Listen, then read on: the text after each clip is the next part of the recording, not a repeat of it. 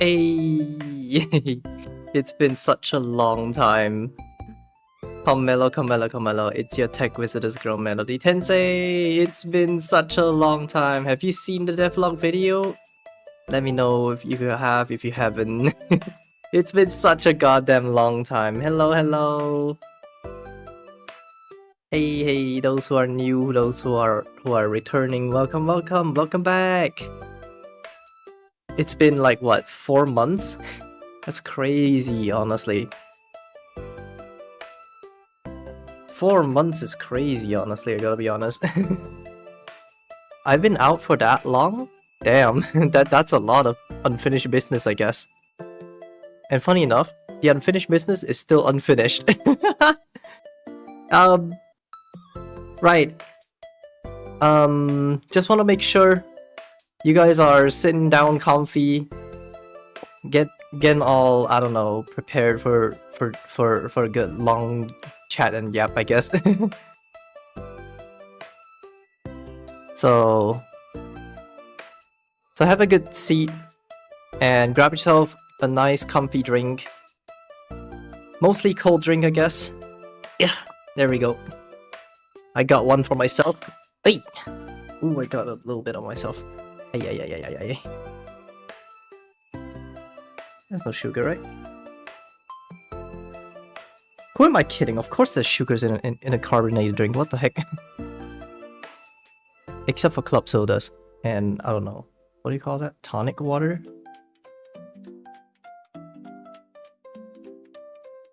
Ah, there we go.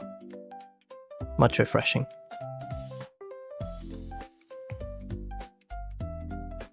Alright.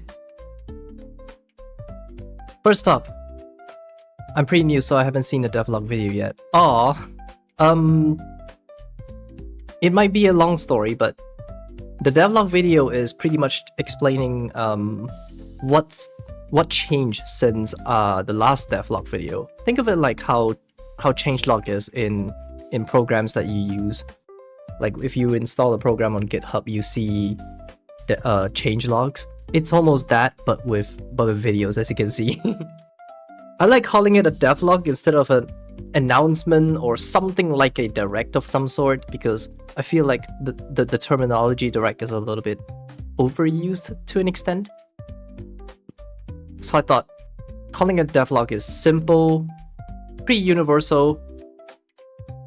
I know it's a little disingenuous to people who actually does like development, but I just find it pretty lore cool, I guess. New chatter, but a huge fan of your Android modding videos. Thank you very much. Thank you so much. Oh god. So there are a few good news and bad news. Again, those are not mentioned in the devlog, but we'll get into that in a bit. But we're gonna first start focusing on the main topic. Where have I been in that past 4 months? So, in January 1st, specifically January 1st in Japanese time, I announced calling a hiatus, stating that I got stuff to work on. Where was it? Breaking free? No, not that one. Not yet. Translations. Temporary break of releasing content. Commencing hiatus. There we go. So it was getting a little difficult here and there around that within that 4 months. So there was a few struggles to take care of. So I'm gonna get into those in detail, but not too deep into detail because that would be a little breachy of breaching my privacy. So just enough to understand, but not enough to reveal any sensitive information, I guess. So in January, I began working on cleaning up both my rooms. So I've got this room, which is my streaming room, and then my usual comfy room. So I'm sort of a semi-clean freak, so I like cleaning everything thoroughly. So I had to take down everything from like my entire bed frame as well. That had to come down, thoroughly clean part by part, and then reassemble together. And I'm that level of a clean freak to an extent. So I've spent pretty much the entire month doing literally just that, without missing a beat. And just as I'm done with cleaning up, Lunar New Year happened. And if you don't understand, Lunar New Year is pretty much an Asian tradition that pretty much a lot of Asians celebrate. And as you expect out of Asian parents, they always want to go somewhere. Pretty much everywhere. So it would not make sense for me to create content in the middle of that chaos, because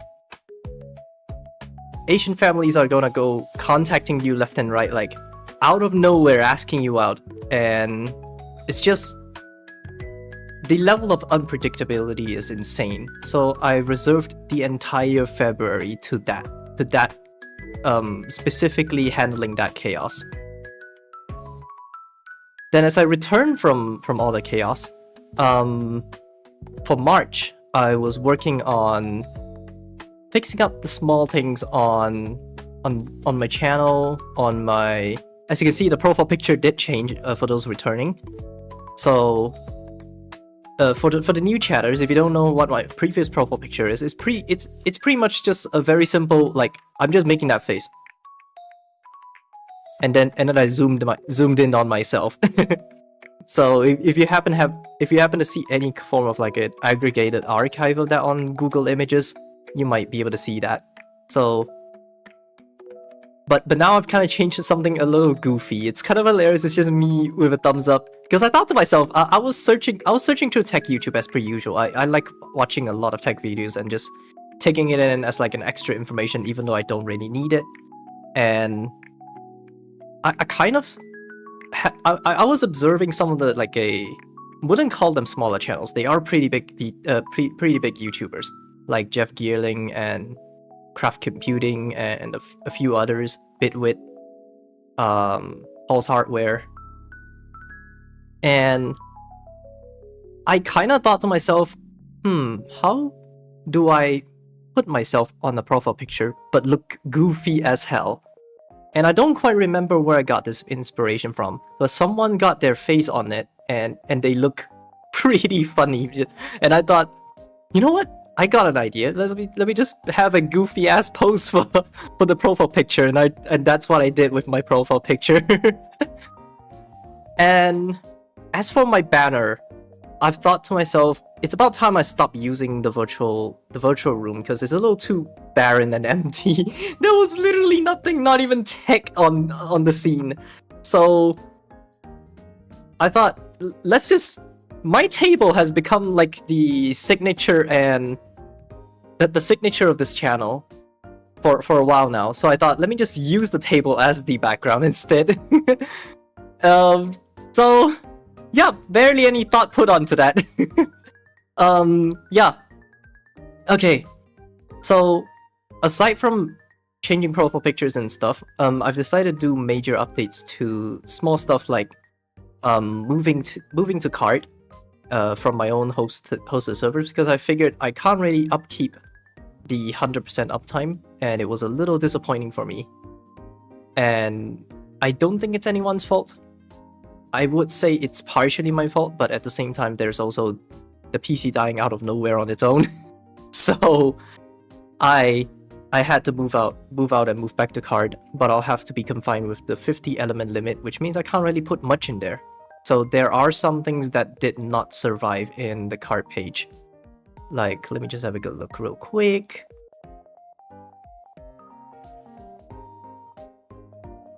Okay, that's still there. Okay, so my what do you call that? Volunteers wanted or volunteer vacancy like section that was previously found in my card page. I mean, no, pin cushion page, which was the old page that I hosted myself.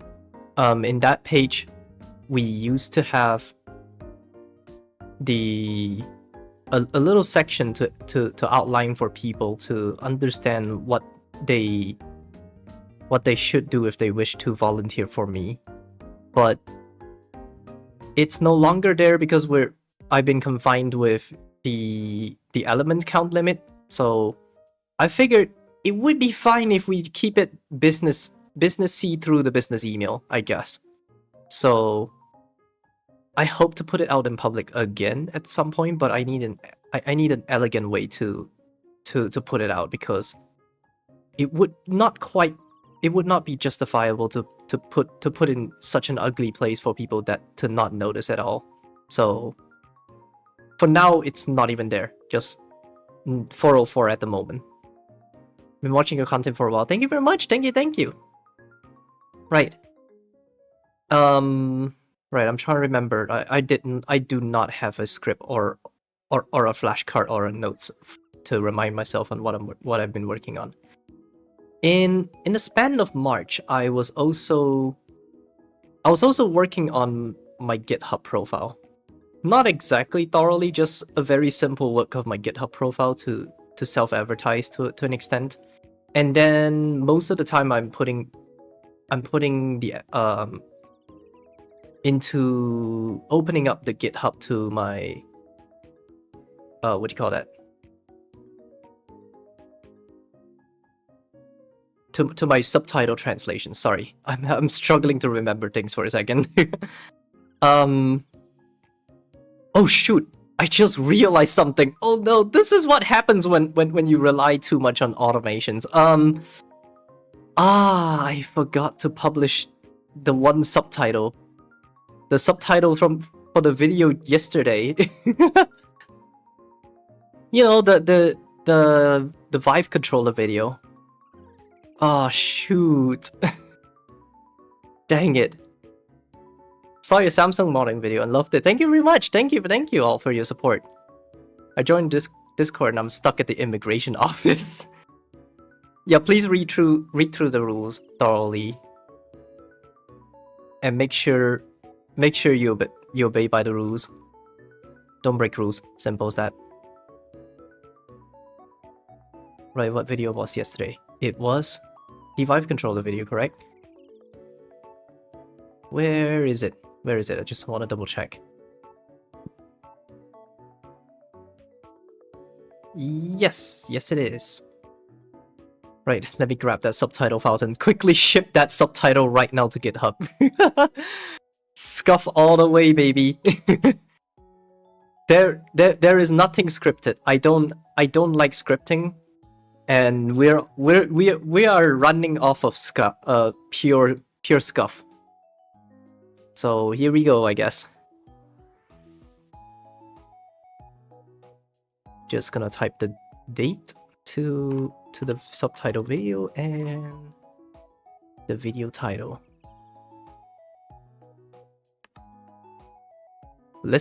I mean, feel free to listen and watch me publish the subtitle file into the GitHub, I suppose. It'll be a quickie. And I got the file in. Now I just have to open up GitHub. I think you just need to verify. Yeah. Didn't get stuck there though.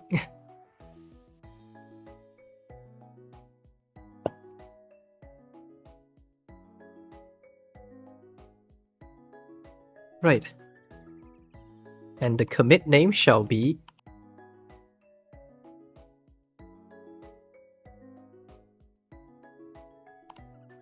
publish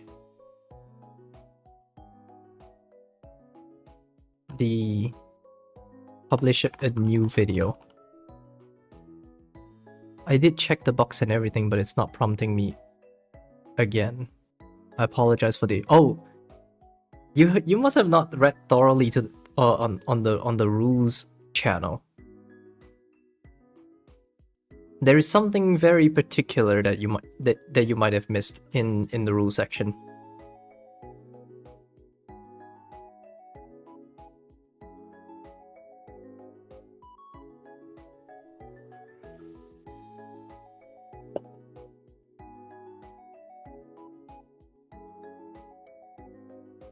I don't see the rules channel, just the immigration office channels. How the heck?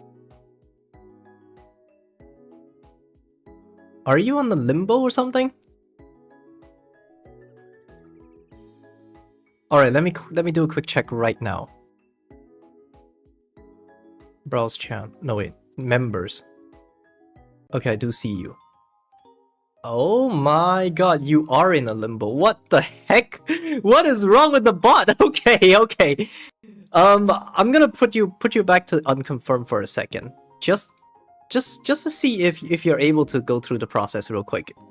What the heck? Okay, I apologize for that. Holy, Dino is not having a good time today. Dino is really not having a good time today. God damn. Dino, are you okay? Status.dino.com. Wait, no, not com. What the heck? What is Dino's status server? You know what? Let me just search it. Screw it. Dino.gg/status. Okay. Are you okay? 10 of its shards are down at the moment.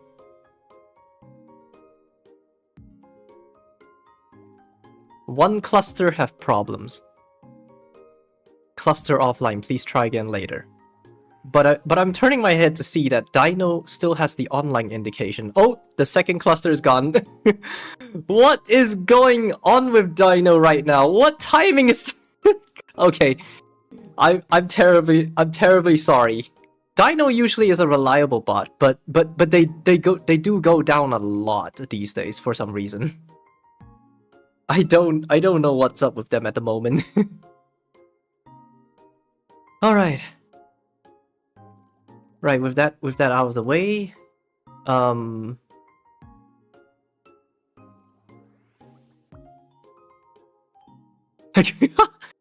just reading average Unix girl says on stream right now, local inro gets shoved into the immigration office and cannot be freed until further notice. I'm sorry. Dino really is not having a good time right now. I probably do need to give him some scoldings. Dino's not doing a good job at being a customs officer, honestly. Alright, back to the GitHub part. Right, publish a new video. Should I put the video title here as well? Nope, it's already on the name the file, so I'm just gonna commit and just waiting for it to sign because I do have commit verification enabled for myself. Just waiting for that to sign so I can push it. Oh, there we go, push. And now you can see the new subtitle file found in the folder. The folder in GitHub. Nice, we're back up to date again. Ooh, I need to put the next video into my, what do you call that? Like the to send to GitHub folder. I forgot to do that because I got that busy. I've reached levels of busyness that is unprecedented.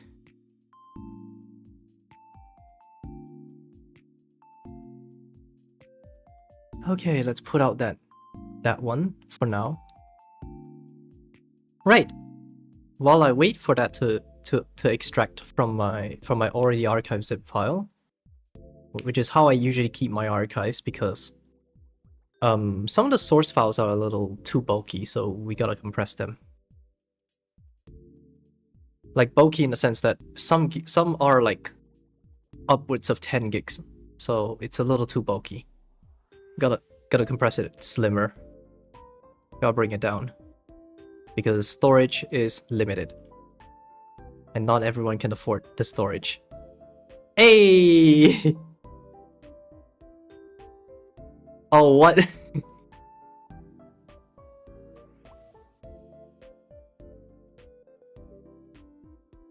Try my hardest not to make Ultra Kill reference. God damn it. Okay, let me check if your roles are accordingly correctly set. Okay, good. Good to see. Alright, congrats Hinro. Welcome to the Discord server. Alright.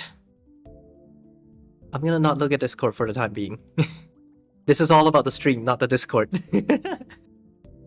Alright, let's have a good sip of a cold drink.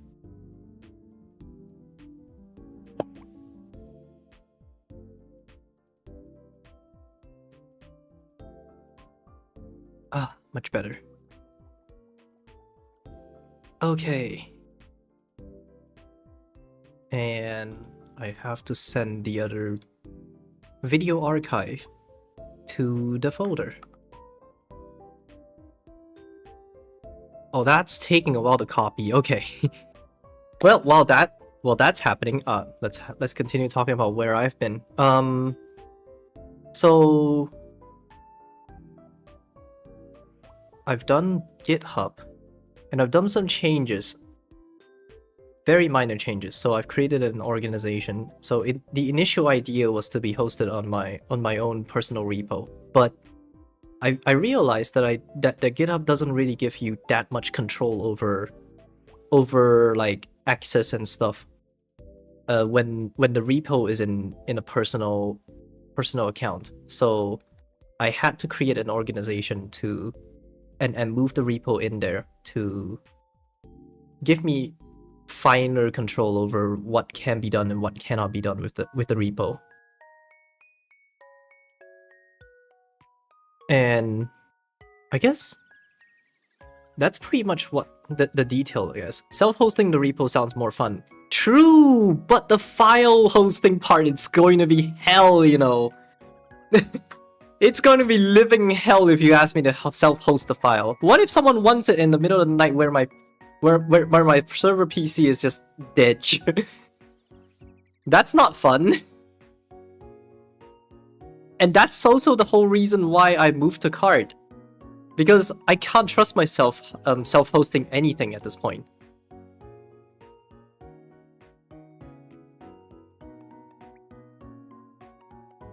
But still, self-hosting kind of gives us the experience, I guess. And it teaches you a lesson about like how it feels and what it's like to try to keep a server up 24/7 with little to no resources, or even backup resources to say the least. It is a very difficult position, and I don't know. I just figured that this is not for me at all. My web servers have like 50 to 250 day uptime purely because they don't get touched often. Unfortunately, I don't really have perfect condition parts with me, so the server is pretty much running on crutches left and right. It has been torturous emotionally, but because I literally don't have money. Like I do have some money set aside for other stuff, but some of which are video projects, some of which are for personal life instead of putting things back into this into my servers and my videos. Because if I do too much of certain things, I'm gonna leave myself none for each of the other parts of myself. It's like it becomes torturous. The only thing that gets powered down often is my workstation because it's really loud and I need to sleep. What kind of workstations are you running on? Like a desktop workstation or a rack mount? If it's a rack mount, how many units? Because if it's 2U or 1U, damn, yes.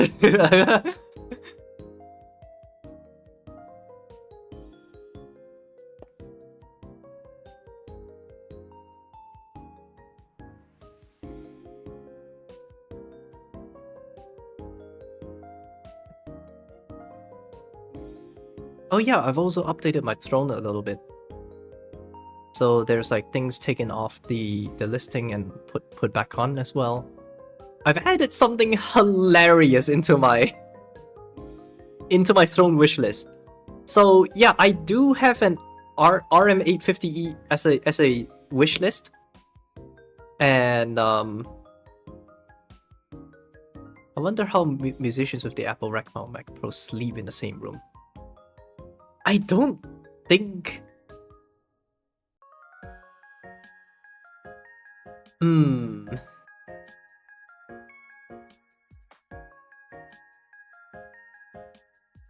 We'll get into that later. But anyways, I do have a Corsair RM850E as like my wish. Excuse me. God. As my wish list item. And this hopefully replaces my current PSU, which is the Cooler Master MWE-V2, which if you know anything about PC parts, it's good enough to hold you off for a couple of years, but not good enough to last you forever. I mean, not exactly forever, but long periods of time. So I kind of want to get out of that cycle. I don't want to I don't want to fall into a cycle of replacing with another MWE-V2. So my current Ko-fi donation goal, and also my featured throne donation goal, would be that power supply. Transparency time. What about the Ko-fi funds? It's still according to plan. There are no redirections to the fund at the moment, and I have zero plans to at the moment, not at all. So it still remains 68% a goal, and I could check right now, but that would stop my tracking because unfortunately I do use an iPhone as my daily driver. Oh. You know, I'll check them again like after the stream, and if anyone reminds me in the Discord chat, I will make it clear again. So the Ko-fi funds will still go forward with plan. So any money going through Ko-fi will be towards the donation goal. Like, period. Because that's what people donate for. And obviously they do want to support me, but the intent of the money stays the same, pretty much, I guess. The next goal would probably be to fix my HDMI setup. So in my recent update post, like a text post in my YouTube community post, I talked about some struggles with my HDMI setup. So there is a series of different things in the chain, and surprisingly, to my massive shock, the entire chain failed. Like, almost the entire chain failed. From the PS4 did not fail. But what's next? And what's before the last? So, namely, a HDMI switch, an audio extractor, and a splitter, all of which failed on me all in the same time. I hate myself sometimes. They all failed on me, and well, back to basics. We're going for a console straight to capture card, pass through straight to monitor. So that means I don't got audio, like direct audio for myself. I have to like probably pull a rando cable or something. Either pull a rando cable or listen through the stream feed. Oh god, I do need to jerry rig some kind of thing to make it work for myself. I need to think of something, because in my previous setup, how I make it work is it's kind of janky, but basically what I had done at the time was have the audio extractor output 3.5mm jack to my speaker, which has an inlet, and then we switch the source to that inlet, and then output by another 3.5mm into a small earbuds. and just put the other earbuds into my current headphones. It's sort of like what you see in esports players, where they always have the second earphone inside the on top, like over the game headphones. I did literally that for the game audio. Ah, God. I've done worse. RDP and line from other computers for audio to stream. The only thing latency riddle would be the display. Oh, because you're RDPing. Wait, no. But then both the display and the audio would be latency, because if they both go through RDP. What?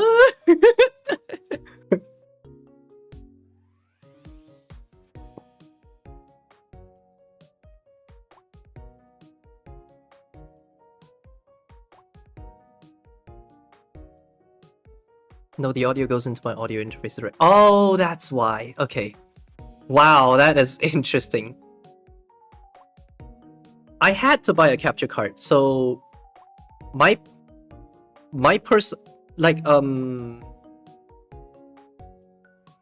not gonna leak too much info about myself, but I do a little bit of businesses outside of Melody Tensei, and sometimes the little trickle of money that comes to me will go into the setup. That's primarily because I'm kind of sick of seeing some of the random holes that I have not patched. Imagine you're in a pirate ship and there are holes in the ship, and you're basically just sitting there as a captain waiting. So when will the wellerman come to give me my replacement wood? And I'm literally just waiting instead of doing anything. And that wellerman did come, but he's got only a couple of planks, so you only patched up like 1 or 2 holes. That's literally how I'm feeling with my setup right now. And I was more or less forced to buy a replacement capture card. So if you have not watched the devlog video, I encourage you to after the stream, because the lag from my old capture card is insane. Like, it's unplayable, unwatchable. Like, when I say unwatchable, I mean literally unwatchable. Like, heck, my PC's not doing the grunt work, not doing the processing work. The capture card just freezes itself and go like, I'm just, no! I trusted you for 10 years! I mean, sure, to be fair, 10 years is quite long, but I was expecting the capture card to continue working. Like, I don't care if it's 720p 60 frames. Like, please work, for the love of God. Oh, nah. Well, sayonara, I guess. In fact, I've got it on my desk right now. Like, if you listen to this, plastic. Yeah, to be fair, you also had to disable core isolation to even get it work on modern Windows. Yeah, I know, right? I had to turn off core isolation because the driver of this thing is so old! That is crazy! Now, to be fair, I still have to turn off core isolation right now, because there is one more device that is holding me back from re-enabling it at the moment. That is my HTC Vive VR headset.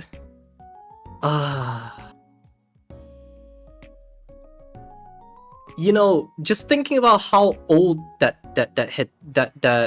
VR headset is just makes you think, damn, has it really been that long? Is it just me, or is it just that HTC has abandoned us Vive 1 users? Probably, honestly. I can only best imagine that HTC moved on and stopped maintaining the Vive drivers, like the Vive 1 drivers. And you could say, oh, you could just get the Vive 2 Pro or something. Not with this current situation. Actually, not even accounting for the situation. The price is already that crazy before anything's going on like right now. Like, the price has been the way it is. It stayed that crazy. Even before, like years ago. And I can't really afford it at all. I'm sorry. The best I can do is get a Valve Index, secondhand from eBay. Hey Tessa! Welcome! Welcome back. Didn't need any of the HTC crap though. Shouldn't Steam VR do the trick? No, it's not that. Steam VR will do all the handling from here on. But the initial drivers, you still need that drivers for Steam VR to detect. And that driver is what's outdated. That's the problem. So... yeah, it's not signed. That's what I'm saying. Because HTC signed that driver before, well, any open source alternatives to the driver. I wish there was. If there was, I would be immediately rushing to it right now. Honestly. HTC Vive 1 open source driver? Let's see if there's any. OSVR for use with HTC Vive. I don't know what OSVR means, but let's have a good look at it. Provides access to tracker data. Oh, that. Probably not what I'm looking for, honestly.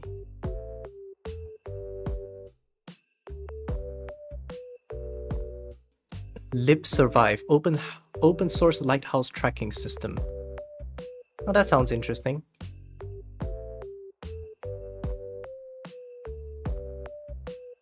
But I'm not sure if this is what I want.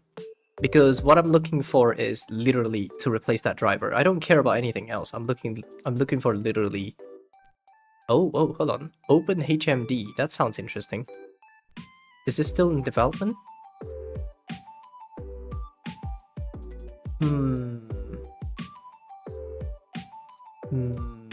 Doesn't seem like it. GitHub repository. Let's see. Oh, they are still going. Oh, it's still in development. It's a runtime. Unfortunately, I may be a little bit stupid. Is this a driver? Probably not. Oh wait, that's a framework. I'm such a dumbass. God damn it. I didn't read that thoroughly.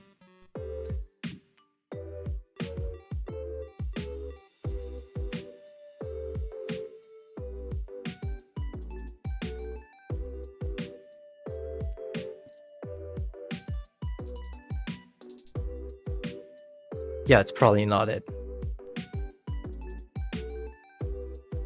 You know what? If you guys have found one, please let me know. That would be very, very nice. But anyways, so getting the capture card was not too painful because in the Asian market, you can have something called like discount coins. So if you've seen in AliExpress, if you've installed AliExpress on your mobile phone, why do I sound like a boomer? What the heck? If you have installed AliExpress on your phone and you see those mini games that gives you coins and credits and stuff, I basically go, let's grind the living shit out of it. We're making money off it. We're making bank. So it's AliExpress is not the only market that does this. Pretty much everyone in the Asian market goes with that frenzy because that encourages server interaction time, and that's what makes their shareholders happy. Saying like, oh hey, we got plenty of people surfing our website. See the activity chart and blah blah blah. So it's kind of a win-win situation. Like we got discounts while they get they get to satisfy their shareholders and their bosses. sort of a win-win thing. So I got my current capture card, which is the Elgato Game Capture Neo, for a lot lower than MSRP. Because that's how crazy I grinded the market. The discount is just... woo! I save a lot of money is what I'm saying. It's insane.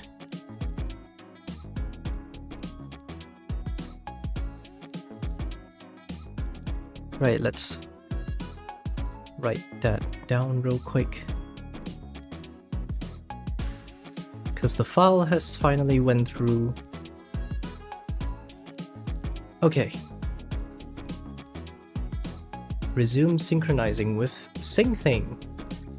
Because I forgot to turn it back on after pausing it for a while.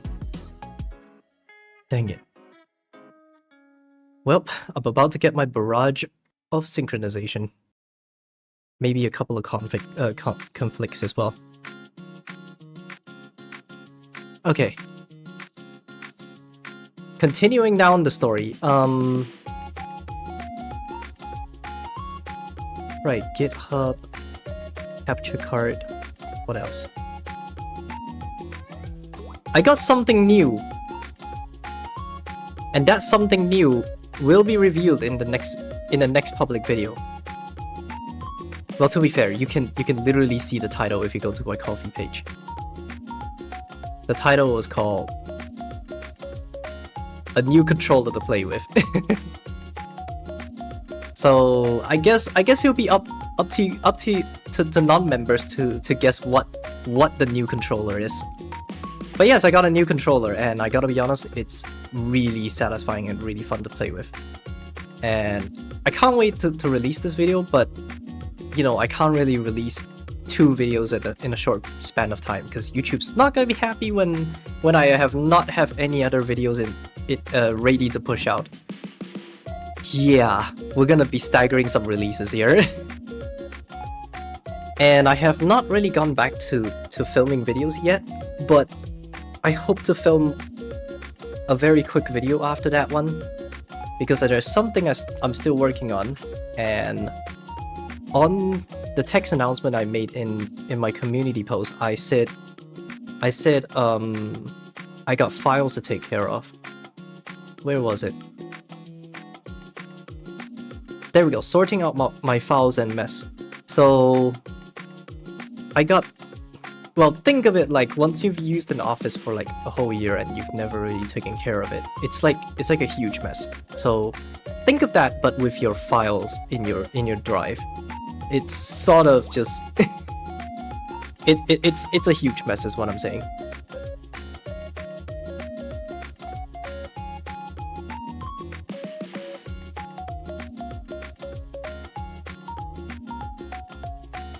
So I'm working on that right now. And being more transparently, I occasionally talk about it in my Discord server, where I'm currently working on sorting out my editing assets folder. So like my master asset bin, where I dig up my assets from, because the point of this asset bin was to make it easier for me to access some of the same assets that I wanted, instead of doing a lot of Google searching and downloading repeatedly multiple times. Sometimes the assets might be different, or it takes a lot longer for me to find an asset, and then it's gonna waste my time. This is to hopefully make digging up assets a lot easier, I guess. Right, let's have a look at the workstation that Unix Girl sent. Ooh, that's adorable. That's adorable of a sticker you got there. And let's see. The 400... Oh, Corsair Carbide 400R. With nearly all fans populated 8 out of 10. What's funny about it is it's only the manual states it can take 10 fans. Everything online can't, because at the time the Carbide was Corsair's cheapest product and they won internal competition. I don't get what you mean by manual states. Do you mean like physical stores? Is that what you mean?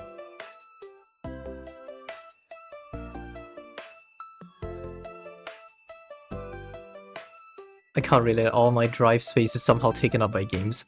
Damn. I would say I can relate to an extent because Hoyo games do take up a lot. And I'm just running out of space at times.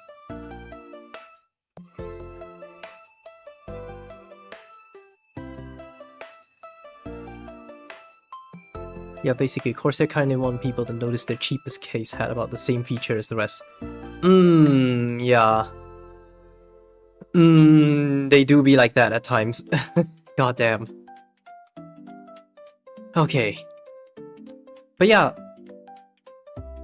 I have no backlog videos to edit anymore. So now, from here on out, whatever I'm gonna be pushing out from here on out is going to be fresh stuff, I guess. I do have some video ideas, but I'm not sure if it's gonna take off ever. Some of the ideas were very rough. It's kind of, again, one of those story time videos where I just put a subject down and tell a story about it. I know it works very, very, very well with Dankpots. Wade has interesting stories no matter where he goes. But I'm not sure about my own story.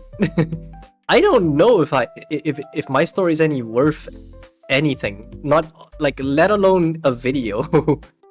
So I'm trying to think about what can I remember that is worth making a content out of before I make that kind of storytime video. And then there is this other idea where I wanted to make literally a VPN client. I mean, not like software client, I mean like a hardware client. So, but I'm not too good. I'm not too smart in everything. I don't claim to be proficient in everything. I just say I'm a tech wizardess, that's all there is to it. But I am still trying my maximum best to understand everything and hopefully get things working, I guess. So what I'm thinking of doing as a by concept, so you guys stream watchers are the first to hear this, that I'm thinking about, like, by concept, what if you put OpenWRT into an existing router, like a leftover scrap router that you never use, and then use that as like a VPN client. So it does nothing but be a VPN client for every devices under that router.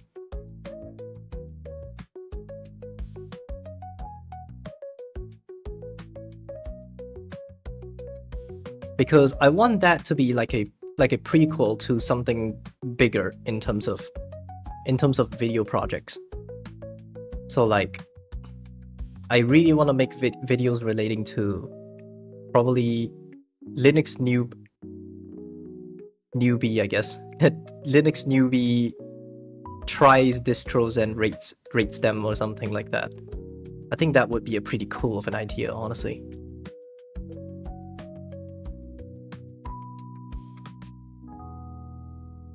Initially, I was thinking of using a virtual machine, but it was leaves a lot to be desired.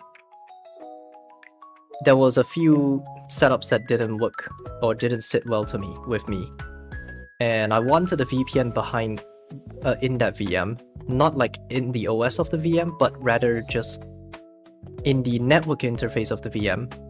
So if I were to do a live of that sort, I don't get docs. So that's basically the intent. The intent of having a VPN, like a hardware VPN client, is to get a lazy route towards making this project possible, I guess. It's a kind of idea that, to me, what I think of as, my brain hurts less doing it by the hardware than to do it in the software.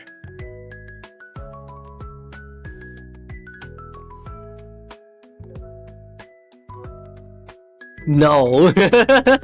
Make sure to remove the French language from your distro using no. No.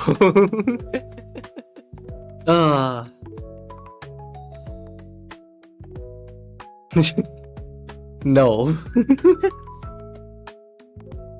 But I sometimes like that joke. It's kind of hilarious for a joke. Imagine someone actually falling for it. That would be hilarious. I hope no one does that now because of me. Imagine. Don't try in the park, don't try it at home. Don't try on your machines. But yeah, that's pretty much about my video ideas that's currently in my mind at the moment. I do still want to make gaming stream highlights, so I do want to make some room for game stream highlights.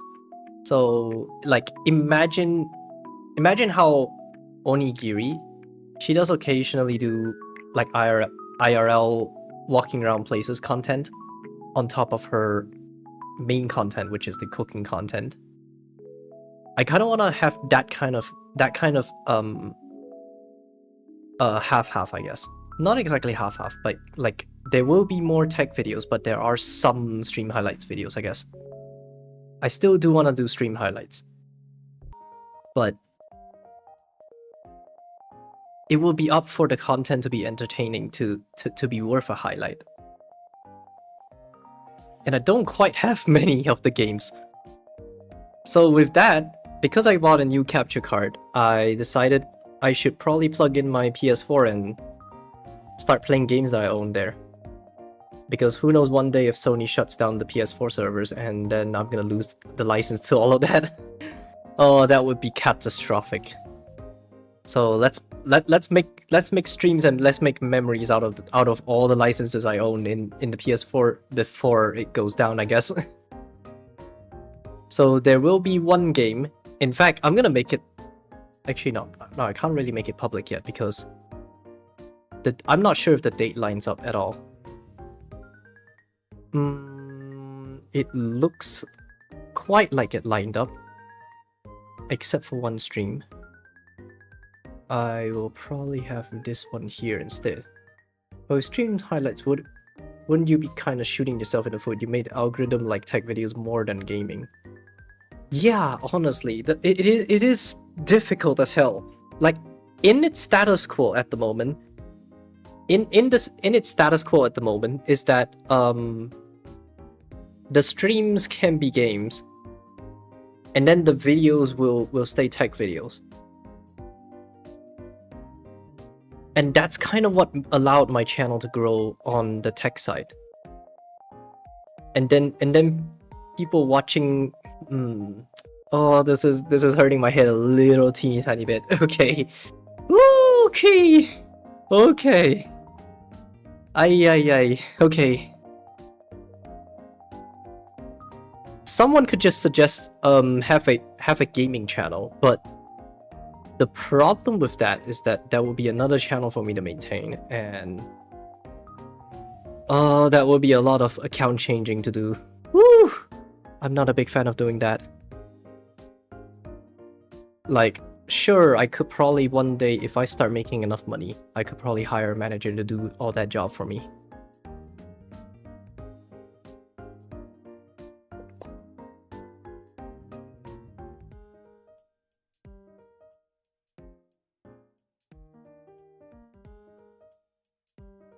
But at the moment, it's a little difficult. It's really difficult, like trying to appease the algorithm.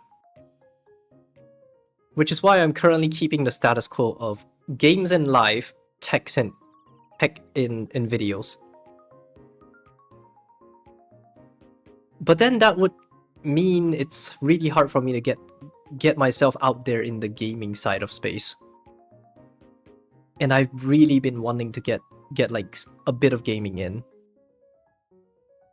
So what a dilemma, I gotta be honest. Oh god. So this is me trying to be very real and be transparent about what's going on in my mind, about what changes I want to make and why I think that change should be done with, and stuff like that. And in the end, we still end up changing nothing. I mean, maybe a little bit, probably. Right. With that said, to those who are regulars in the channel,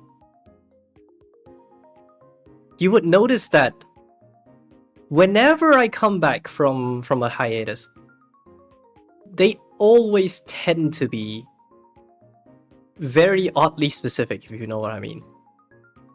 Very specifically, a Burnout 3 stream.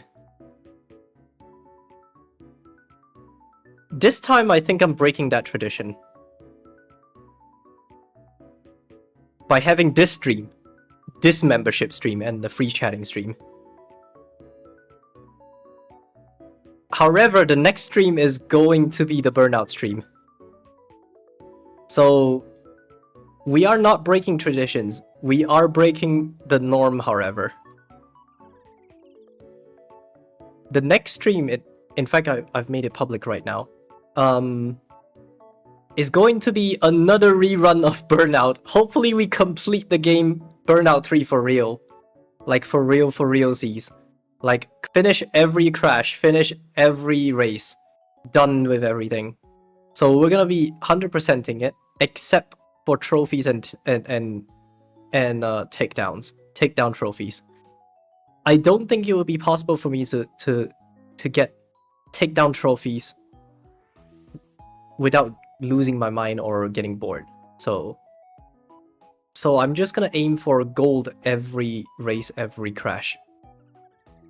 That sounds good, right?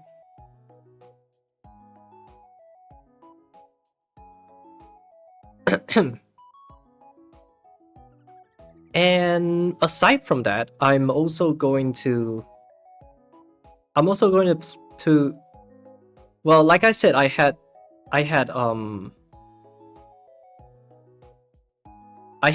my PS4 now connected to the capture card, so that means I've got another stream to announce as well. That would be, let's make it public, Nier Automata. Very unusual, isn't it? Because I don't think I've played any games of that sort. I have not played Nier Replicant, to make it clear. So I don't know anything about the Nier universe. And then after that stream, the week after, I'm gonna have a Burnout Revenge stream. Because I've played so much Burnout 3 for the past years and so, not a single time I've ever touched Burnout Revenge, which is what people in the Burnout subreddit has been raving about, saying this is the best Burnout game aside from Burnout 3. So I'm hoping to open up my perception and my mind to try out that other best game, I guess. And give my two cents, give my thoughts about this as someone who has played Burnout 3 for way too long. But yeah, with all the the gaming streams schedules put up, hopefully you guys can anticipate for those gaming streams and chill with me while we're at it.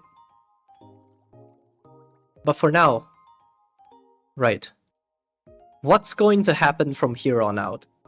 Not much. I am going to make videos at my own pace, so we're no longer confined to weekly schedules.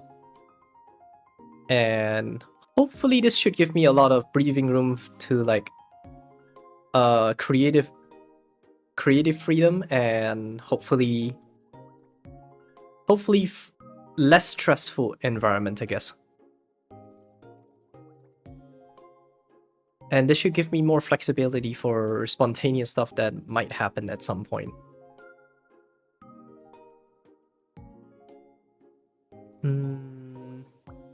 What else is in my mind?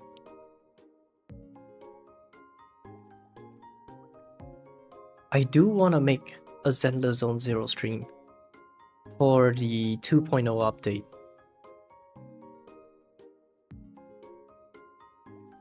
But I'm not sure if I can make it.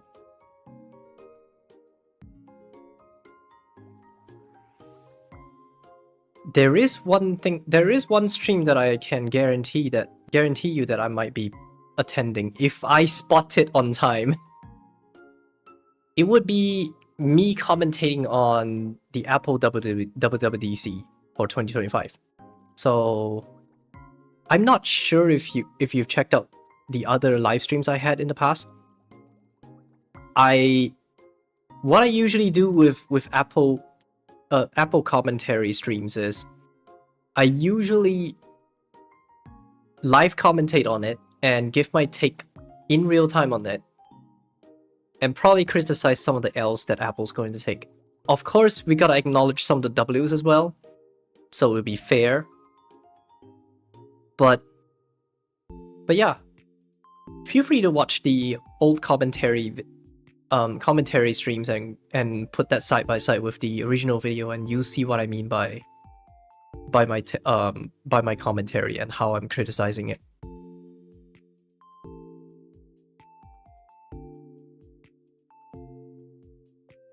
But anyways, I am looking forward to iOS 19.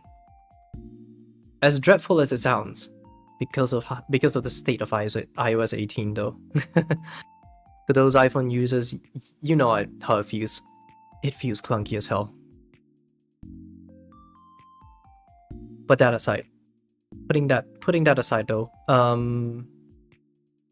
right. What else?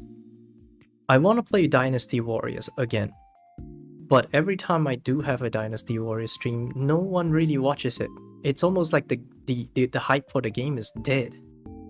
So it's really hard for me to justify wanting to put it as a stream.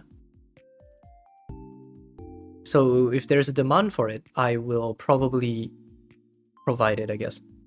However, the Dynasty Warriors games that I'm going to be covering are the ones on the PlayStation 2. So like Dynasty Warriors 2, 3, 4, and 5. Unfortunately.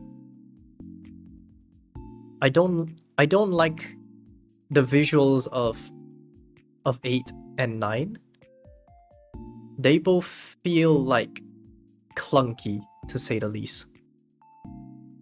I am looking forward to Dynasty Warriors Origins, but I don't have the game. I don't have the game, and I have not watched anyone play it yet, because I don't want to spoil myself at all.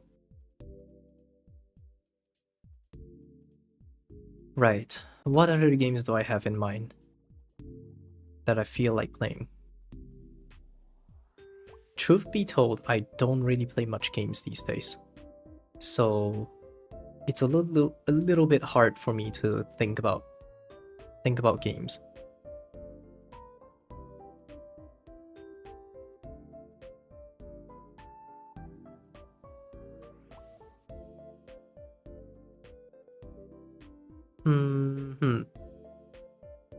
I think that's pretty much it with...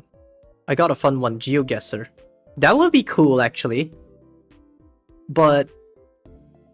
I like to have a premium account. Because it would not be fun playing on the free account, though.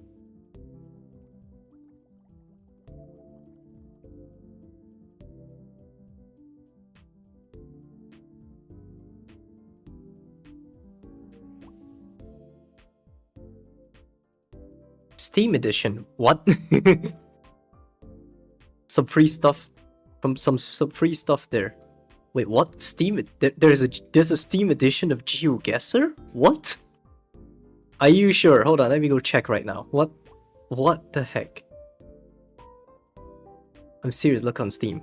GeoGuessr. GeoGuessr Steam Edition. What? Soon in stores. Wait. No. I've got some doubts. I feel like the free Steam edition is going to be based on your account. And this is just to make the UI a lot snappier or something. Oh wait, the free offering includes unlimited access to amateur division, to unranked team duels. To unlock the full solo duels experience, you need to purchase the Steam Pass inside the game.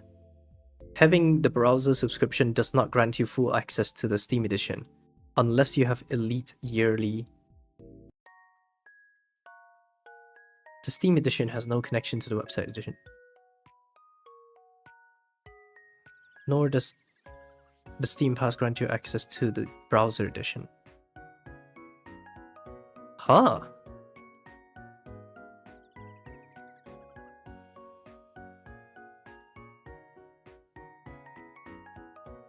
Huh. That sounds interesting, actually. Planned release date, April 2025. It's 20th of April in Japanese time right now. Where are you?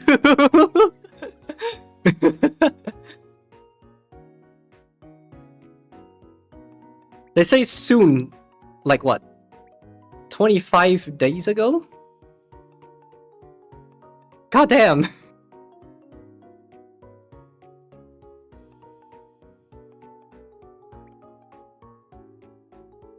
Yeah, the issue is that it might get delayed.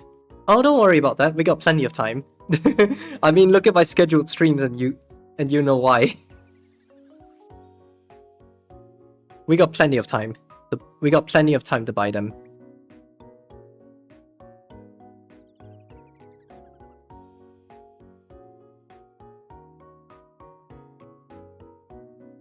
In this edition, you compete against players from around the world in competitive solo.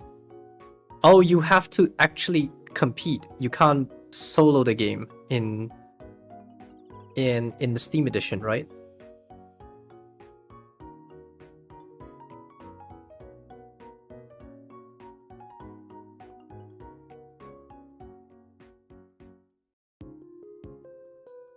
Unless you pay.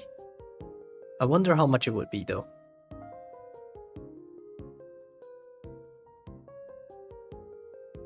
I would look forward to actually. I would look forward into the Steam edition of GeoGuessr. That would be pretty cool for concept, but again, we'll see how that goes. There's a chance we might actually have that on in our list. It's gonna be far more expensive than the website version though, because it's yearly rather than monthly. I mean,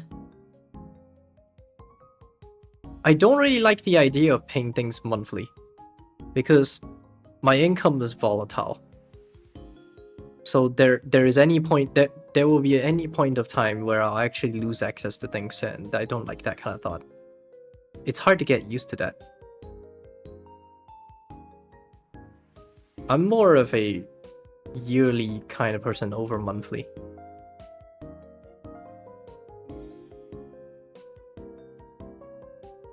I do have plenty of other games that I own on Steam, that is a lot. Oh god, speaking of a lot, my mouse just went to a game that happens to have a lot in its name. Okay. I forgot about the fact that I own this game for the stream. In future streams, I'm gonna be playing a very old game called Build a Lot. This game has existed since the Windows 98 days, and I kind of want to play this game for a stream. Or maybe 4, because there are 4 games. The rest of the games are just cashbacks. I'm not gonna care for those other games. Sorry. The first 4 games are far more superior.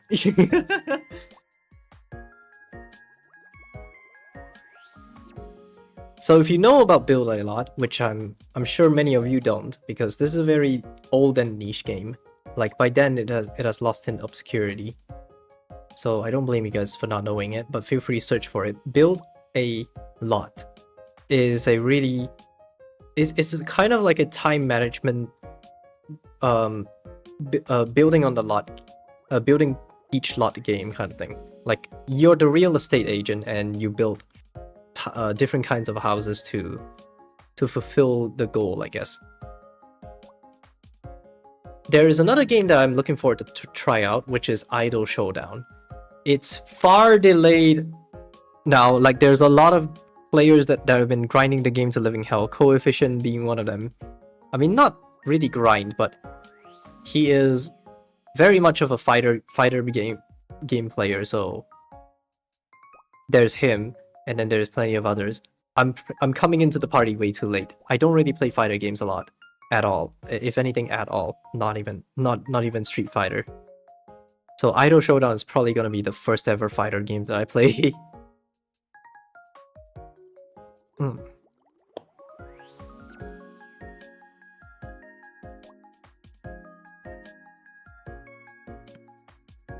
Oh yeah, I just remembered. My girlfriend has been pushing me to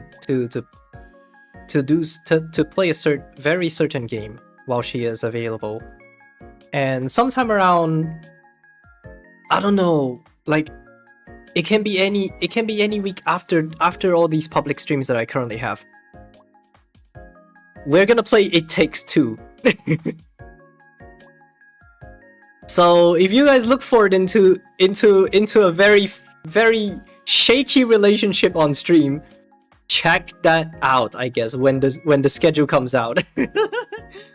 I'm so looking forward into playing that game because I don't know how I'm feeling about it. My girlfriend kept going at me like Mel, you should play this game. We should play this game together. I'm like, yeah, I will. How about we do that for a stream? So we're going to have a stream for that. We'll see how our synergies go, I guess. God. There is a few more other games in my quote-unquote queue that I'm looking forward to stream as well. So, namely, Hatsune Miku Project Diva, copyright hell. Maybe Viscera Cleanup. I'm not sure who else is gonna play Viscera Cleanup with me. And most importantly, my girlfriend has been very excited for this Celeste. She literally broke her piggy bank and bought this game for me. I can't say no to this anymore. I have to make a stream one way or another for this game, so this game is guaranteed. Gosh. As for Beat Saber, I will not be playing Beat Saber for a while because the haptics for the left controller remains to be broken. So it would be bad to not feel the note at all. So I'm gonna put that on hold for the time being. Simple as that. Right. That aside, let's get into the next piece of our agenda in terms of the stream stuff. Oh, you can see me change them in real time. Oh boy. Membership activation. Oh wait, I just realized something. I forgot to show something. Wait, before that.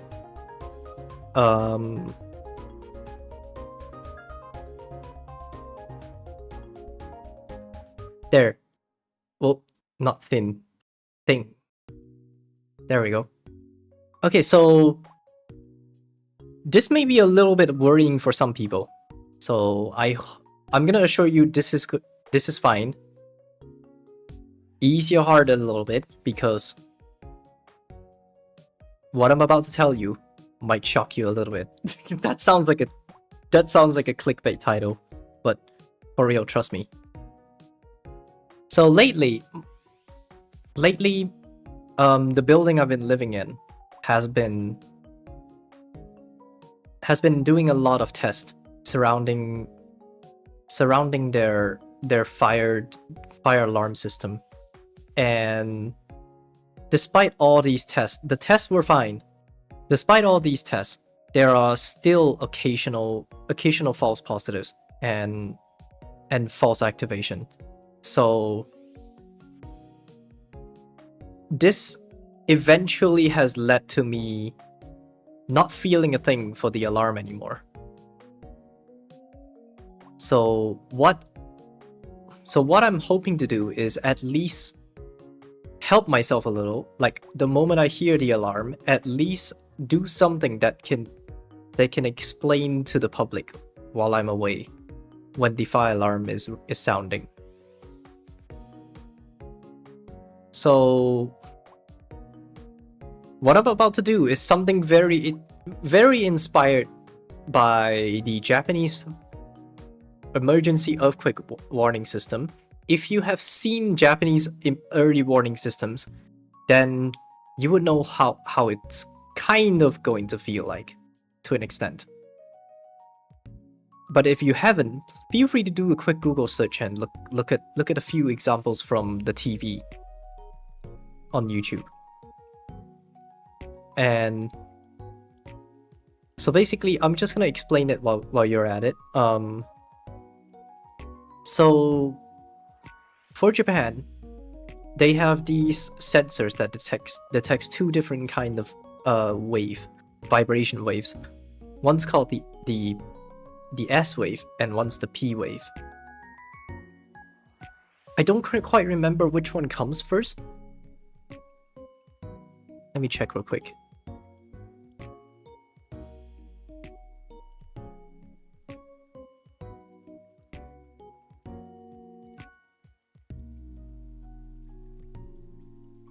Okay. So the P wave is like what if the technology felt something is coming, and then the S wave is what comes before comes after P wave. So the detection sensors detects the P wave as like an early detection to warn everyone that an earthquake is coming. And how do we alert people without scaring the living daylights out of people?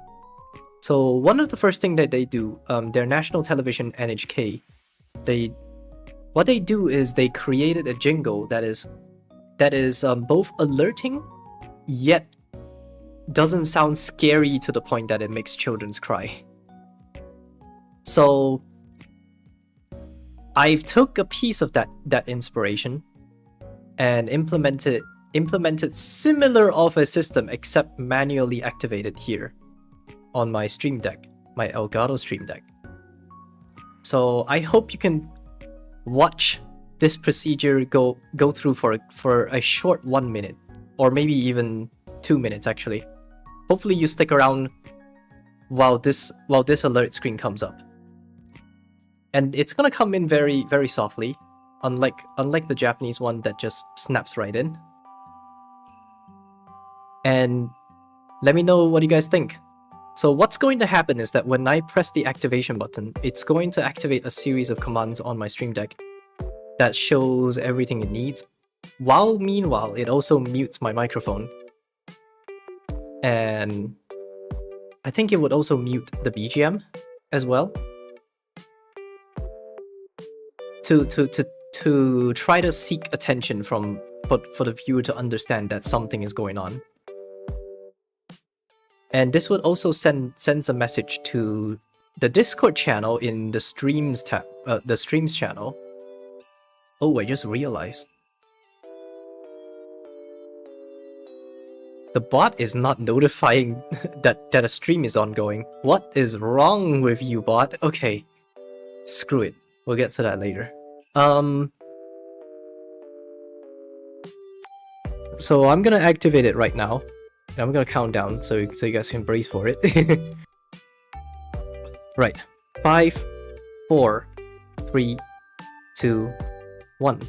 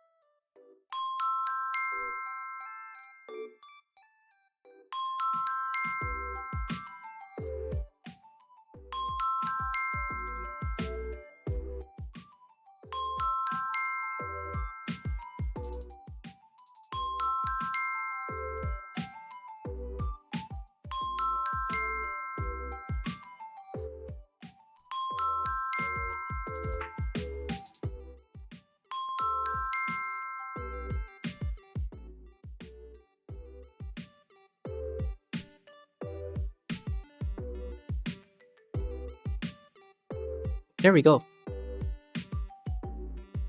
This is how the alert window looks like. What do you guys think? So it's supposed to fade in and fade out. I don't know what happened to the fade in process. It bugs out occasionally, and then I'll have to manually invoke the fade in. And I accidentally pressed the wrong transition, so it moved in from the bottom. Oh, that was dumb. But nonetheless, if you guys have witnessed the alert window, so well, yeah, there you have it. This is how the alert window is gonna look like. And should a fire emergency happen, I will be activating that window and walk off from the PC to assess the situation, whether it's a false positive or a real fire. So this is just a faster way for me to give context, considering how DVR is not on. And I hope you guys can understand that this is an effort to awareness of safety, and I hope you guys are not disturbed by this alert. But yeah, now we're finally going into the big thing. Membership. We're about to activate membership soon, and I'm not sure what to expect out of the membership window. For real, I have not looked at it at all. The button finish setup has been sitting there for multiple months straight since I was monetized eligible. Like, I'm already in the partner program, but I have not activated it yet. That's how hilarious it is.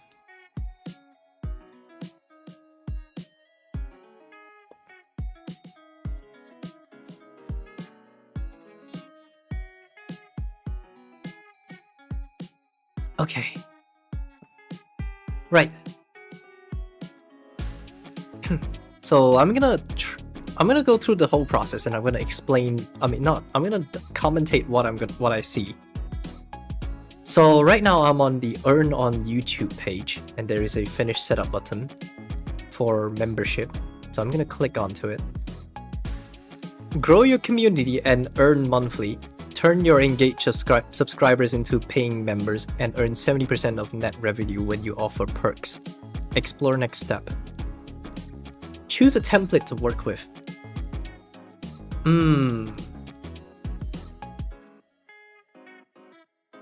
What do I do? Should I have...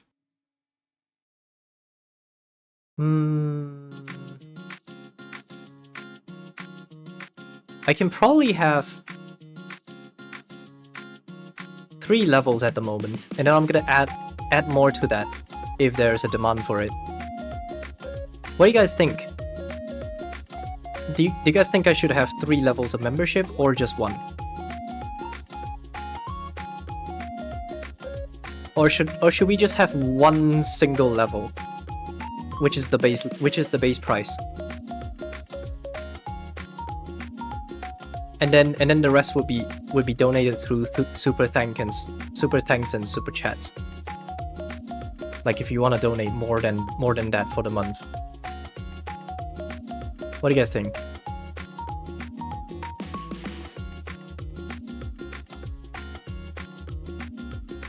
Kofi supporter counterattack. We're not there yet. We're not there yet. I'm gonna explain my justifications to some things in a moment, but we're getting there soon.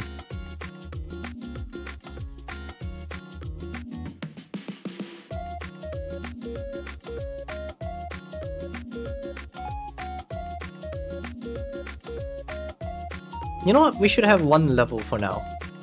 For the time being. Just one level until someone asks for it, for more levels. Because currently I don't have extra perks. There's only one perk. Access to the Discord server with member permissions. That's probably what I'm hoping to implement. Right, customize your offers. Oh, here we go. Here we go, okay. So, for the price, what I'm thinking of is go really low. Really low. So I'm already doing 100 yen minimum a month for my coffee. But unfortunately, because I got off work, so I got to join the stream. Nice! Welcome back.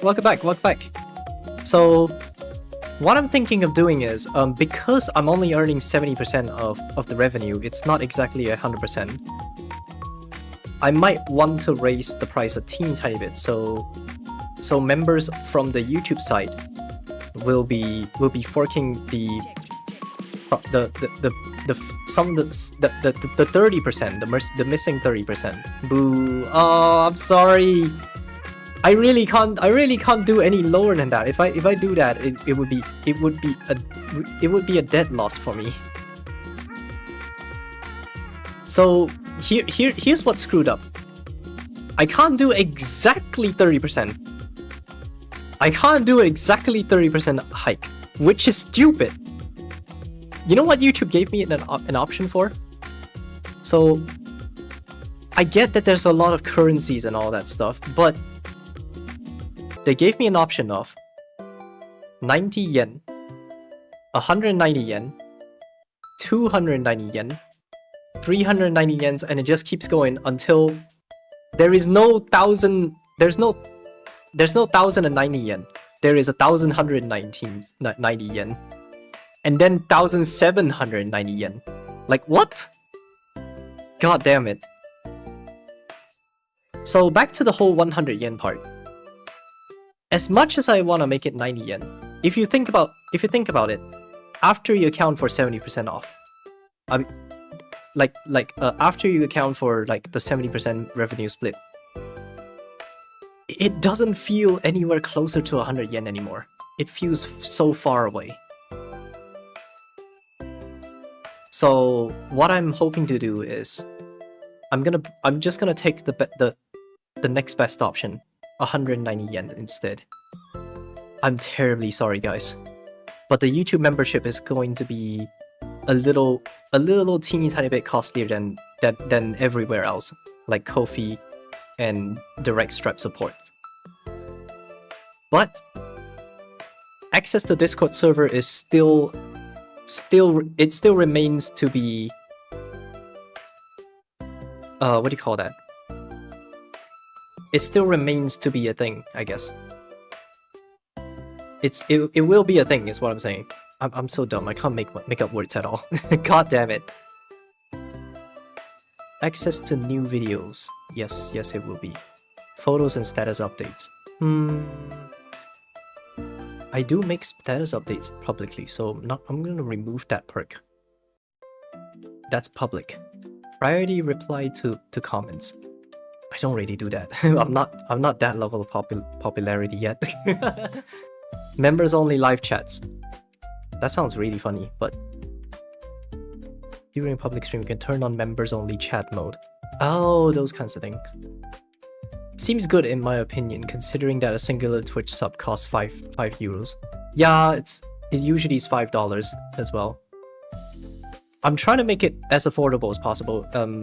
Following closely to the trend of Dankpot's style of pricing. He still does $1 a month on YouTube, which is very hard respectful for him. But I'm hoping to bring that down once we get enough people, I guess. Once we get enough people, we'll bring that price down.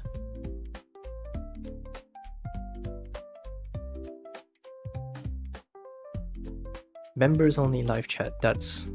I'm not gonna put it in the perks list, because I don't think I'm gonna have that much members only streams. Member shoutouts. I wonder if YouTube could show me like a list of people, so I can properly shout them out in the outros accordingly. Loyalty badges, I'm just gonna keep it that way because I don't have my own badge emotes just yet. Emojis. I have a set of emojis. I'm not sure how good it looks, but to myself it looks like trash.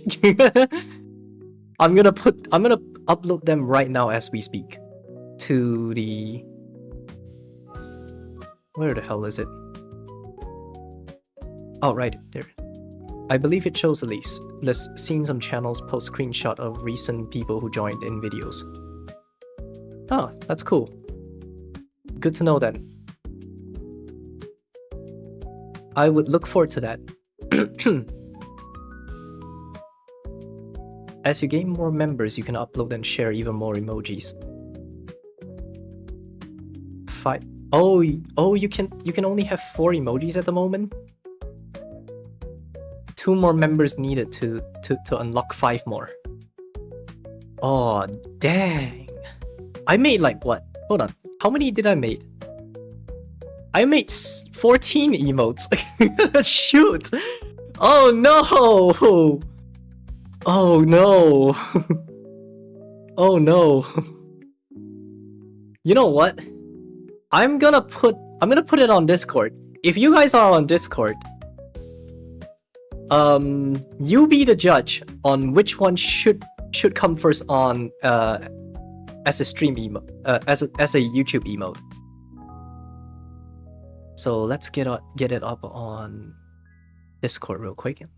We're doing this off the cuff right now, very quickly. God damn.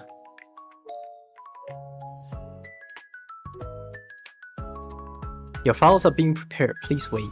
Please wait. Oh, this is gonna take a while. Here we go.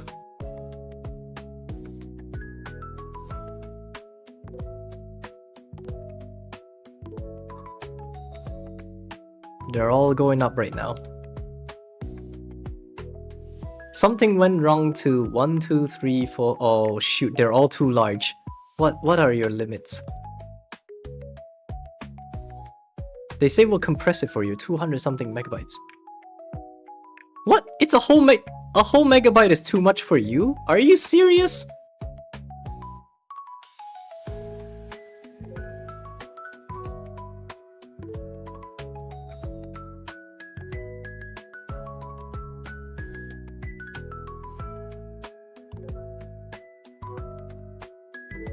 Okay, I have put up 1, 2, 3, 4, 5 emotes right now. And I'm gonna try to compress the rest. Right. As soon as possible. Right now. I'm gonna work on it as we speak.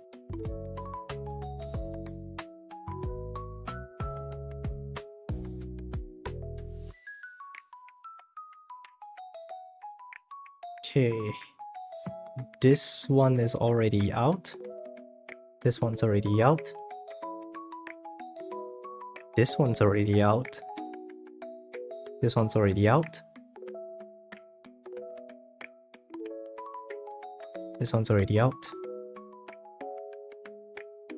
10 emotes did not make it through. God damn, okay. So it's very simple. We can just change them all to JPEG, and then the file size goes down tremendously.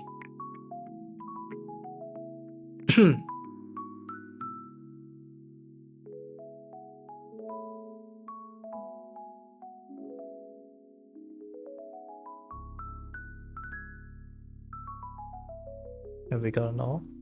Okay. All files, download all. Creating archive. God damn it. Am I getting my files anytime soon?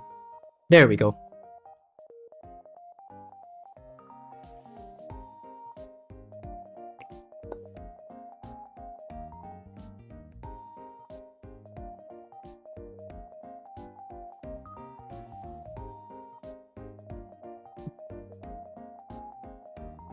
Right. New folder. Emotes. Throw them all out there. They are within compliant size. So it should be easy for me to throw them in very quickly for Discord to just take it in very quickly.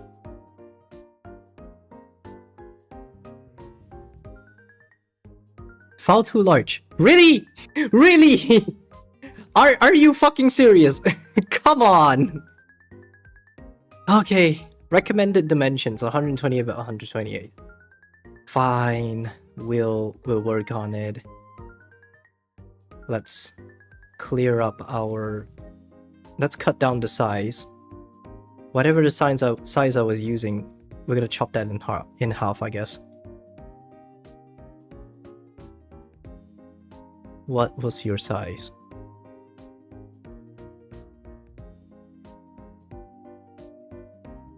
Properties. Oh, you were in 2K, that's why. Well, the 1K or 500, I guess. 500 would be nice. Let's see how much stickers want them to be. 320 by 320, no larger than half a megabyte. Okay. In that case, we will size them down to 500. 512 accordingly. So 512.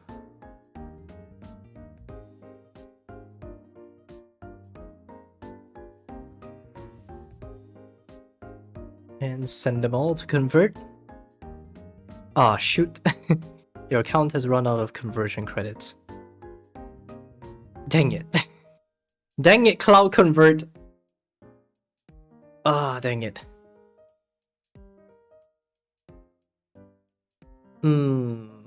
Oh, actually, I got a better idea. Right-click on that. Image resizer. Why didn't I think of that in the first place?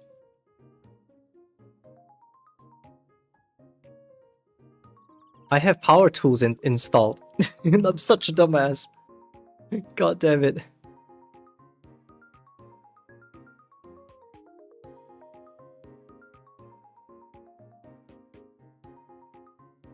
Okay, and do that.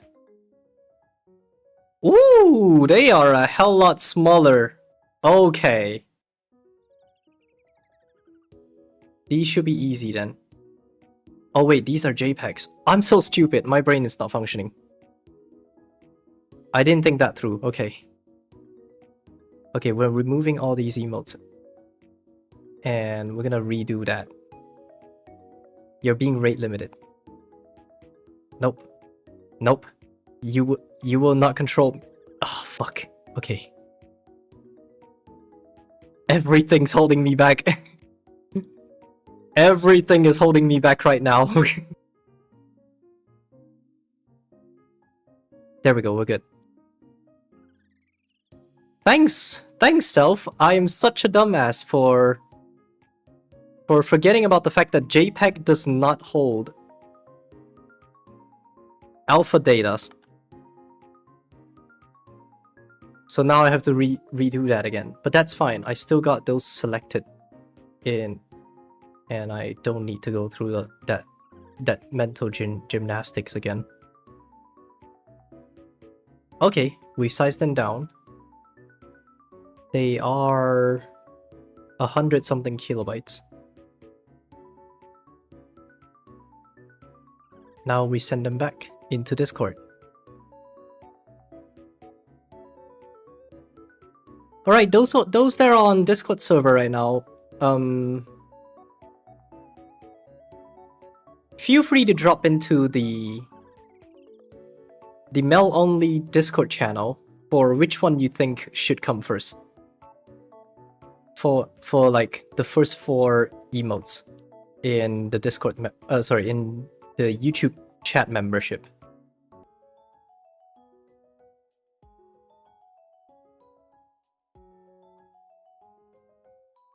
I'll be watching here in the Mellow Only channel.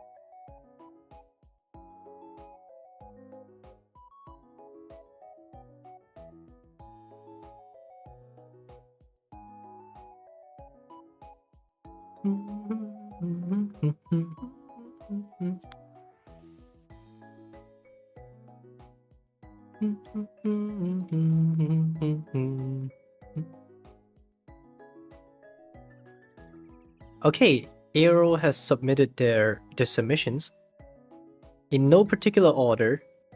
Cozy, Point Laugh, Hi, and Actually. Anyone else? So, for those who have just dropped by, I'm currently activating memberships live, but we're hitting a miniature roadblock where I can't decide out of the 17 emotes I have made, which of the 4 do I want to put in first on YouTube?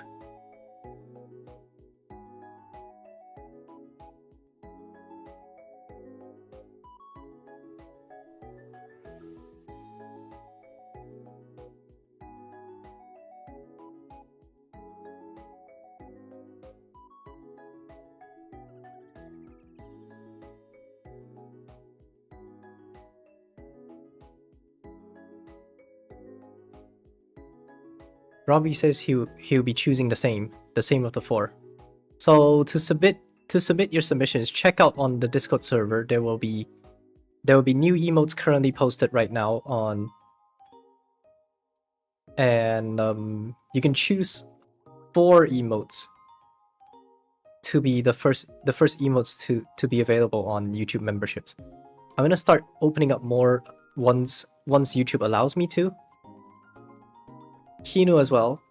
They think that's a good first 4 as well. Okay, great to hear.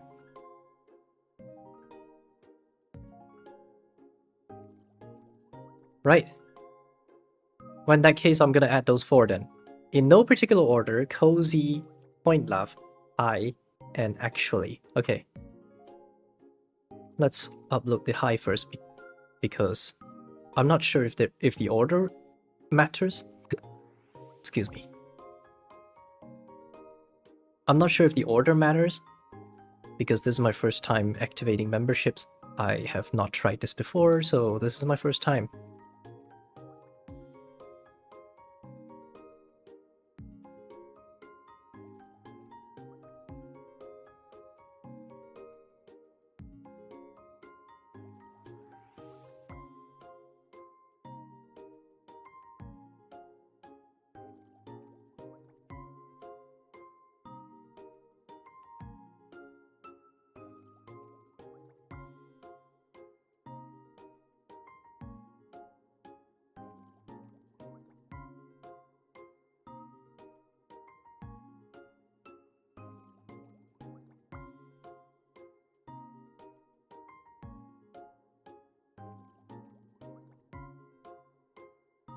Okay, following that, we could have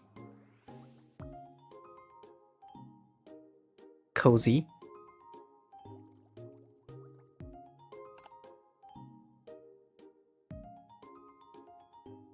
And then we could have Actually. Where is it?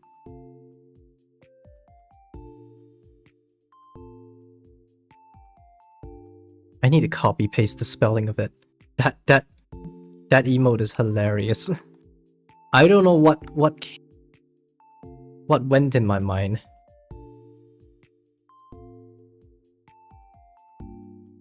Oh, the naming actually is too long for the 15 character limit that YouTube sets for emotes.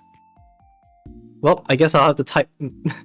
I'll have to give it as mellow nerd on the YouTube side. I can't call it actually on the YouTube side apparently because it's too long.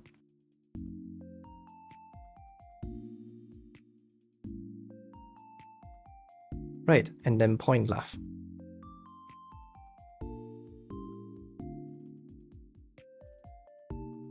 Oh wait, it's not 15, it's 10! That's even shorter!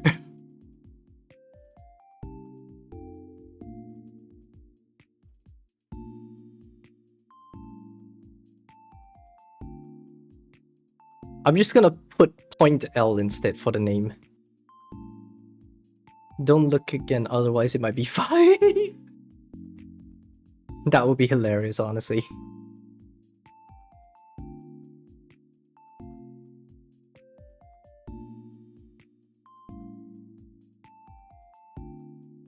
Let's submit that. Hopefully it works out. File image must be smaller, maximum 1 megabyte. Oh, because I'm submitting the original files. Ah, dang it. Okay, replace this one. Do I have hi in that folder? Yes. Yes, I do. Hi.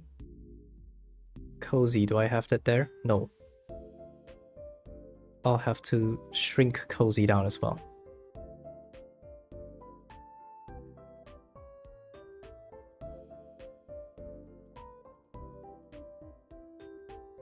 Resizer. And resize. Replace.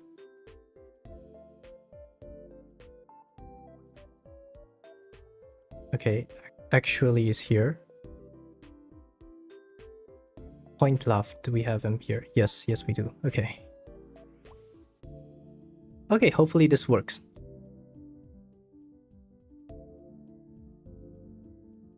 Hey, changes saved. Let's go. Right, let's see what else.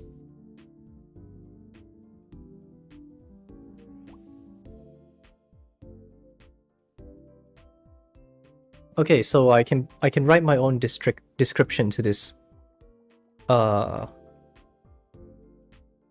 each of the perks. So I'm gonna write something about the perk description. Gain access to early access content in a members only channel in my Discord server.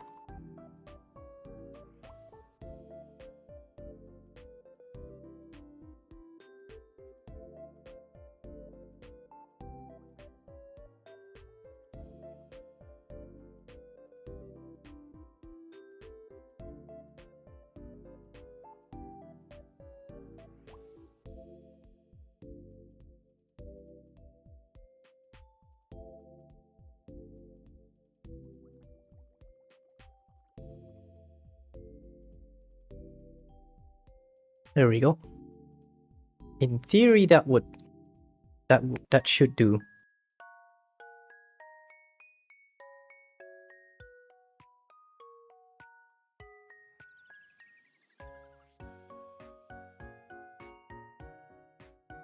I'm just gonna call it YouTube membership. Oh, the perk instruction though.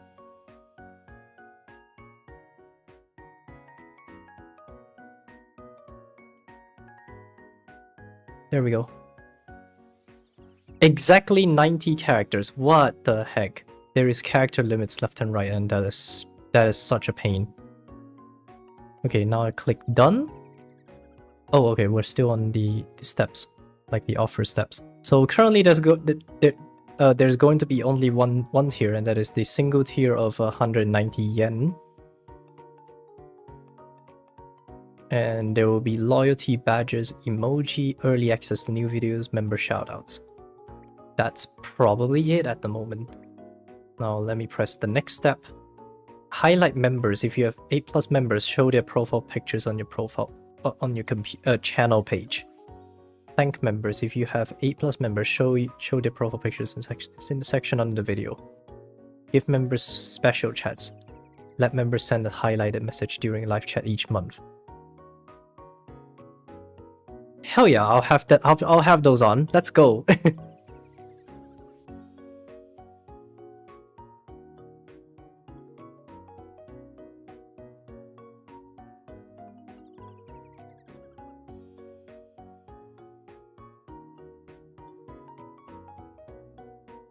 Submit for review. Submit your draft for review. Before you decide whether to publish your perks will be reviewed with our policies.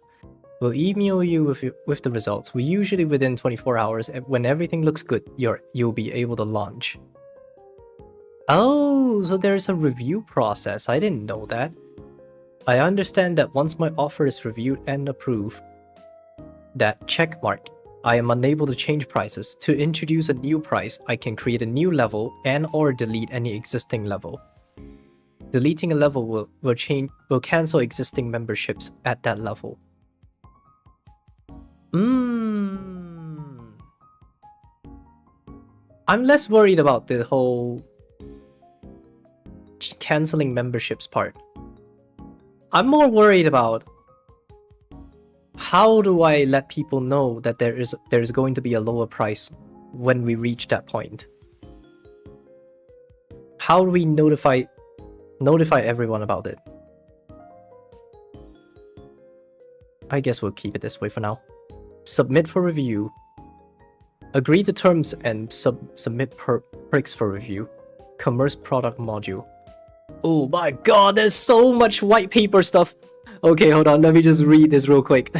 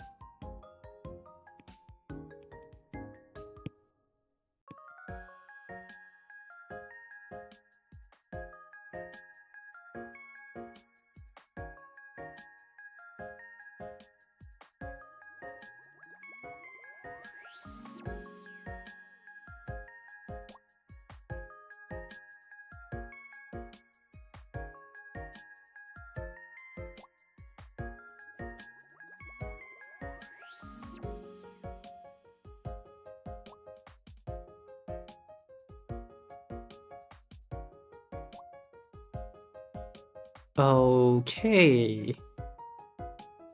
I agree with the terms and conditions, but I'll reread them again later.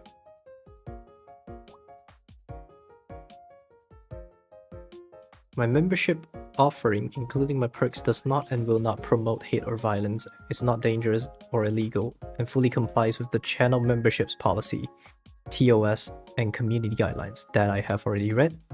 Violations could result in strikes and or account termination. Yep.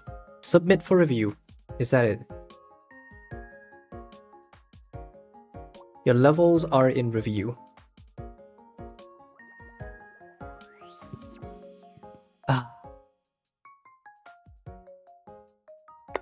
I'm gonna call some shots right now.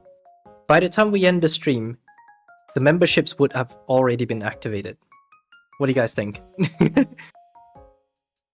Because obviously, I'm having some vibes right now that there's a chance that Google AI is going to review the script instead of a human, and then we're gonna get approved very quickly. What do you guys think? Jinxing it? Probably. I mean, look at how late it is. It's 5 freaking AM right now. Alright, let's look at the super chats section. You're eligible for super chats. Turn on to add revenue stream to your uploads. Damn, Wuwa's anniversary special programs an hour and a half long. I mean, some special programs do take that long, so pretty normal. Right. I'm gonna flick the switch for super chat. The super chat is now on. Okay, super stickers. I don't know what that does. I don't have stickers though.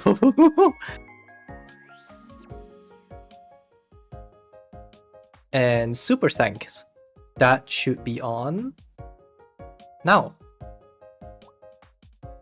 I'm not sure when memberships is going to be turned on, but I will turn it on if whenever it's available. When it's available, it'll be on. But supers are enabled now. So you guys can now super chat me. However, I'm not sure if super chats work like in terms of the alert screen. So I can't guarantee if I see the alert itself. I hope to rectify some of the problems. If you guys missed, if you guys think I missed any of the super chats, please let me know. Because things are a little bit. Oh, there's a new button on the live tab. Okay, there is the donation goal system. Oh, there's even a fan funding chat. Okay, there's a lot of new stuff that just came on. Woo!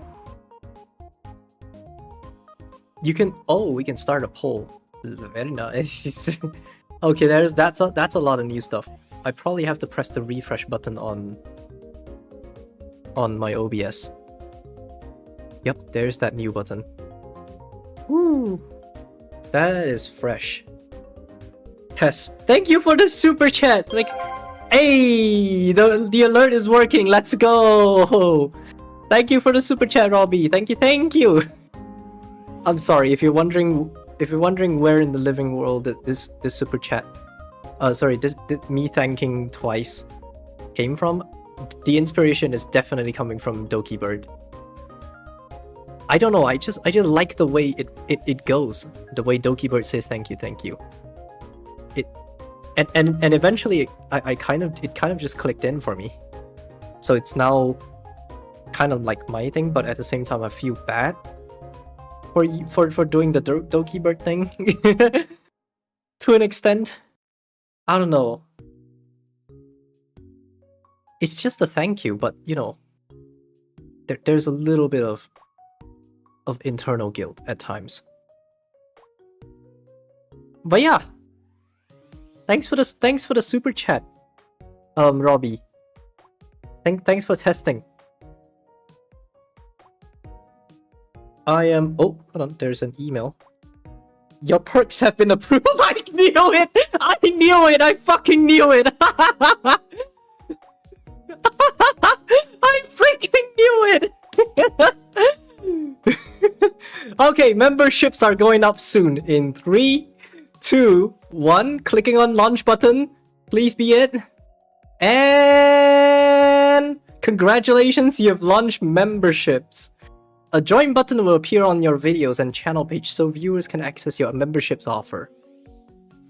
Let's go! Memberships are on for real! Oh my god, I freaking called it! Oh my god. I just had an Adobe offer pop up on my screen, but I don't have any Adobe stuff downloaded. Do you have like genuine service something like Adobe, like a sub program of Adobe's services, I guess, because that might be it.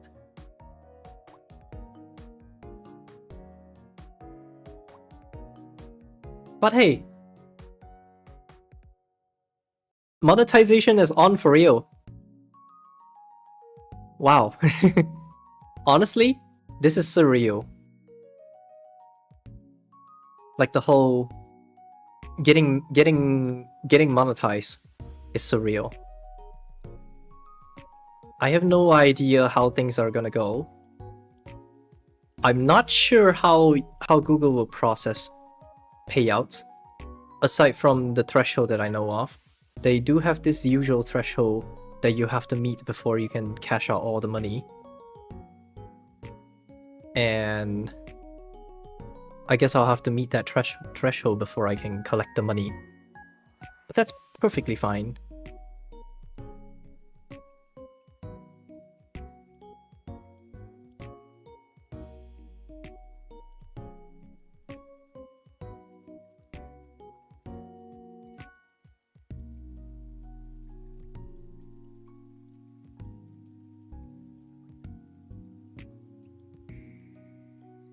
Okay, threshold values by currency. In dollar, it would be $100. Oh, that's pretty normal.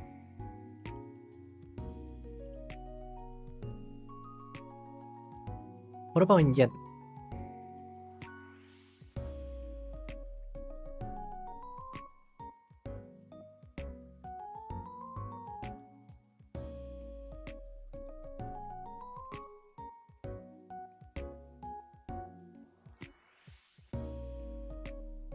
8,000. Sorry, yeah, 8,000 yen.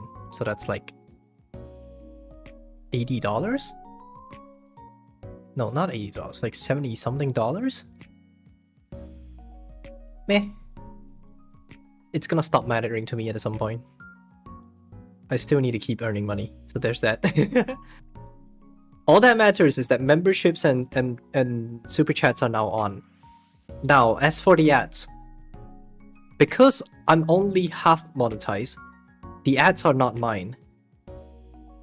I'm gonna make it very clear, the ads are not mine. I don't have ads that goes to me. So the ads you're watching from my videos right now are going to YouTube at the moment. Primarily because I currently got only 3,000 watch hours, not 4,000. If I want to get ads on the videos, I'll have to have 4,000 watch hours.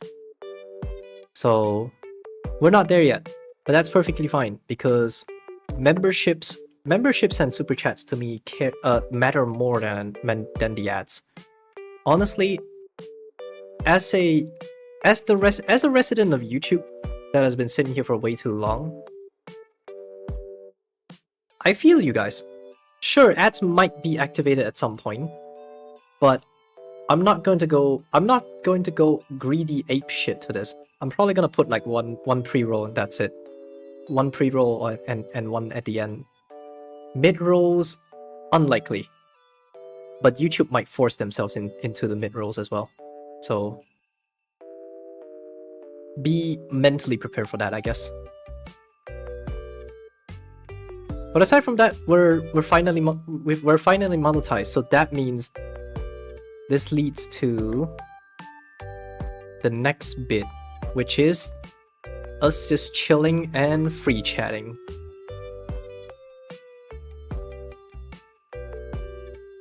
So we're gonna put it here. End of stream later. Let's have... Ooh! Hey, there we go, the alert is working. Thanks for joining the I can't speak. Thanks for joining the membership, Robbie. Thank you. Also, I'm terribly sorry. The Discord integration is still not working yet. I'm still trying to get it working at the moment. Actually, you know what? Let's try to get it working right now, as we speak. Let's try to reduce the amount of inconveniences we're having. No worries. Okay. Let's make it quick. How do we integrate YouTube into the Discord? Because YouTube had an instruction for that, but I don't know where I've put them. Shoot. Where is it? Oh, there you are. There's a Discord support page for this. How to integrate YouTube for content creators. Navigate to your servers and press on the server name and go to integrations. Press server settings and click on integrations. Follow the instructions to integrate your YouTube channel. It's not showing up yet. Oi! YouTube! No, Discord! Get yourself together! Get yourself together, Discord. I need you to get yourself together real quick. Right, where is connections? I'm gonna force it to refresh right now. No, it doesn't. There's no manual refresh button. Oh nay. Oh nay, this. Oh, I have to wait for that. Ah, dang you, Discord! God damn it, Discord. Ah, gosh damn it. Well, I guess we'll have to wait for the time being. The moment it shows up, I'm going to turn it on. For now, I'm gonna turn streamer mode back on for safety. There we go. YouTube should show up in my integration soon. Come on, show up now. Show up already, goddammit. I'm just sitting here just waiting for it to show up or something. Okay, maybe let's not waste time staring at Discord for too long. Let's get into something else. So, data site, how are you guys doing? What are you guys up to lately?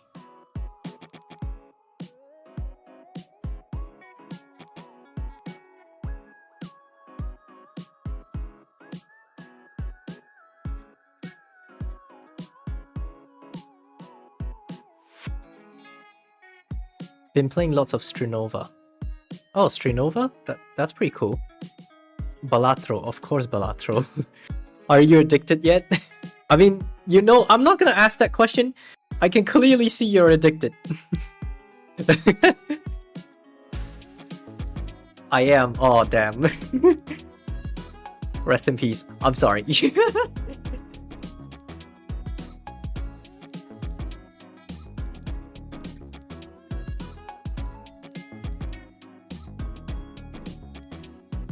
How can you see so don't answer? I tried it but didn't get addicted. I'm not particularly of like the poker card-y kind of person, so I didn't see myself getting addicted to Balatro.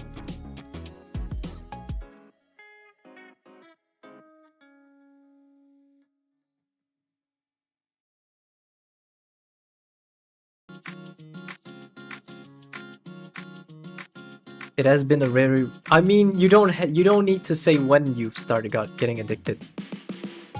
Because anyone who touches the game may or may not get addicted very quickly. It's like a 50-50 chances or something. My secondary phone, you know, the Galaxy Note 10 Plus that shows up on videos. I'm currently using it to grind some games, so I've been putting it on charge and just make sure it's charged, I guess.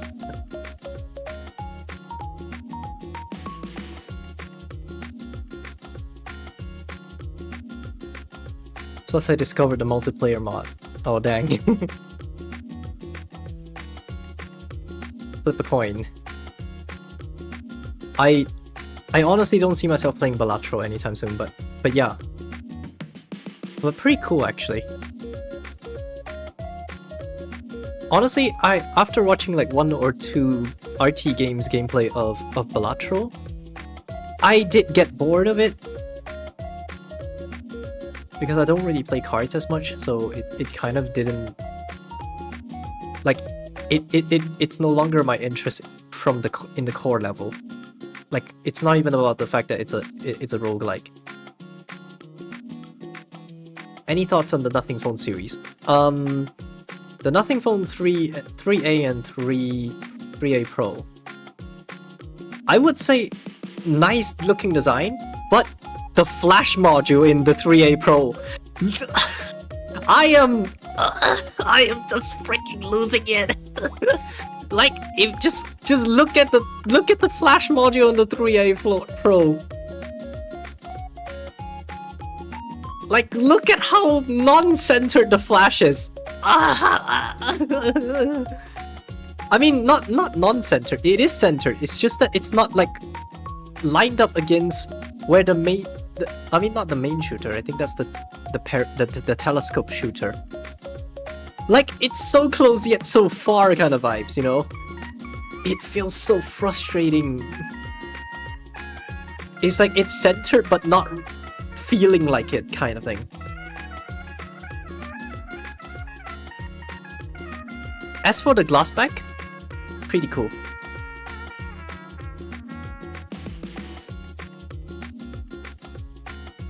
And the stock 3A looks very much like a 2, so I'm not gonna say much.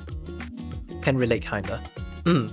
Processor wise, the moment I saw the Snapdragon logo, I immediately recognized that that's going to be a Snapdragon 7. The very oddly specific look of the logo immediately tells me that that's a Snapdragon 7. Like I'm talking before they even launched the phone. I saw that icon and I went... I kind of went 7. It's not 8 at all. And you know what? Fair play, because that's an A. That's not the mainline flagship nothing phone. I still kind of wish that they do more. I still kind of wish that they released the flagship 3 not anywhere near Apple's like release dates for their phones. Find like a very good a memorable date to release the Nothing Phone 3. Sure, there's not much iterations for them to justify releasing a new phone last year. Fair play to them, honestly. And that's really good on them. But the problem with not releasing a fast enough phone for Nothing's case in particular is the fact that you have people who are waiting out for Nothing Phone 3 and might end up waiting a little way too long and end up with a different phone that they will regret with. Like I don't mean like on the other side, I mean like literally even within Android. Within Android. So the reason why I'm saying this is because they have a short update policy for the Nothing Phone 2, the flagship 2, which had like 4 years of updates. And it has been bothering me a little since. Because my current daily driver, which is an iPhone 12 Pro Max, it's still receiving security updates, and gosh, I wish they fixed more bugs. But security too matters just as much, but you know. But again, I still wish they fixed more bugs. iOS 18 and 17 were just a freaking mess. I wish we could go back to 16 safely, but oh well. But that aside, back to the Nothing side. The Nothing Phone 3A and 3A Pro are, well, they got 5 years, and good. I like to see that trend, albeit very slow. I hope to see a 6 year coming out of the flagship 3 though. At least 6 years. We're taking small steps. Hopefully we're not pressuring Nothing too hard at the moment, because I still see them as a startup to an extent. The way they behave are very much like a startup at the moment. So, but they are taking something seriously, albeit a few L's Nothing has taken, namely the trying to cross into the iMessage application. They claim that it is encrypted and stuff. It isn't really, honestly. You're running directly through a Mac, a virtual Mac. So privacy is not really in the best suit in that particular thing. Inro says, I own the 2 and I see it as an iPhone running Android. I'm not too bothered by the aesthetic of that though. What I think of as is phones are phones is what I think of. So what really matters to me is the outward appearance, like the back, and the software launcher and the software overall UI design, followed by performance. I mean, not exactly followed by. The performance comes first. Performance and the smoothness of the UX overall. Like you don't get hitches when you go back to launcher and stuff like that. So how well the RAM is being managed and stuff like that. These matter a lot to me. And unfortunately, in my tiny little market, well, I live a little probably too far from anything is accessible. So the Nothing Phone was like the only other good, actually the only other good Android manufacturers for that is within my reach in terms of being able to access a local stock for it. And if you're wondering what's the other, it's the Google Pixel, unfortunately. There are no other good brands out there that really gives me the good vibes. We got like a solid 2D spectrum of the two ends. You got the Googles and then you got the Nothings. At least that's how bad it seems for my situations here. I don't like iOS personally. Yeah, preferences. That's all I can say. RAM management on iOS is very aggressive. And since I'm more of a foreground person, I don't care much about things I put on background. So their aggressive RAM management was kind of the rodeo I play, I guess. I like holding my mom's 14 Pro Max though. I put on a case, so I can't really speak for that at all. I want a phone that has a headphone jack, and it's been a pain to find. Real headphone jacks, honestly, we need that back. Freaking hey. Like, parts have started slimming down now. Why can't we have smaller? Why can't we make room for the headphone jack now? Come on. Let's be real. Like, if you're not making room for battery, make room for the headphone jack. God damn it. My phone is modified like they're always are once they're in my hand. I would probably wait out till they're discontinued before I do that. I've started to save money to get a Red Magic phone. It has a headphone jack and it ain't another iPhone looking Android. Real respect, but their update policy is a bit appalling to me. And they have some gimmicks that feel like they might actually chug the Android system in terms of like performance-wise in the launcher. I really want a high-end flagship spec phone with XDA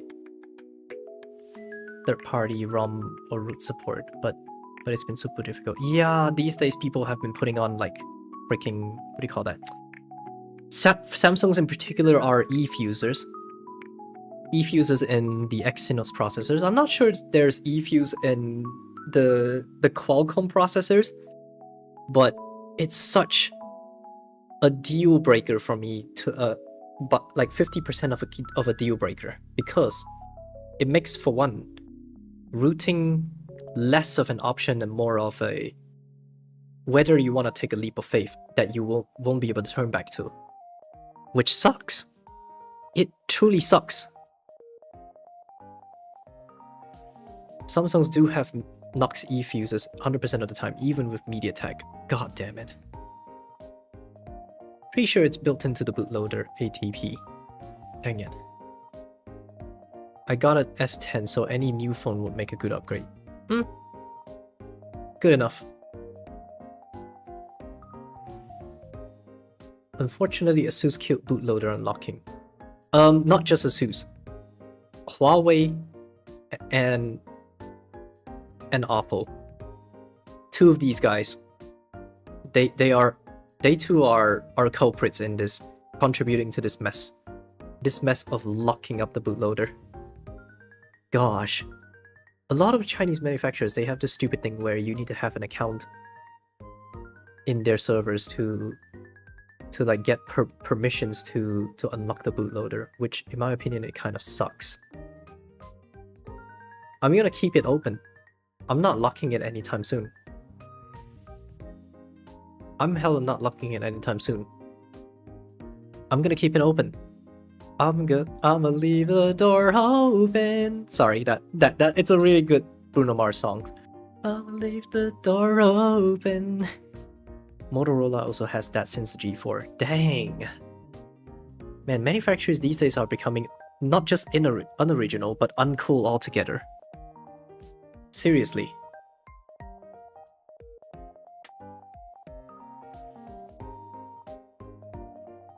That reminds me, my friend in the UK had a Xiaomi phone and had a waiting period and a weird fucking essay to unlock the bootloader. That was the most insane thing I've heard since. For me it was very quick, because I was on MIUI 12. I think that might have contributed to it, because they already released HyperOS by then. And if you guys remember the Ubuntu video, when I unlocked the bootloader at the time, it was very quick. It didn't have any kind of wait times at all. It was pretty quick and snappy, but I still think it's an uncool thing to do, nonetheless. I still think it's an uncool thing. It's quick, but I don't approve. I have a feeling that the ROM you're going to be referring to would be HyperOS, because I feel like HyperOS might very well be the thing, because HyperOS recently has started doing lockdowns in such a way that I'm not comfortable with. Like, if you have seen how,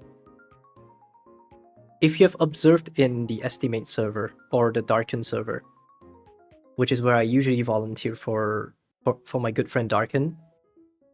Oh, speaking of Darken, sponsor placement, because I'm gonna put up. I mean, he didn't really pay me to do it just at all. I kind of voluntarily add him onto my quote-unquote sponsor spots, but do check him out nonetheless. Because if anything, he saved my potato PC. The reason why I have the RTX 3060 right now today is because my GPU prior blew up, and Darken contributed a lot to me being able to afford that 3060. So I decided to repay him an act of kindness by having him showing up on sponsor spots occasionally. Whenever we mention him, we're gonna put this on. At least it's in line. I'm not shoving it down your throat. So anyways, do check out Estimate SE on the Google Play Store. But one of the modules in Estimate is App Cleaner, which is basically cache cleaner for each of the apps. And as you may know, the other apps have no access to caches of other apps anymore. So that means to do so, you need to tap on with it inside the app info of each app and go to storage and clear cache. So Estimate and plenty of other cleaning apps, they use accessibility service and use whatever permissions they have, like clicking buttons permissions and scanning what buttons are their permissions, and click those buttons accordingly. But recently, what HyperOS did is really fucked up. They made the storage button work just fine. But then, when you get to the clear storage button, what HyperOS did is they turned it from a clear text to an image. So Estimate, with its current sequence, could not find the clear cache button because it's just 404 not exists in technicality. So there was a lot of HyperOS users that came flooding into his servers, and I had to help some of them out and figure out what really is the problem. I mean, not really. I didn't really help Darken in directly solving the problem, but rather gathering up the people who all have the same problem. And Darken found a fix, but then HyperOS decides on the next release to do another different type of text, which fucks up the current fix. Like, what? Go fuck yourself, Xiaomi. Go fuck yourself, torturing my friend like that. Honestly. So yeah, to those who right now came from the Estimate server, if you happen to be on HyperOS, don't do an update just yet. Either you don't do an update, or patiently wait for the next beta fix. Just like how Chrome has now begun replacing the stock Android web data cache on its own. Yeah, I know, right? They did that as well. Yeah, it is almost like it, but not like a complete UI change. It's just the change in the technicals of the very button that says clear cache. Like, just the literal fucking button. The button changed, but the visuals did not. That's the thing. I lost my mind when I first saw the what do you call it? The merge, the commit merge. When I first saw the commit merge and the details of it, and I just went, huh? What? What? How is this even? You know what? I'm not gonna say much. But it kind of... I wish we have enough power to complain about this and make those companies change. But because they can get away doing shits like this is kind of why I don't quite like the volatility of Android as an operating system. Like the entire market. The entire market is an anarchy to me at some point. And sometimes they can pull some plugs off you. So like what's promised to you can be end up taken away from you at some point. I wish people stay the way they are and just keep improving. But no, you must bring line go up, so some things have to be pulled out. Pixel plus Lineage OS is really the only way to go at this point. Honestly! But the problem is that banks suck. If you're in any of the very well developed country, you might understand this problem. Especially German banks, European banks. So if you happen to have a custom ROM, they can detect that your bootloader is unlocked, and then they go nah. You must not know you must not use the custom ROM. Go back to the stock ROM. And I'm just okay, no. Some have root detection. And mine, oh boy, I hate the way it is. Mine, however, has just the bootloader detection.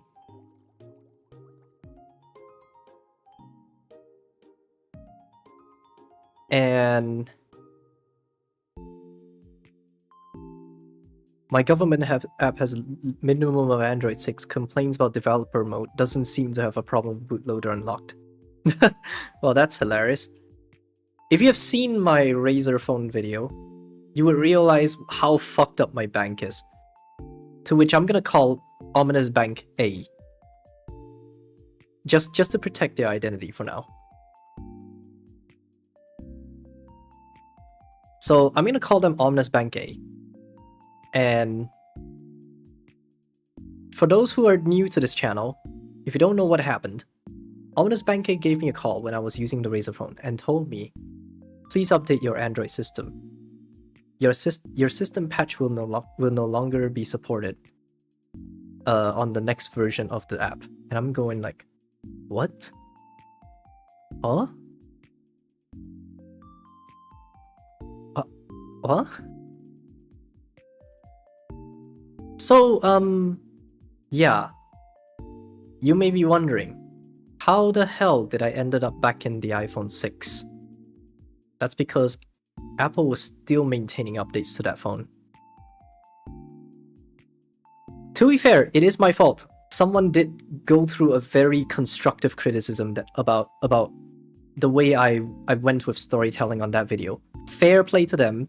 I mean, not fair play. What the hell? That sounds malicious. God damn it. Massively fair to them. I did make it seem very antagonistic towards the entire Android as a whole. I don't really mean by that. What I mean is that it's very company subjective, and each company has every grounds to pull this shit off, because Android as a core allows you to do that, because Google hasn't really wrangled any companies to force you to comply to that comply to certain standards just yet. So unfortunately, that's what I call by the Android anarchy. Unfortunately, I mean that's what I meant by Android anarchy initially. So I deeply apologize to people who are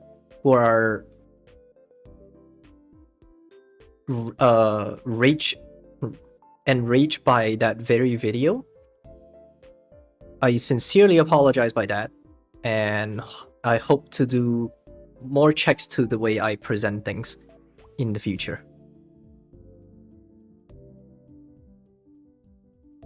But yeah, to be fair, it was the Razer phone, and Razer is not really too good at like they don't really quite have a track record in keeping updates on Android.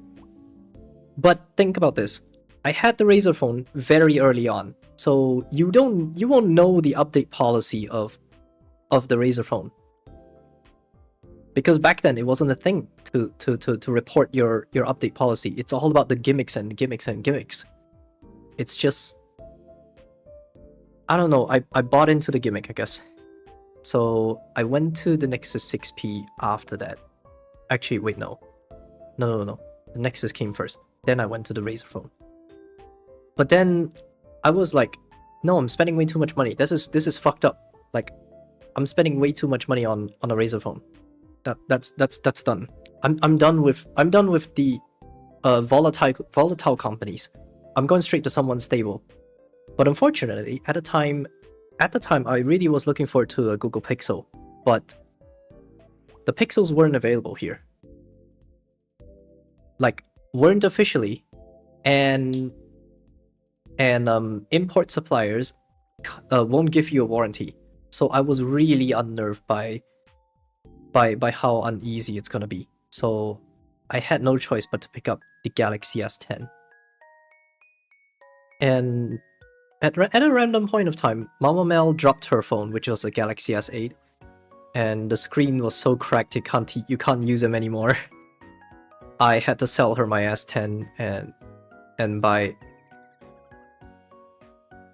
a new Galaxy Note 10 Plus, and that's where the Galaxy Note 10 Plus came from.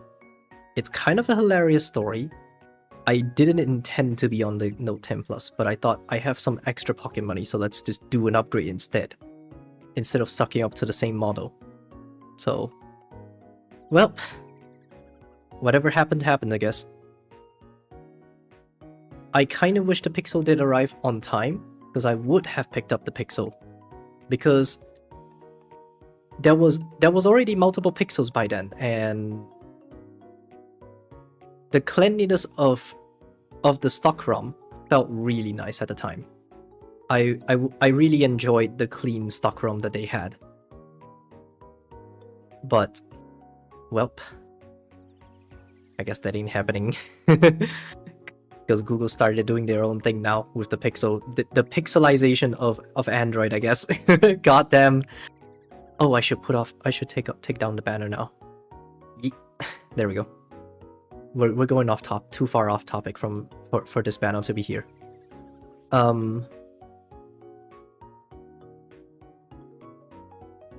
Will you cover the red hydrogen one at some point?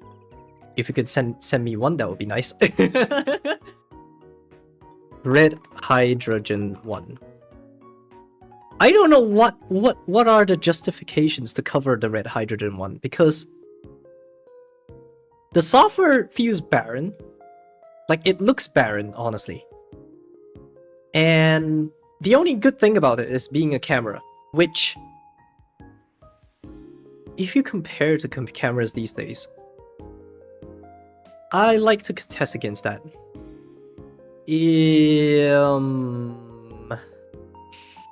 Yeah. Basically, 3D screen and a small amount of 3D demo apps in it. Yeah. It is stuck on Android 9. Yeah, that's pretty far back. How's the AOSP scene though? Like the... You know what? Why did I bother asking? Because it's not treble, right? Because phones made in 8 usually are semi-treble. It is treble. Okay, good to know. Because my problem is, after I make a video about the red hydrogen one, is there any justifications for me to keep the phone in my inventory? One bit quick about it is that it doesn't warn you about the bootloader being unlocked on boot. I mean, they literally just jumped into the phone scene just because for the heck of it. So obviously this will be an oversight for them, a security oversight for themselves. That's super fair, actually. Honestly, like, funny enough, I have no plans on getting a red camera if I go on a professional level. Like, if I get really big, because I already have a dream studio camera that I want to use. That is the Blackmagic Pocket.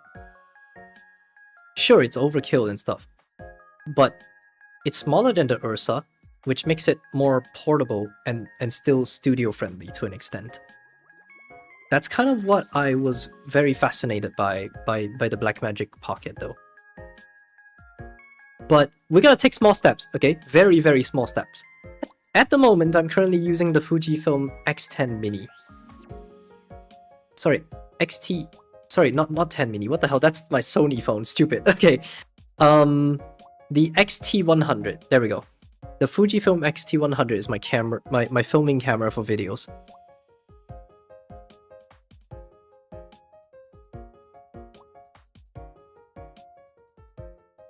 And I would say it treated me well as just a standstill camera if you put them on a stand or something like that. I would say it has been treating me well as a camera, so I have no plans to upgrading it. Like if I were to do another upgrade, it would be another mirrorless camera because I feel like I can't really get back to the DSLR to the traditional DSLR kind of camera. I just like mirrorless at this point. Because mirrorless felt a lot more compact and smaller. It feels really like I hate to repeat this multiple times. I'm Asian. I got small hands. So that Fujifilm camera sits really well into my hand. Really, really freaking well. I don't even need the additional grip attachment that they had. It just fits so well into my hand. That's what I like about the Fujifilm camera. I like them real small. And that's the perks of having a mirrorless camera. It's the lack of like periscope technology, I guess, for the viewfinder. Sure, the downside of the viewfinder is the viewfinder being digital is that if you forget to switch the mode, you might think your viewfinder is broken or something.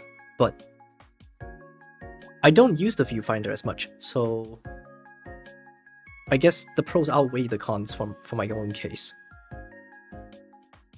Your point camera 2 is a good one. I went to record a dying mall near me and there was a zero concept of OIS at all, leading to shaky footage. Yeah. So to those wondering why the hell I still daily drive an iPhone, that's primarily because software update consistency being one, aggressive RAM management, that's another, and because Apple as a company is just one company, they can't really get away with heinous fucked up shit that crosses the line of human rights. That sounds hilarious in a way, but basically what I'm saying is it's kind of a more conservative approach to updates and features, because I don't want too many changes, because for one, it's gonna make me feel regret for it, and for another, I just like a phone that lasts me 7 years, I guess. Sure, battery-wise, it's probably not gonna last that long, but the same could be said for other lithium-ion batteries though, like other phones in the Android scene.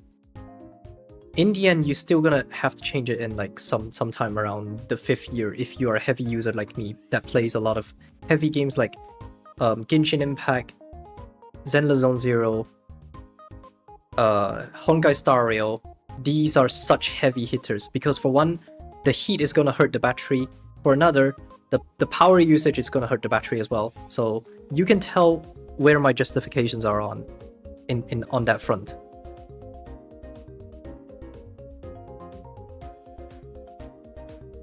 It may be a little hard to say, but sure, a lot of Android phones out there are cheaper. They are cheaper, admittedly, but they are cheaper in the same performance as well, admittedly. But if we bring back to the point of aggressive RAM management and performance, I like my phone to not hitch on the home screen. And I don't like the thought of it happening on the 4th to 5th year of using the phone, because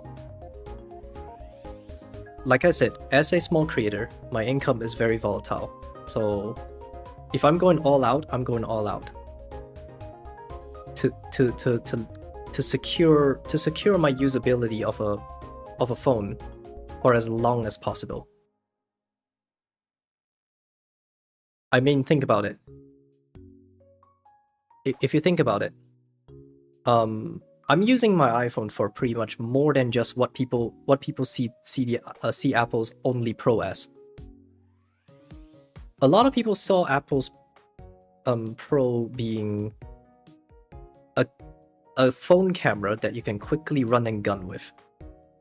Valid points, very valid points, in fact. But I use it more than just that.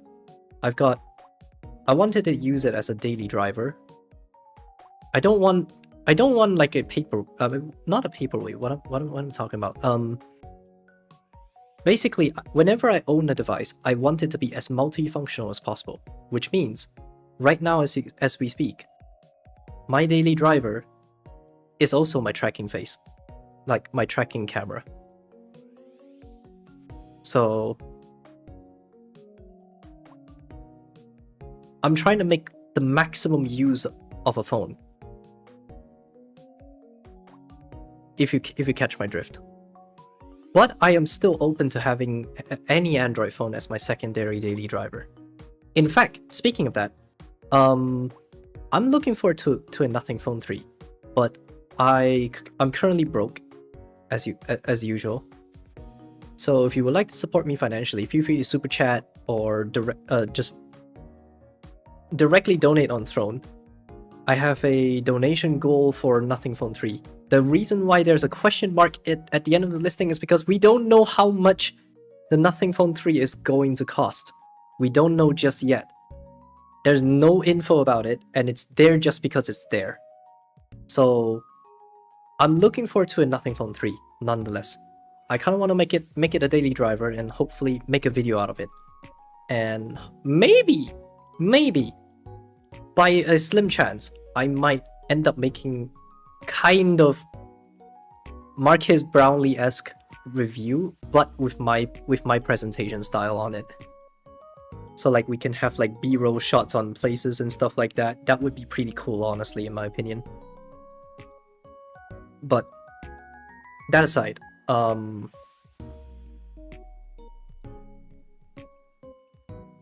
but yeah, if you're wondering what is going to be the spiritual successor to the Galaxy Note 10 Plus the moment the phone dies, I don't plan on replacing the batteries, and I'm going straight for the successor.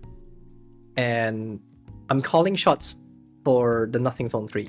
But if the specs of the Nothing Phone 3 sucks, I will have no choice but to derail and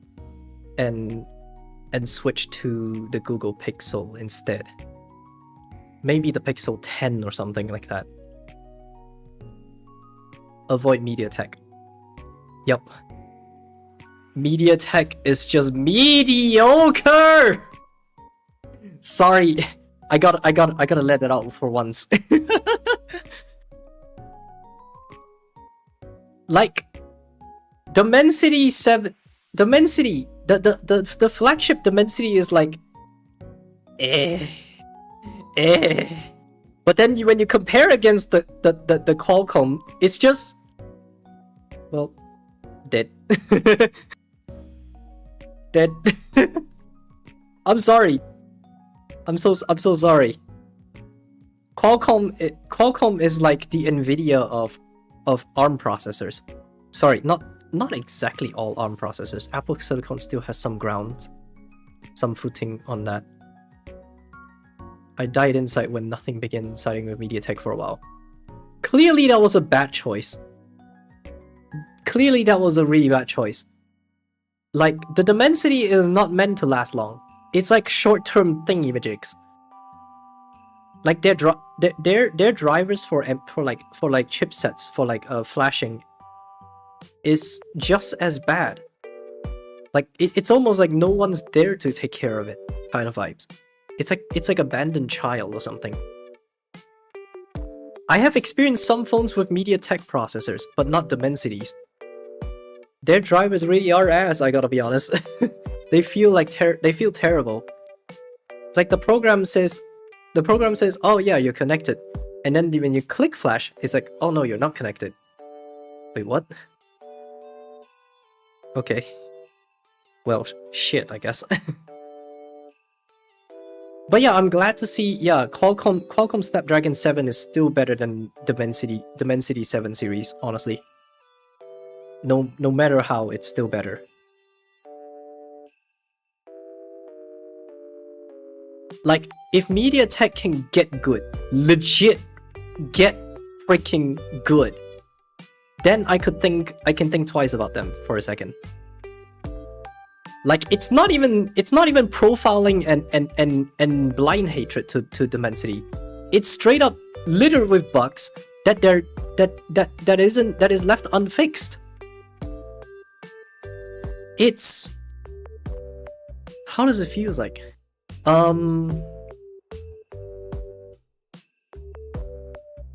I remember there was a phone that gave that same vibes,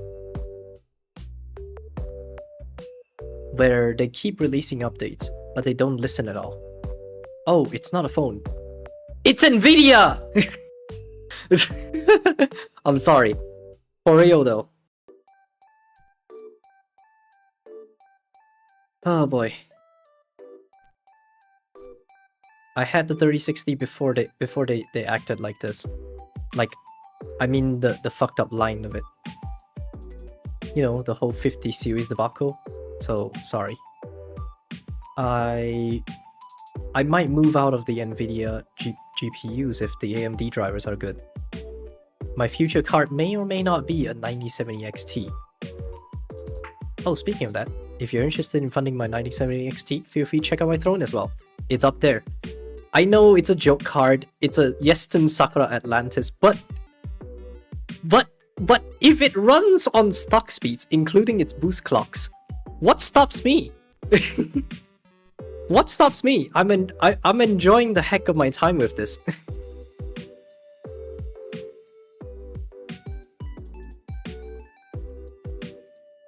Like, I get Yeston cards are pure anime waifuness, but that's the point. I want to build a waifu PC.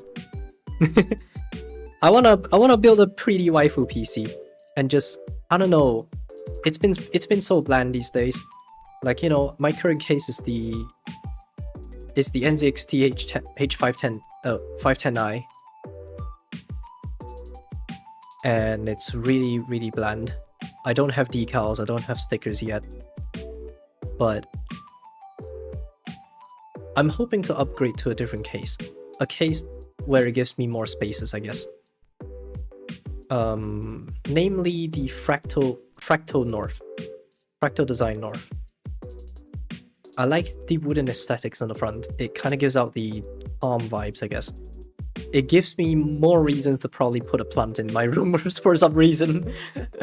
Maybe. Who knows? Thoughts on cases with screens as a potential option, although very pricey. The only case I can think of in my mind for this is the Height Y70. The only reason I knew that case was simply because of their HoloLive collab and their Dokibird collab. And after knowing that, they started growing really big to the point that they reach pretty much worldwide, and I like that as an option, but something felt missing with that case. It's like everything's showy from the motherboard, power supply, everything side, like all the parts side. It felt like the other side is being neglected to an extent. What if I want to make it a showcase case that shows both sides or something? Something felt a little neglected there, you know?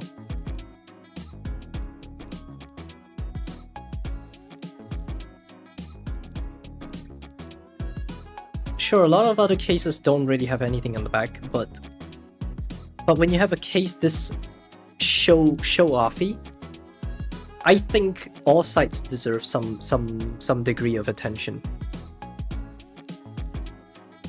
If you know what I mean.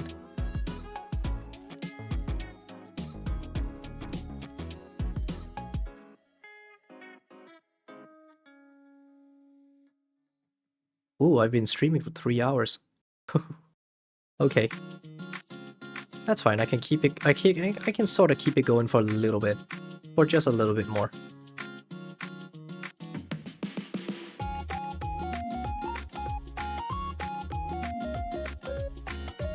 So I have given my take on phones. I've given my take on cases.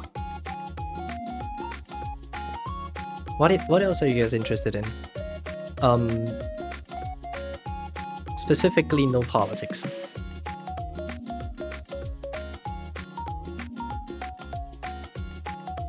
Consoles? Oh boy. Oh boy. It's kind of a funny story. I'm on the fence. I don't have any sidings with consoles, because I'm PC gang. But I do have criticisms for each side though.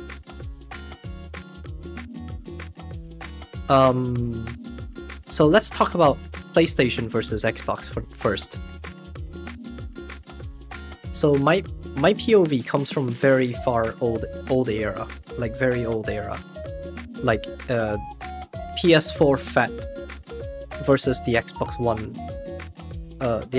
fat period. That far behind. So my criticisms to each was, good job on Microsoft for doing the bare minimum, which sounds very grim and dark, I gotta be honest. But keyboard and mouse drivers, but it only works on respective games. Okay, what are you gonna use the keyboard and mouse for on an Xbox? Well, think about it. Minecraft Bedrock. Well, we don't play Minecraft Bedrock here, but inclusivity is a good thing, I gotta be honest. Say, what if you want someone to come into your Java server through like what do you call that certain gateway that allows Bedrock players to join Java servers? We could at least make that happen in some way, somehow, like a workaround. Keyboard and mouse on the Xbox homebrew. No, not really homebrew. It's on stock. It's in the OS. It's built into the OS. And that was sort of my problem with PlayStation 4 at the time. At the time, keyword. So at the time, they don't really have keyboard and mouse support. I'm not sure about today. I don't know if anything has changed today because I've never bothered testing. But if you guys want me to test it, remind me on my Nier Automata stream. We could probably do a test of that.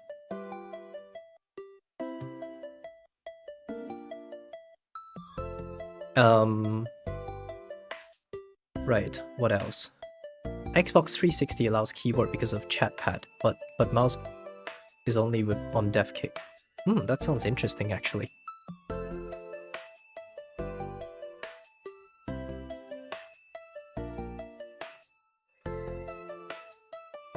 Though I wish I have an Xbox, honestly, like Xbox 360, not the Xbox One. Here's the funny thing. I regret buying the Xbox One. Can you believe that? Sounds shocking, doesn't it? That's because the game I wanted to play, I thought it was going to be backwards compatible on the Xbox One. Nope. EA kind of went, nope. You ain't getting it. So fuck. I remember feeling so angry after like couple of years of playing on the Xbox One and realizing that Burnout 3 cannot be played on the Xbox One. I have RGH 360, but it's practically useless without a gamepad, which I don't have. Oh dang. I have an RGX 360 here, nice. There are some JTAG'd here. There are some JTAG'd second-hand units here, but the problem is that if you think about how old an Xbox 360 has become, it's really hard to find one mint unit, because Microsoft was not officially supported here at the time. So all the Xbox units here had been imports from other countries, most prominently Japanese units.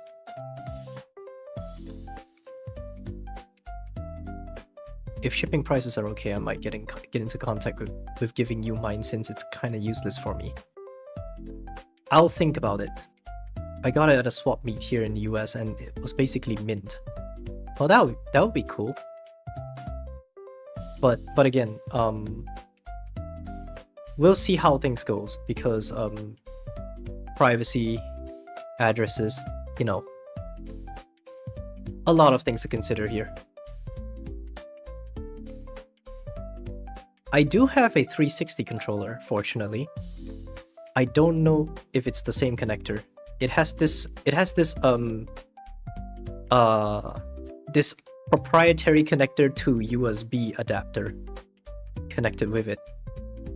So I suspect that connector might very well be the console connector. It's round and it's got some pins.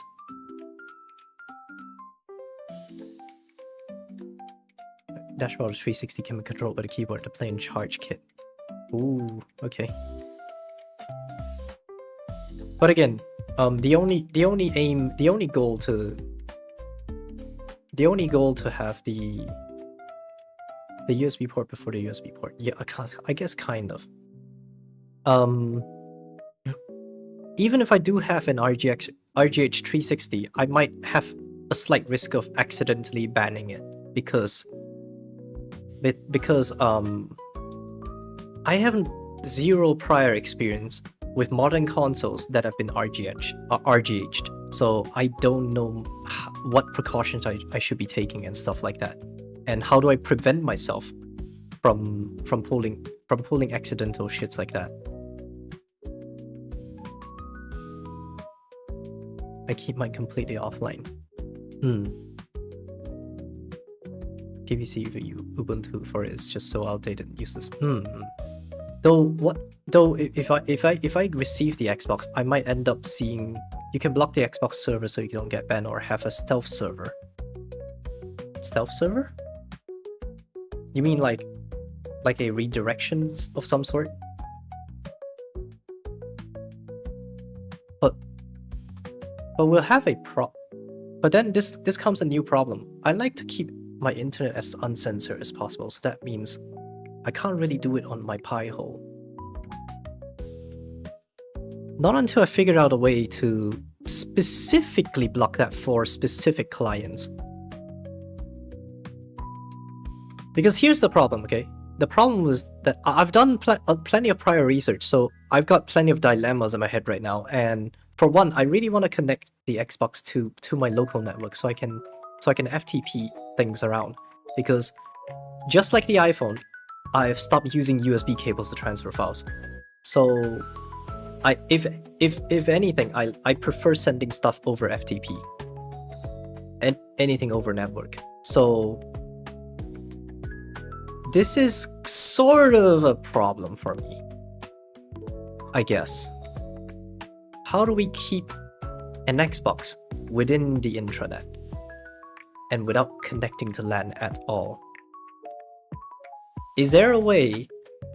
Actually, you know what? Is there a mod in the dashboard that just straight up blocks Xbox Live altogether? Has anyone made that kind of mod to the dashboard before? Because if someone has made that, that would be my first course. There's more for that. Nice. Right, second problem. How do we ensure... Oh, not the official dashboard, but yes. How do we ensure that we're using the latest, I guess, usable firmware for RGH? The latest of anything, like any circumstances, like latest modded dashboard or non-official dashboards, latest firmwares and stuff like that, and latest mod chips. Anything. I don't really know much about how RGH works, but just the mods, I guess. Here's the play and charge kit. Okay, let's see.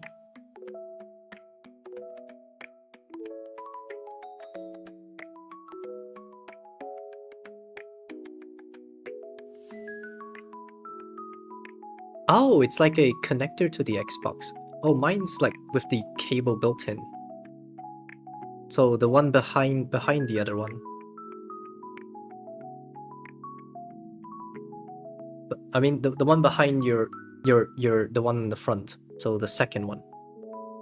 Mine's sort of that kind. Charges a battery. Oh mine doesn't have a battery one. Mine's just pure wired.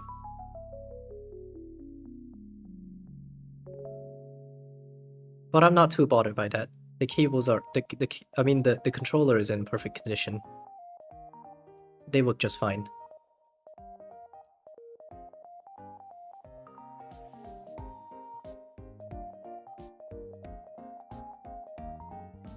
Huawei can be used on PC. Yeah, I know it can be used on PC. I've been using it on my PC. I don't have an Xbox 360, but I have the controller for that reason. Until I got the Xbox One and I started plugging the Xbox One controller in, and then I got the PS4 controller and I plugged the PS4 controller in instead. And now I got a new controller to play with as the replacement for the Xbox controllers. Plain charge kit cannot be used on PC. Okay, I see. But that's not important. What's important to me is, if I'm going to be using a modded Xbox, are there sufficient precautions to prevent me from getting the console banned at any circumstances? Since RGH is a hardware mod. Hey, welcome back, Anarchy. Welcome back. Welcome back from the hiatus. Thank you very much. Thank you. Also, memberships is already activated, and super chats are also activated. However, Discord access for memberships are not on yet because Discord, for whatever reason, still hasn't recognized the fact that I am partner. So we're currently just waiting for Discord to give me the button to integrate it.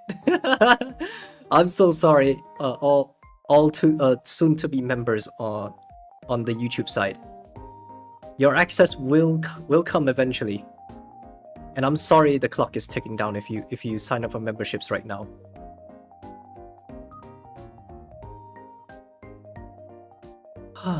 Okay. Back to the Xbox part. The only game I want to play on the Xbox 360 is Burnout 3. You can tell how obsessed with Burnout 3 I am. I tried searching for console. Okay, someone in the tech channel of the Discord server sent a link to consolemods.org.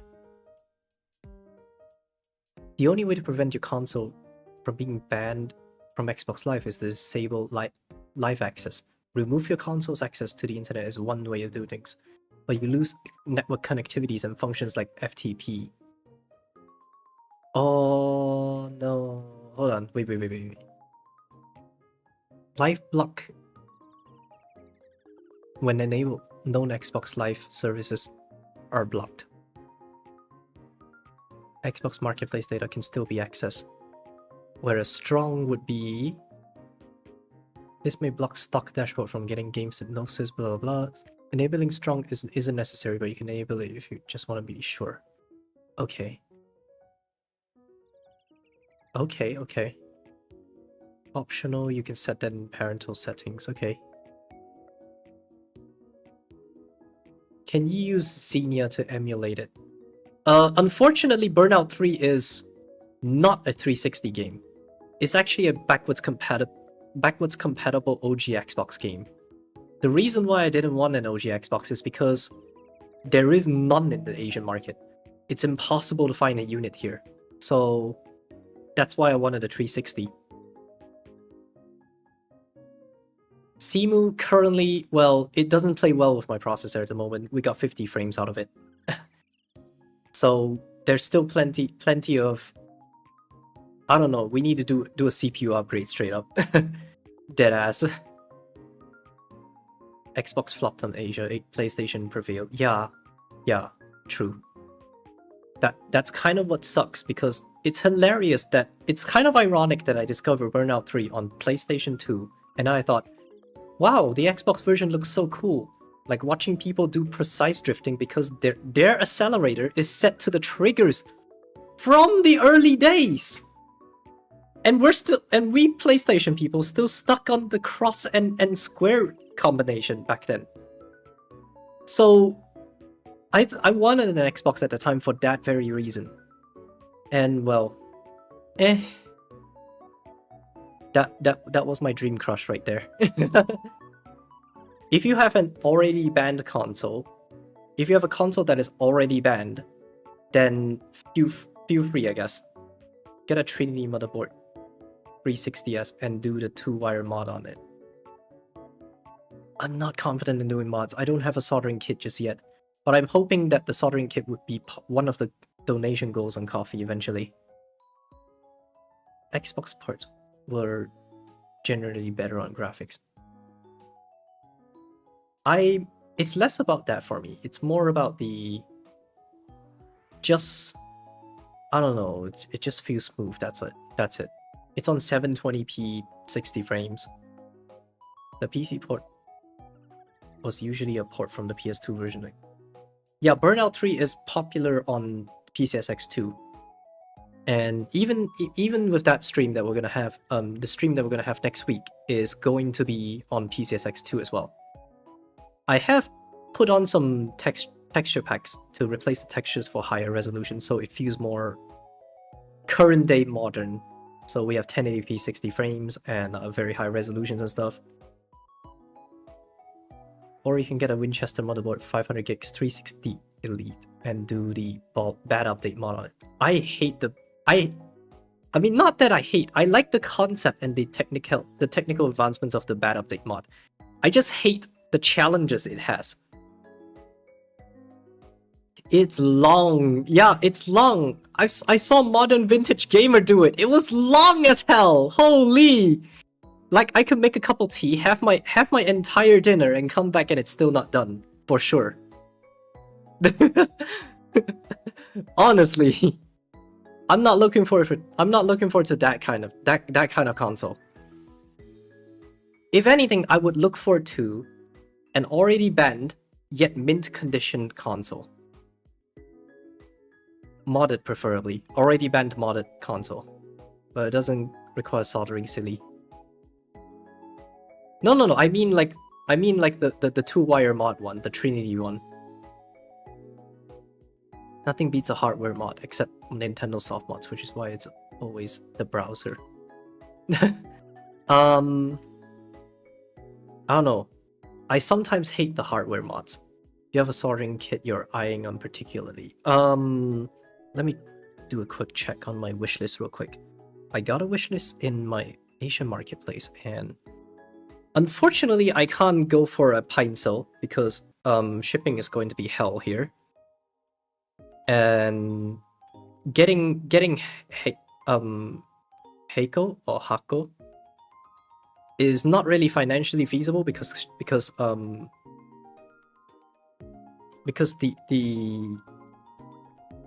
what do you call that word? The price hike is intense. So I'm not going for that either. So a lot of the popular choices that you find that you see in r/soldering, they are completely out of my reach. Like 100% out of my reach, unfortunately. So the one I'm looking at right now is like just the bare edge of being accepted in the community. Like literal bare edge of being accepted.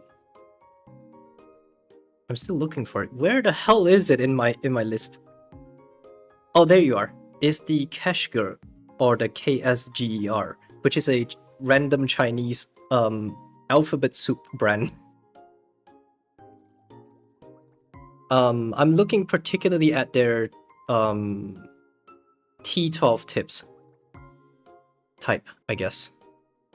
T12? Is that T? No, T10. Sorry, my T10. No, T12. My brain is not braining. Sorry. I'm having a hard time digesting anything about soldering stuff. Like, do you know how long I took to actually digest even the most basic information about soldering? Because I barely had any time to actually do that actual learning. So I still have a lot of residual like missing knowledge in my head.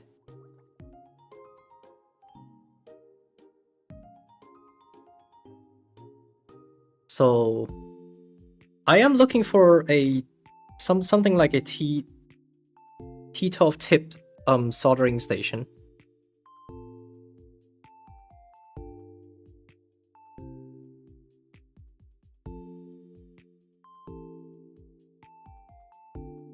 And what I'm hoping to do is with the donation funds eventually, I'm gonna get everything in one fell swoop. So like the iron, the wick, flux, a silicone protection pad. I mean silicone pad, so we don't destroy this mouse pad. I mean the mouse mat.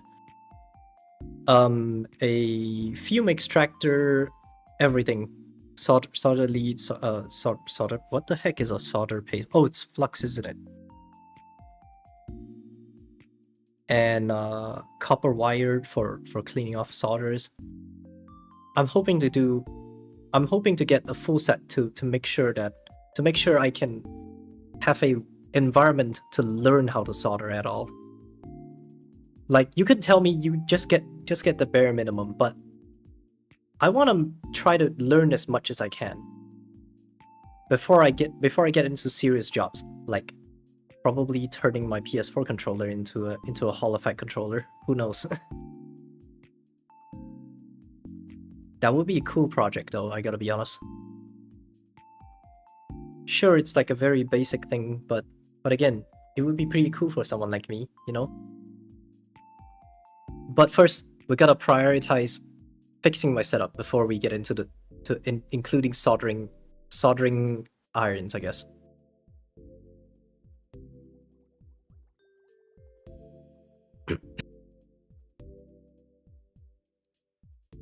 But yeah, that aside, good question though about the Pine. So what needs fixing is in your setup? Particularly HDMI, my HDMI chain. The entire chain is gonzo. Like, I'm back to console to capture card to pass through straight, instead of going through like a series of hoops like a HDMI switch to prevent port wear, an audio extractor so I can connect SPDIF into my speakers, and a HDMI splitter so I can get direct feed instead of the pass-through footage. All of which died. Like, they all died in one fell swoop. And I'm struggling to get it off my setup right now because they're stuck with gecko tape.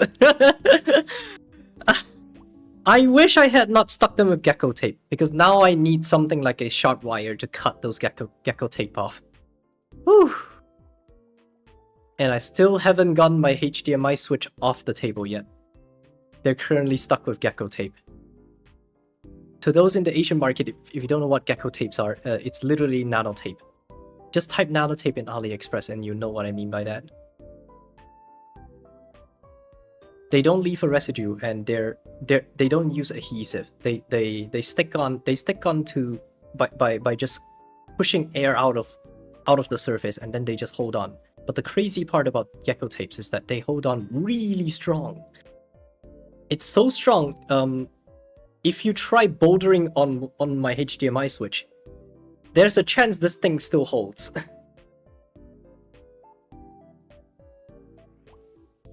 Like, maybe even a higher chance that it might hold, actually. Deadass, honestly. It's so strong, it's almost flex tape-like, but without the adhesives.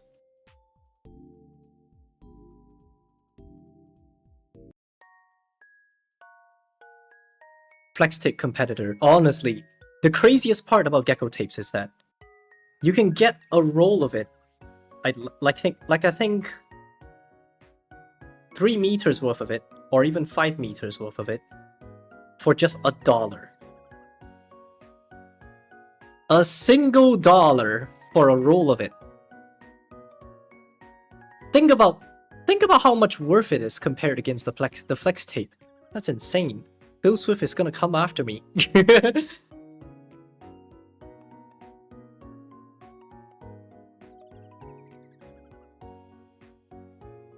Oh god. Despite all that, I'm so glad to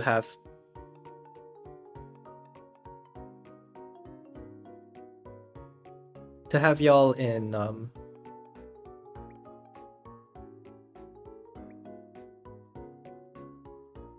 the stream. Sorry, I'm getting mildly distracted. I was looking to the side. I'm so glad to have y'all on stream, and I'm happy that you guys have stuck with me throughout all these problems, and I'm glad to be very transparent with you guys about what I've been up to these days. But yeah, there's a lot of interesting ideas in my head, and we're just tangenting from one to the other, and we're just gonna keep at it because that's how natural conversations flows. Sure, we want to keep a conversation, keep a specific topic at some point.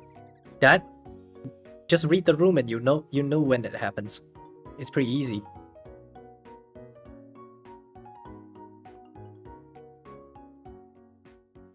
So I have no idea what else I want to talk about, but at the moment I don't see myself modding just yet.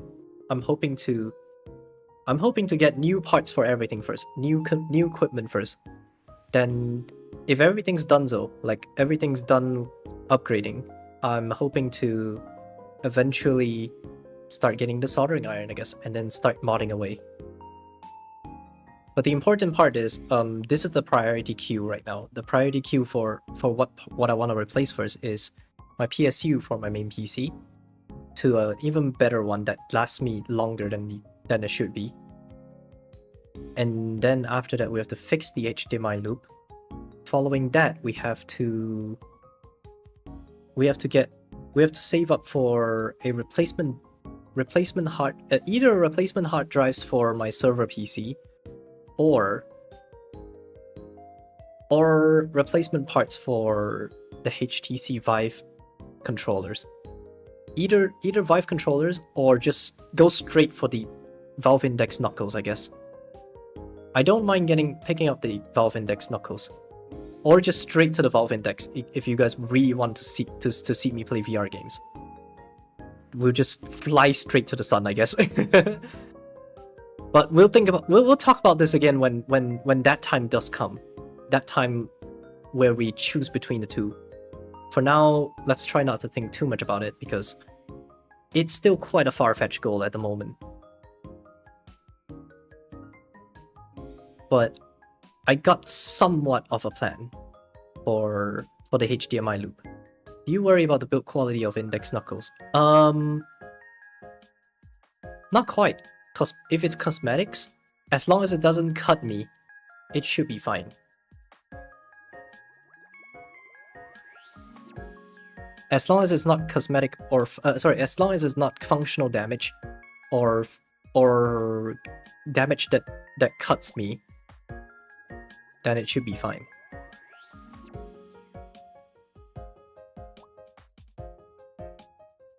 But if I do have the knuckles, I won't be playing Beat Saber as much because it's heavy.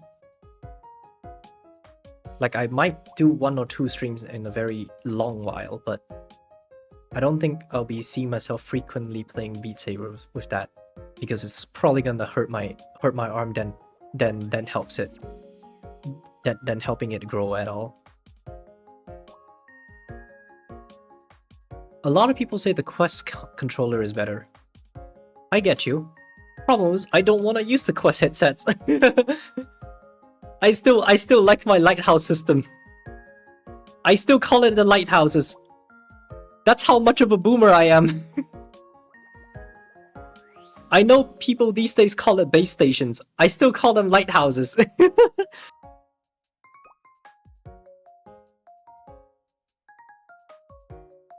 They're so cool. In fact, this is also how I got the Vive 1. I went in head first into the Vive 1. And I gotta be honest, initially I was regretting the purchase, but as time progresses as a VTuber, I slowly stop regretting it.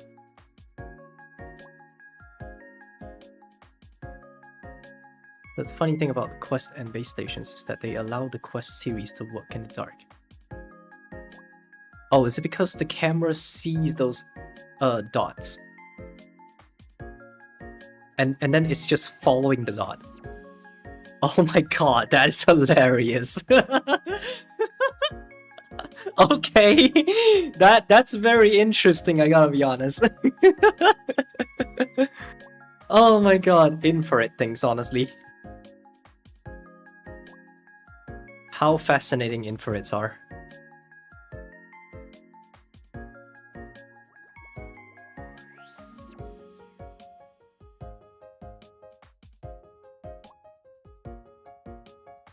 Okay, VR content aside, because I do have a Slime VR setup and I do want to switch to a Tundra setup, but again, these are distant goals, very far distant goals. I want to make sure my archives are safe first. And, keyword, that I live a livable wage. Livable wage is important because without that, I won't be surviving, I guess.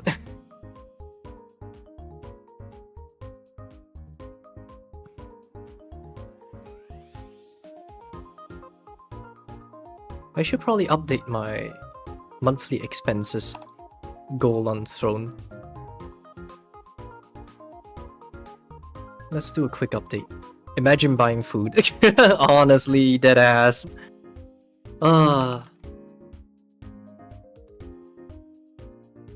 Right.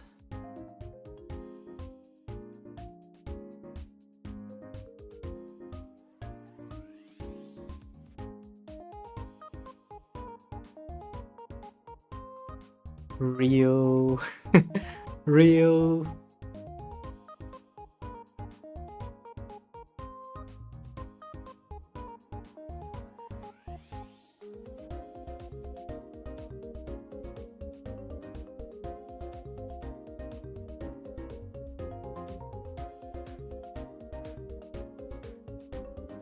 Save gift.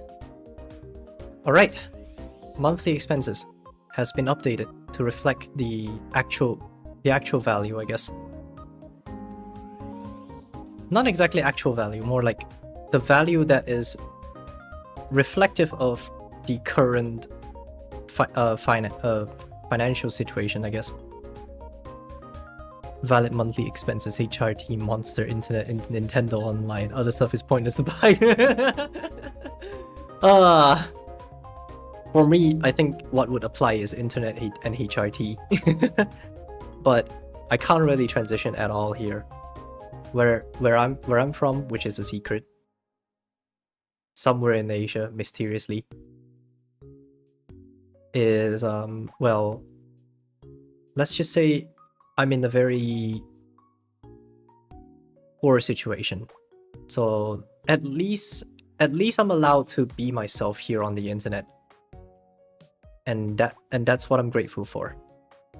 And I hope to live somewhat of a livable wage to at least survive in my circle. In my bubble, aka my room. That's probably all I'm asking for the time being, and then we'll scale up from there to like moving out and moving away to a better place. But again, distant goals. These are all distant goals. Let's upgrade the setup first, and then we care about everything else. Upgrade setup and get livable wage, and then we'll talk about everything else. So, yeah. I'm glad you guys are hanging out with me nonetheless.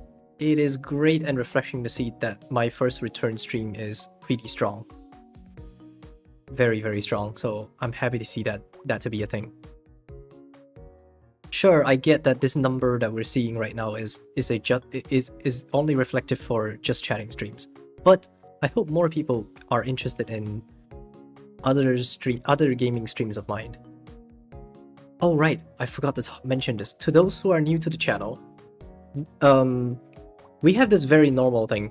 Every month there will be one just chatting stream that allows everyone in the chat to set loose things that they're technically wouldn't be allowed to say, wouldn't be allowed to talk about in topic specific streams like game streams and stuff. So free chat would be very much free chat. We'll tangent as we go kind of thing, you know? Just make sure you don't get me cancelled. That's all there's to it. Don't get me cancelled, don't mention sensitive topic, that's all I ask for. Simple as that. Dead simple. So that definitely means avoid politics at all cost.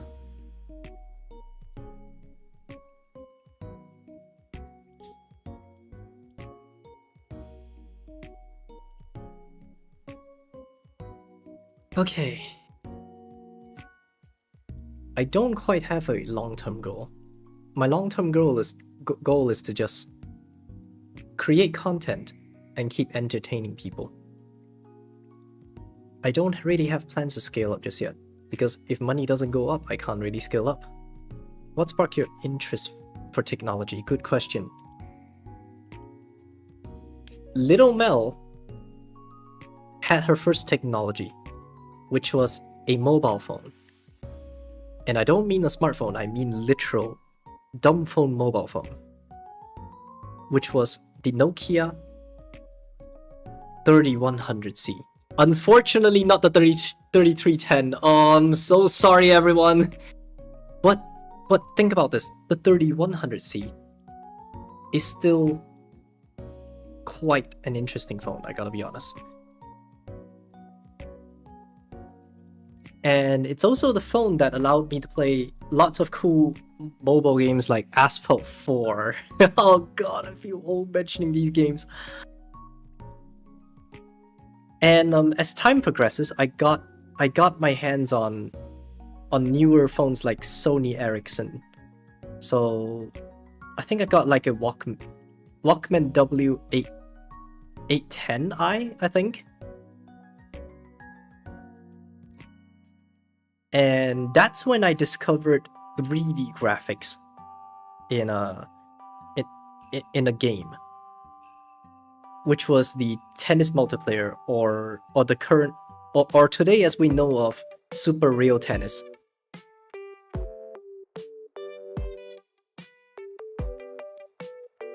So I love playing Super Real Tennis. In fact, I really want to play competitively with people, but people, oh man, the family members around me, they have Sony Ericssons and they don't know how to connect by Bluetooth. Oh, such a pain. Not to mention they don't play the game at all. So it's like, I'm so lonely. No one to play Super Real Tennis with me. So sad. Anyway, Surville, welcome back. So memberships, super chats activated. Just saying. But memberships are a little higher than the coffee rates. So like the reason why is because I'm still hoping to make 100 yen one way or another. So if you wish to pay exactly 100 yen, you have to go to the coffee side. But nonetheless, the benefits between coffee and YouTube is not different. They both should, in theory, be the same. But the Discord integration for YouTube memberships is currently still not there yet, because Discord still hasn't recognized my YouTube partner status yet, so this will take some time on Discord's end. But yeah, right now we're talking about classical mobile phones. Inro asked, what sparked your interest for technology? And my answer is that my first technology was the Nokia 3100C. And a mobile phone that sparked my interest. And as time progresses through the Sony Ericsson phones, I got my hands on a Sony Xperia X10 Mini, which is a pretty small phone still. Oh, like that, right? I hear you. Thank you very much for the super chat. Thank you. Ah, gosh. Okay. I used to have an Express Music, but I forgot which one it was. I don't remember what Express Music was. But the X10 Pro Mini had a keep. Super cool. Yeah, the keep was fun. I like the keep. The keep really was fun. Nokia Express Music. Okay, we didn't... I don't think I had that. Either that or I don't have internet access with that. Now it's time to guess how much is that in your currency. I mean, it's a blue super chat, so I guess probably 150 yen or something? Let's do a currency conversion.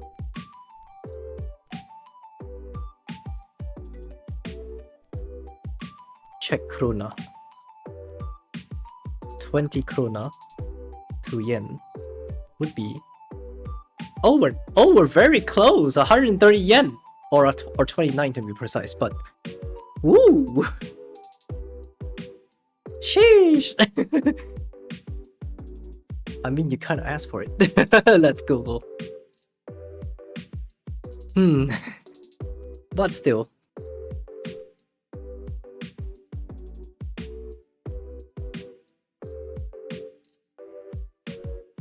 Right, where was I? So the X10 Mini was my first exposure to a smartphone operating system. Anyway, enjoy. So thank you very much. Thank you. Right. So my first... Oh, Symbian doesn't quite exist here, unfortunately. So my first exposure is straight up, yeah, that's Android 2.3 Gingerbread. Amazing stuff. Real. The Android market definitely did opened like a weird gate for me to think like, whoa, so this is how people install stuff nowadays? You no longer need to rely on like installing jars? Wow. Fascinating. That was how I discovered the Android market. Yes, that was what it's called before the Play Store. To those who didn't live old enough for that era. It was insane, I gotta be honest. I did watch a very controversial film on it, but that's just child curiosity. I didn't know it was controversial until today. I'm sorry. Like, but even so, I didn't quite digest anything that went on in that film. But I did remember some aspects of that film, but I can't really explain or describe what went on in that film because it is a very, very controversial film. More like sensitive rather than controversial, but it is still controversial to an extent. So we're not gonna get into that for now. Actually, not for now. Straight up, never. We're never getting into that. My first smartphone was an iPhone 3GS, which got me through middle school. Best thing that beat that thing into the grave. It was perfect. Nice. For me, however, I still had the X10 Mini as my phone for a while, and then for whatever reason, I think the X10 Mini died or something. I went back to a Sony Ericsson phone, and I was introduced to an iPod Touch. I don't know how, but Papa Mel and Mama Mel, when they were adults around that time, I felt like they might have predicted that Apple is going to climb the literal ladder with technology and probably hit social status, I guess. But anyways, I got the iPod Touch as a 4G, So 4th gen iPod Touch. And it was like my first even more modern operating system, I guess, which was iOS. iOS 4? Yeah, 4.1.2, I think. And the goofy part is very long after, like when I start to have when I was introduced to my first smartphone ever, sorry, second smartphone ever after the X10 mini, would be the iPhone 4S. That would be my second smartphone ever. So to people who don't really watch the stream, they won't know that they won't know that I have equal exposure to both iOS and Android even as a kid. So I don't really I have the idea of hating bias between the two. Like, phones are phones, so it's mostly preference. The technical preferences inside the OS is what keeps me in. And also the whole business politics behind each side. Inros' second phone was an LG G2X, which was renowned for being the world's first dual-core phone. NVIDIA Tegra. Ooh, Tegra. Ooh. Sorry. Sorry, it was such a rare processor. It felt weirdly, you know.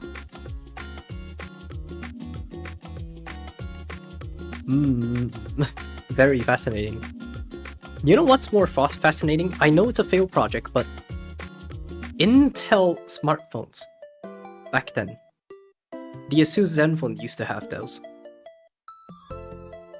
but it seems like it did not take off at some point. So too bad I did not get any of those phones. Ah, gosh. But yeah, after the iPhone 4S, I did not really have an Android phone after that. I instead upgraded to an iPhone 6. Bendgate was the thing. In fact, let me just have a look at the iPhone real quick.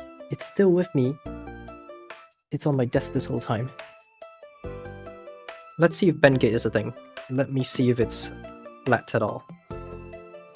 Do I have anything flat to compare against? Yeah, this should work.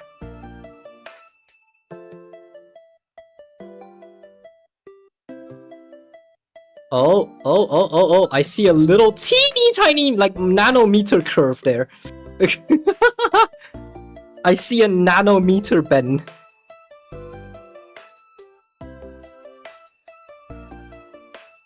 I was expecting you to bend it yourself. No. I used to put my phone in the back pocket, just like how everyone recreated the Bendgate.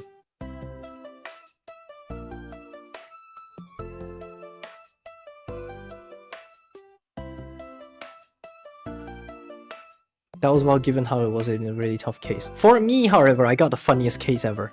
Listen to this. Like, listen to this piece of shit. It's a thin aluminum case. Like, full of aluminum all around.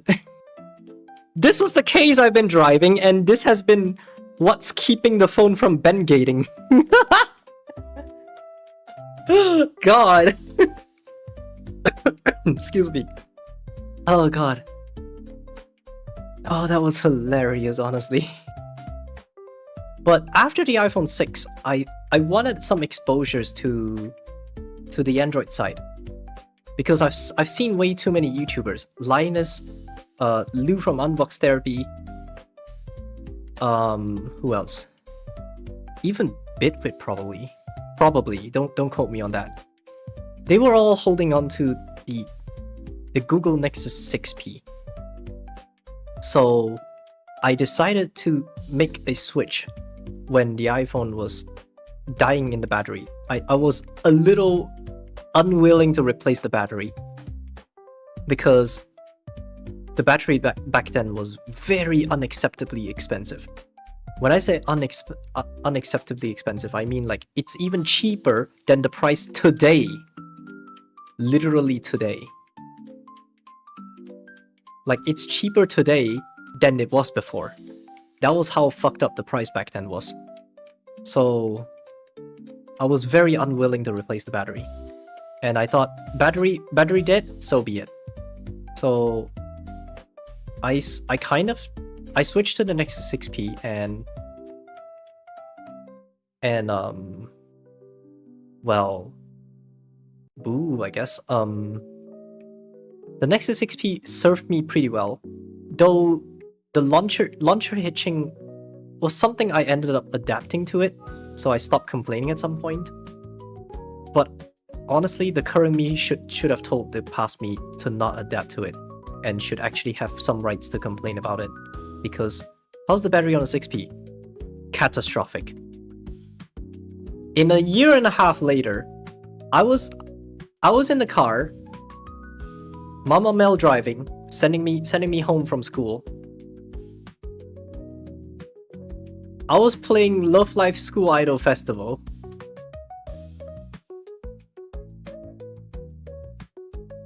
Well,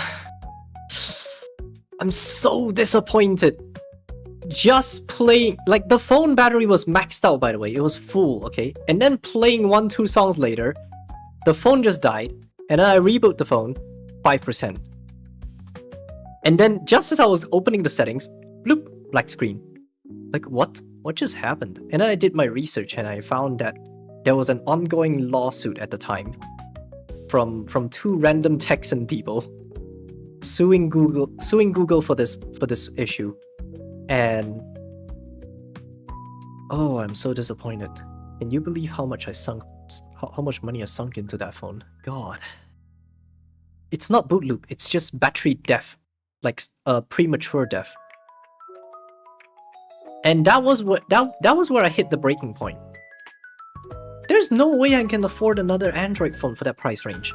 So I ended up changing the battery for the iPhone anyway. But wait for it. There's a good news to that. Don't worry about it. There's a good news to this. So I've got my battery swap and I continue to use the iPhone 6. But I was still a little dissatisfied with the fact that I have not gotten to gotten full exposure to Android altogether, like the full Android experience. I've already experienced the most of iOS around that time. iOS 6, excuse me, iOS 6, 7, 8, 9. I've also discovered jailbreak around those times as well. Jailbreak. I've done so much jailbreaking on the iPad Mini 1 that I also had alongside the iPhone 6. iPhone 6, yes. Okay, so and I've done everything I want to do to discover about Apple and what restrictions they put onto the OS. I'm getting bored. I want to venture a little to the Android side to see why Android people hate us iOS users so freaking much. So I wanted to understand them. So that premature death was such a bad taste in my mouth. But I was willing to forgive them because, like I said, Android is many companies. So that's kind of how they are allowed to pull to get away with this shit, because they're smaller companies and you can't really slap a massive punishment on such a small company kind of thing. Man, what a day. So I got the Razer phone, and honestly, today I do kind of regret. I wish Android was just like iOS, where you weren't able to skin it. I don't wish that. I wish for, well, we can choose launchers, but what I'm hoping for is better RAM management, better APIs for general performance, for general performance sake. Because what I'm seeing right now is people being set loose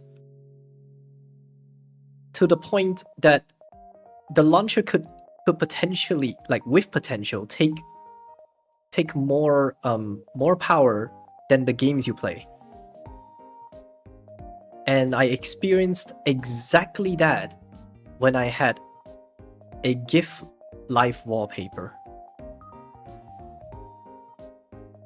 And dear Lord, Why does it take so much just for a GIF life wallpaper? Like,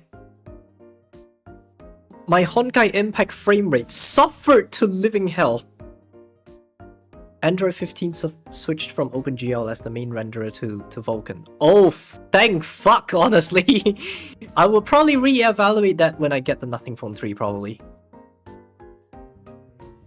If we've reached the donation goal for Nothing Phone 3, we will...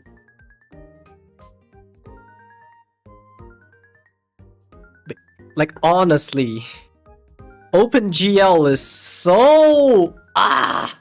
Yesterday, like... Sorry, can I use my Valley Girl accent for this? Like, oh my gosh, that OpenGL is so yesteryear. I'm gonna stop. That's so embarrassing. Oh god. Okay. Right. So the Razer phone, I think I've told enough of that story on that rage baiting Razer phone video. But there's, I think I did not mention one thing about the Razer phone. It too died a year and a half later. So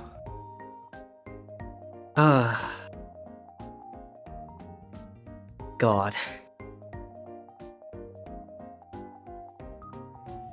And I thought, okay, maybe after I switch to the next Android phone, I kind of want to discover custom ROMs a little bit more. Since the Razer phone is a treble compatible phone, I want to put in a treble ROM into it. Nope! Bricked it very quickly. And reasoning, I've explained it in the video.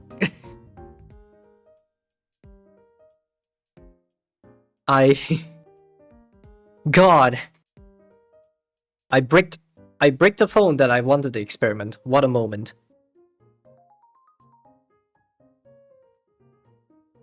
Hope your Nothing Phone experience actually goes as well as it has been for me. I hope if donators can donate for a Nothing Phone 3, that would be nice.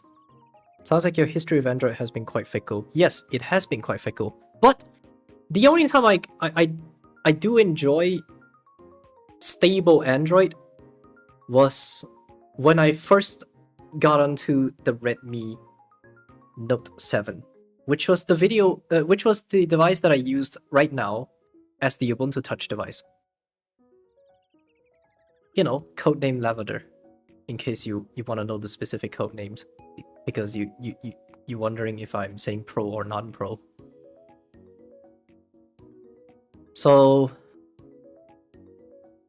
I liked it as a phone, and as a phone that only costed like what, $200? At least MSRP $200. And here's the crazy part. Here's the crazy part. I got it for 100 yen under contract.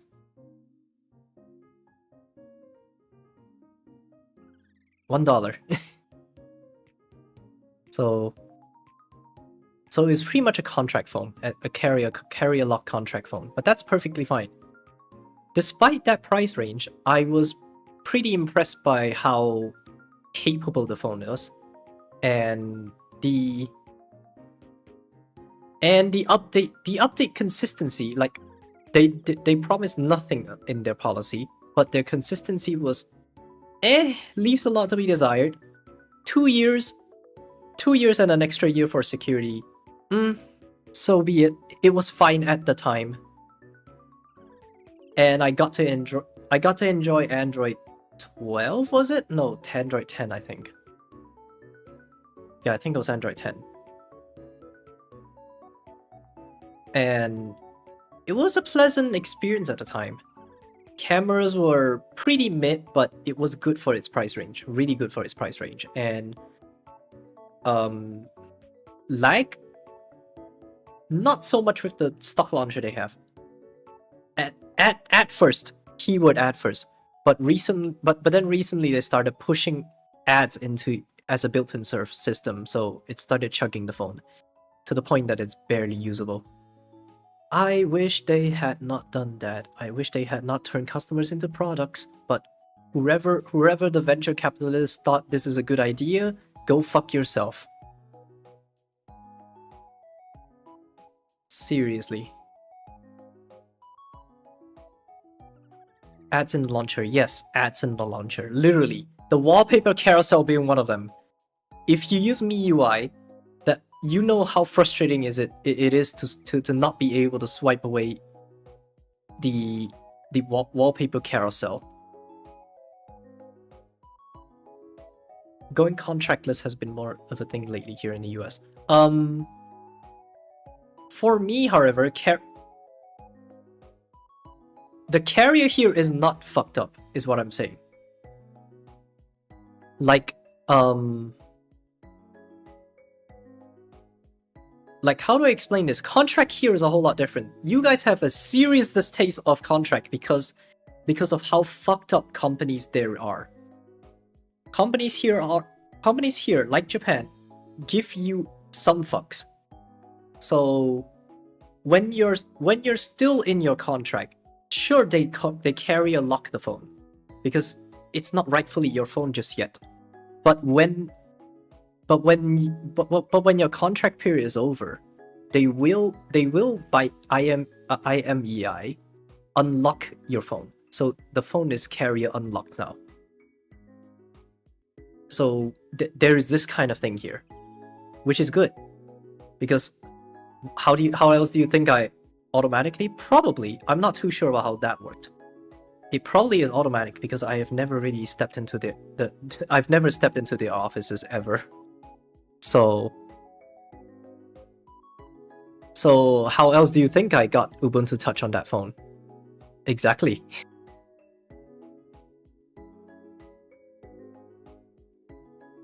So I'm glad that companies here are not as fucked up as the ones in the US. So I get to enjoy something like this and not worry too much when it comes to carrier locking.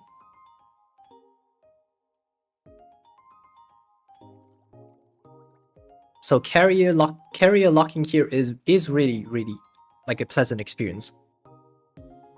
Which reminds me, it's probably the reason why there's so many iPhone users in Japan. Because they're not as distasteful. And also they're a hell lot cheaper there, obviously. Like, you know, crazy deals there and stuff. Carrier locking here is difficult and annoying, bleh. Yikes. But anyways, so my problem with the Redmi Note 7 was it has a very weird touch ghosting. Not like out of nowhere ghosting. It's like, imagine you do kung fu punches and then you just barely like probably a centimeter from your friend's face almost accidentally punch them, but your friend feels the gust of wind from your punch. So imagine that, but imagine doing that with your touchscreen. There is premature touches on the touchscreen. And it kinda bothers me a lot, because this prevents me from properly playing Bang Dream, a rhythm game I play a lot back in the past. It not flitches, it's more like it actually just false positive touch because it felt it through the whatever freaking wind there was.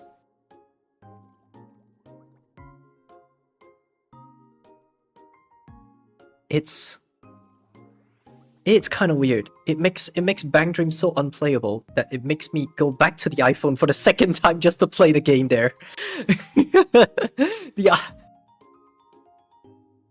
Oh, we got a very good note for that though. However, I was happy with the Redmi Note 7 at the time, despite such challenges and problems. Apple official called me, literally. Like, the phone number literally is 1-800-APPLE.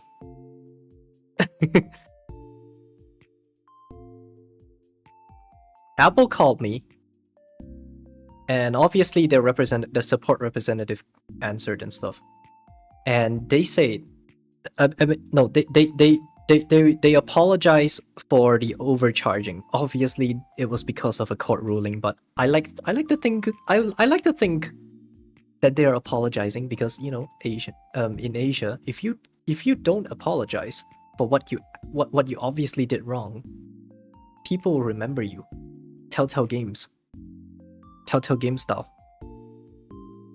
You better apologize, or we'll forever remember your wrongdoings. But anyways, so Apple apologizes for their overcharging of the battery replacement, and they decided to return the extra money that was charged from the previous battery replacement. How many years was that been? That was like, holy shit, that was like probably 3 years even. 3 years ago, since that call, since the battery changed to the phone call. And the money did arrive. I'm happy. At least they owned up to it and compensate worldwide. Keyword worldwide, because remember the whole battery lawsuit with the Nexus 6P? It was ruled that Google was being that Google sucked and they have to compensate customers. Unfortunately, the court ruled that they only have to compensate for the US and Canada the US customers only. You could not tell how angry I am at the thought that I will not get any bit of my money back for a phone that became a paperweight in just 1.5 years.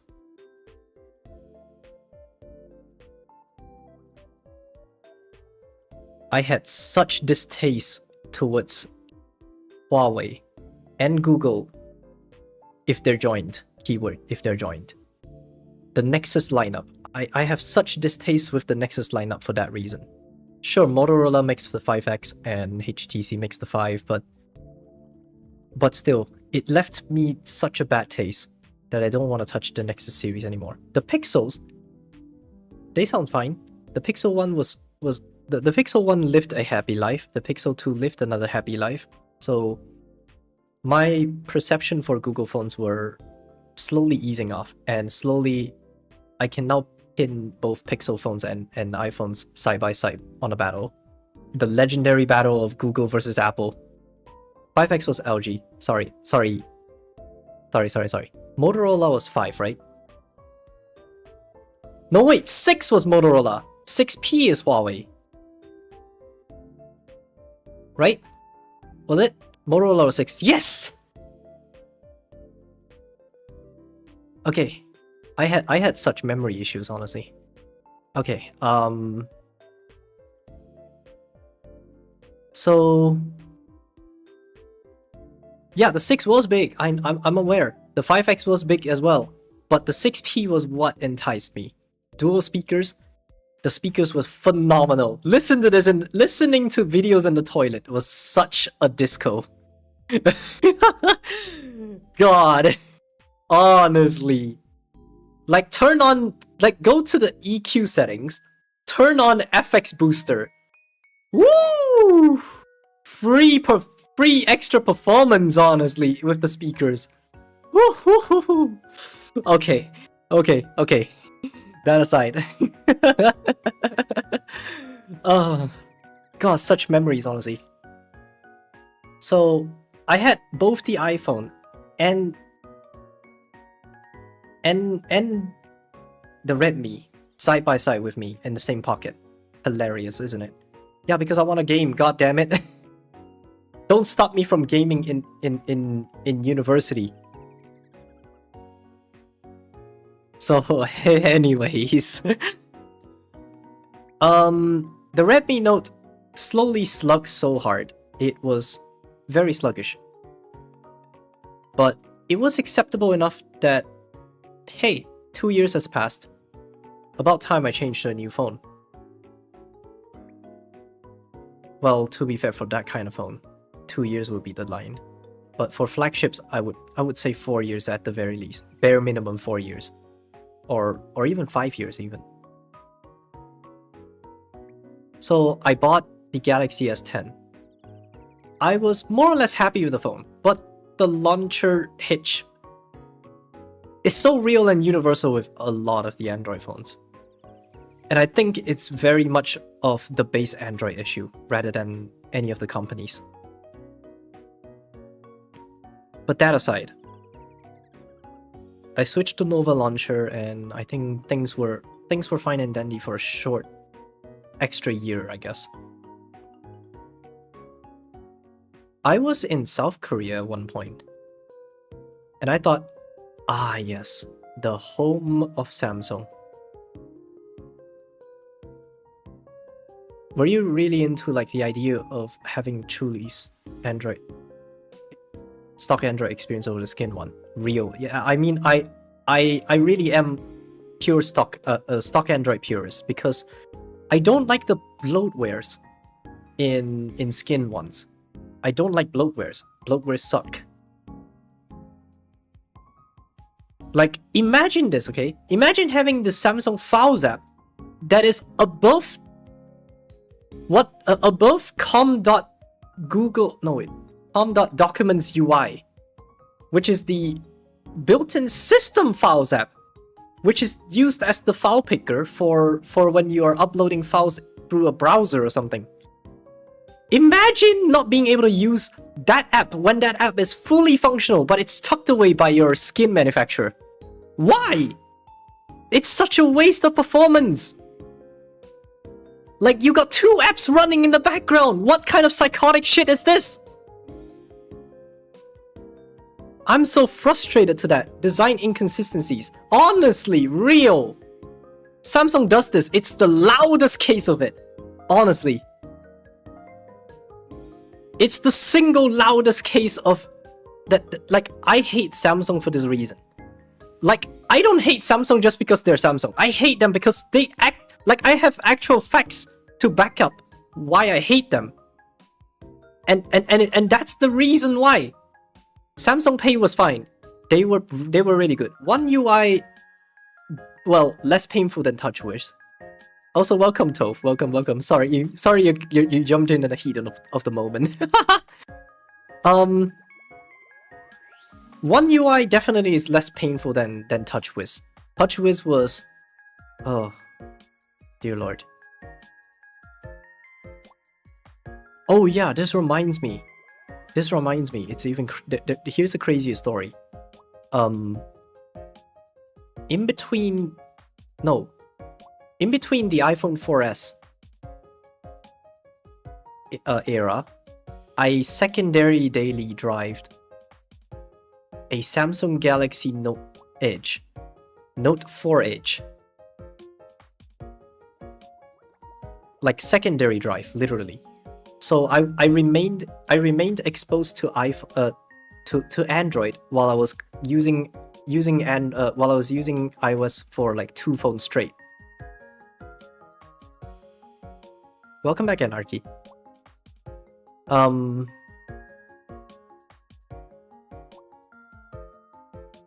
UI is okay on its own, but I really dislike how they replace every single AOSP code on their own, and I've seen parts of the system in Torp. Yep.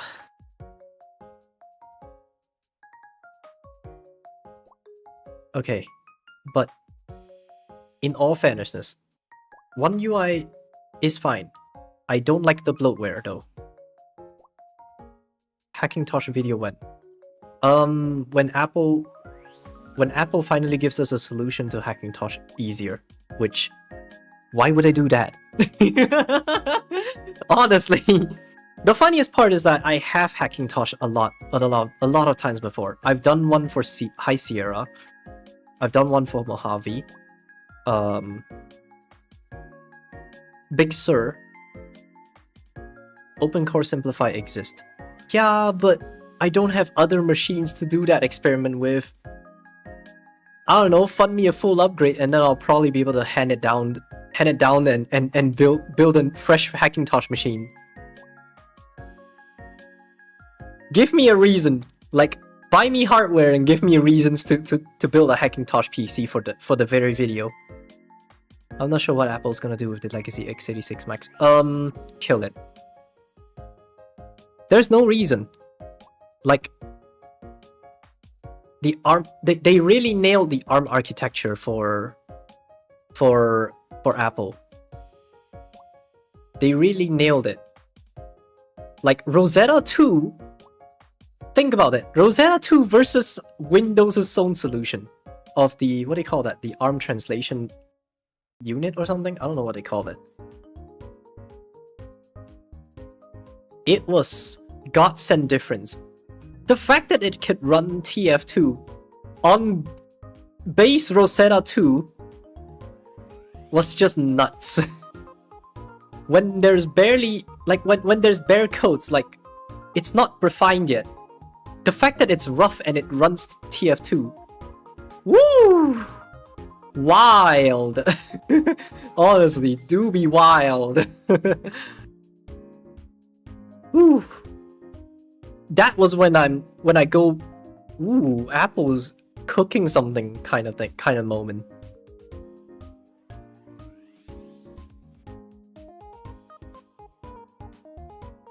And yep.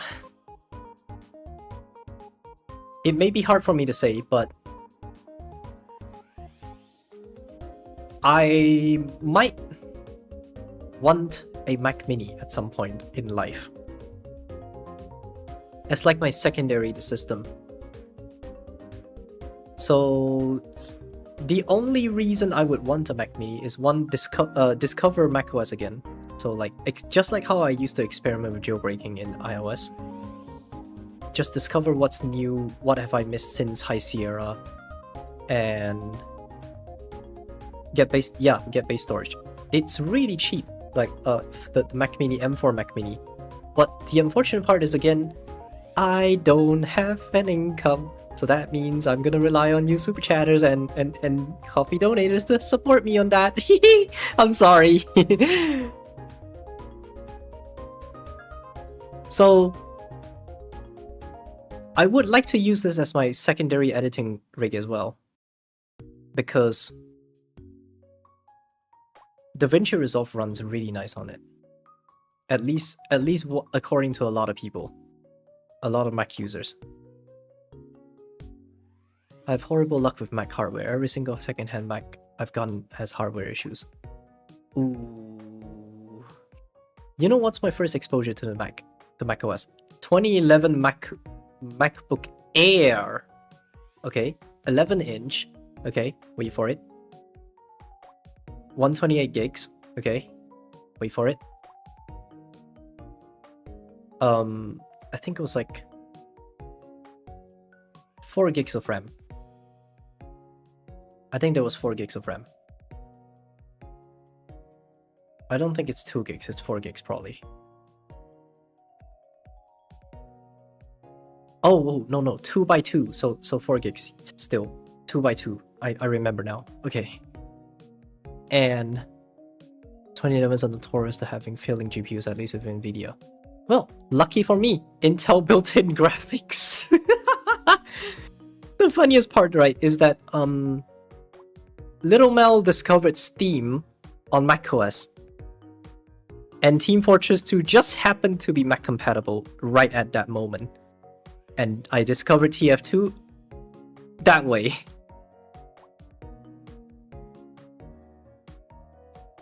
So anyways, that aside, I've stopped using the MacBook Air at some point, and I handed it out to Mama Mel. So Mama Mel used to use the MacBook Air as her, like, not exactly business, more like just basic accounting stuff, like, you know, tapping in numbers into sheets and stuff. All the basic stuff, but basic web browsing, all that stuff. And my thought process was crazy at the time. Scammers locally here don't care about macOS people because they don't, it doesn't make them enough money. So that means chances of malware is very slim. Not to mention, we don't need to install any software for what she needs to do. So that was massive like 5D chess galaxy brain moment. And we kept using the MacBook until we eventually say goodnight to it, which was 2024.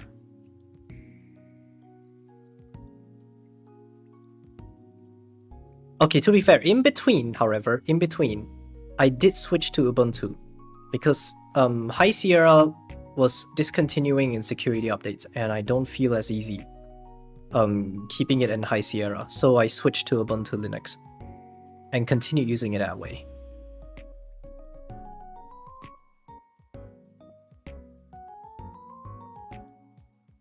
Since we're on topic of macOS, I don't like how some of the easy QL fixes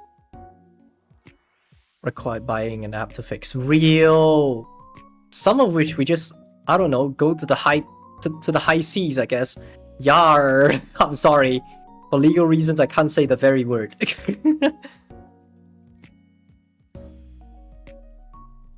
But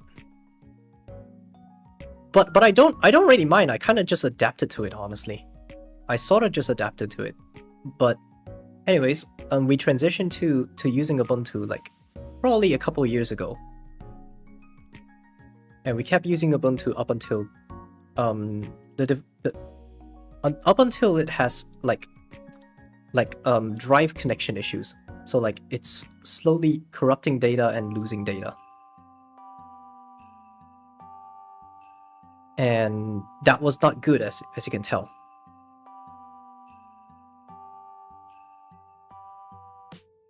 And well, it's about time to say goodbye to the MacBook, honestly. The display is already very fucked beyond repair. It was discolored as hell. Not discolored, like there is a lot of spots of blotches of like, imagine you accidentally threw bleach on it. Except we didn't do that. That's the thing. There is plenty of broken spots on the screen already, so yeah, that was a problem. But that aside, it's about time we say goodbye to the MacBook.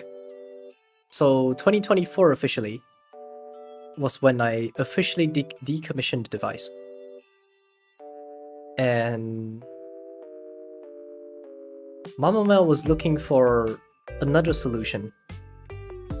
So I told her, while you're at it, try to get used to doing all your things on the phone. Oh boy. You know how easy it is for all of us to get used to it? Mama Mel kept complaining to me every day. So I kind of went, give me $800, I'll build you a PC that lasts you 7+ years. And that's how the PC case, the shit PC case video came to be. All the money went to the spec instead of the case. I left so little budget to the case. The budget for the case was so bare, like $5 bare. Like honestly, I was a psychopath. And I did get a lot of flack for the choice of case in that video, and I'm sorry for that as well. That I didn't make it clear that it was my personal weird choice for having that shitty case. Build a shoebox next time, silly. That reminds me of Austin Evans? Hey guys, this is Austin. I'm gonna stop. He don't say that anymore. He says, hello and welcome to, well, insert whatever, Mystery Tech. Or hello and welcome to This Is. It's so sad that the hey guys, this is Austin is so dead now. This greeting is dead now. God. It felt old now. Just as old as how long it has been since his house burned out. So, I'm sorry, no toxicity to Austin. All for fun. I have Surface Pro 7 box PC made for no laptop with an NVIDIA GPU specifically for sound voltex. Ooh! Sound Vortex! You've just lit up my excitement for arcade games again. I am a Japanese arcade video games enthusiast. You won't understand how excited I am for those kinds of games, and yet I don't think I can talk about it on video. Like, I can talk about like how things going on with it, but I can't really talk about me having it. Sorry, Konami. Sorry, Sega. Sorry, Bandai. Sorry, Taito. Who else do I have to apologize?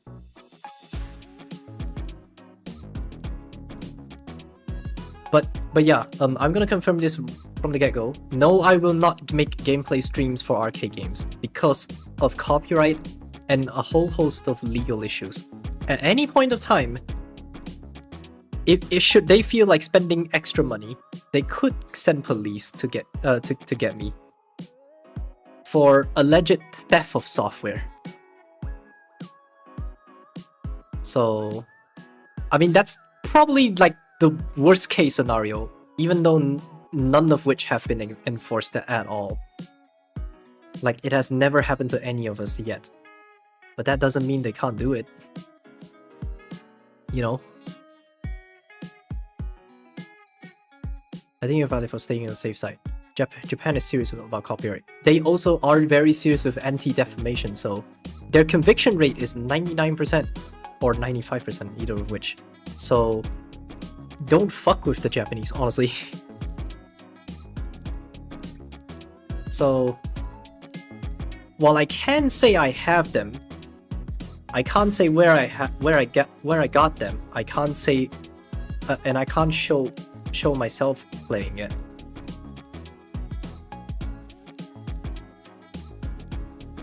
Though there may be workarounds for it. I'm off to bed. Good night. Take care, Robbie. Have a good day. Or have a good night, actually. Speaking of that workarounds, I thought about it, but I don't know how okay it is.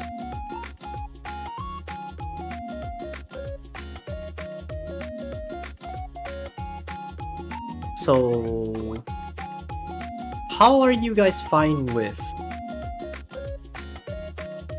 Discord?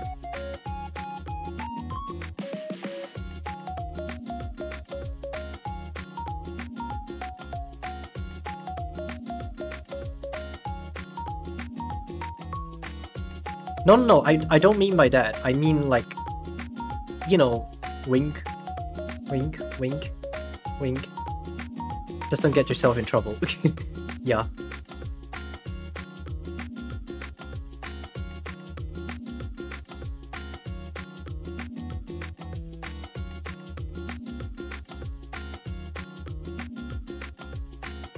Yeah, I streamed it before for friends. I wouldn't do it in a public server, yeah. But just what if, you know? We have a small little circle. Wink. Wink. Okay, let's not talk about that portion of arcades. Maybe something for the members? That would be cool. We could probably actually do that. Like, call it a game hangout. Oh boy, this VOD is not gonna survive, isn't it? I'm gonna keep it up until Konami or any company decides no. Keeping it so cockles just come in and bust you. Honestly, yeah.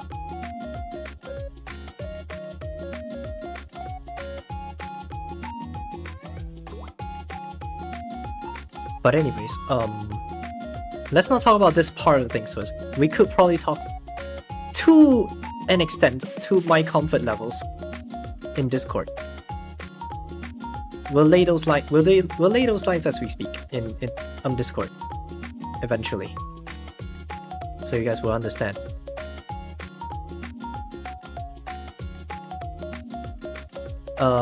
Right, back to the game part. My favorite arcade games in question are... What do I have to do to get access to the Discord server? It's in the description.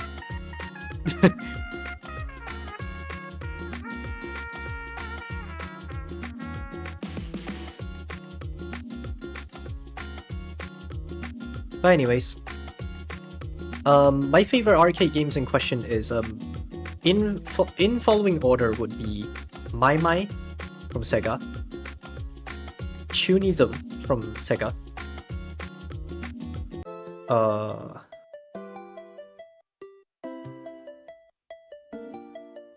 Taiko no Tatsujin or Taiko Drum Master from Bandai, Wangan Midnight Maximum Tune from Bandai. And lastly, I have not really experienced the real machine just yet, so I can't really rank it at all. Initial D, the arcade. Chunidom real cause I love the emo.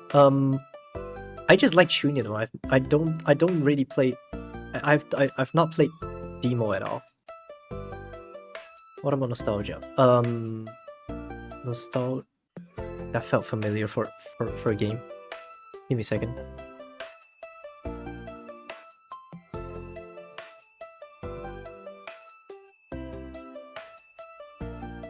Oh, it's a Bemani game. Hold on. Oh, I think I might have seen that machine somewhere. I might have seen that machine somewhere. Hold on. Let me just look at how the machine looks like. Is this the piano one? Oh, yeah. I don't have them here. We don't have them here. But,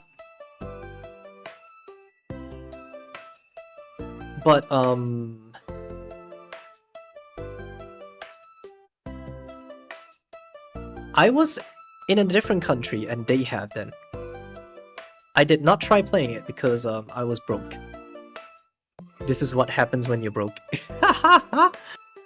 Honestly, I want a cabinet so bad in my room, but it's infinite. Yeah, honestly.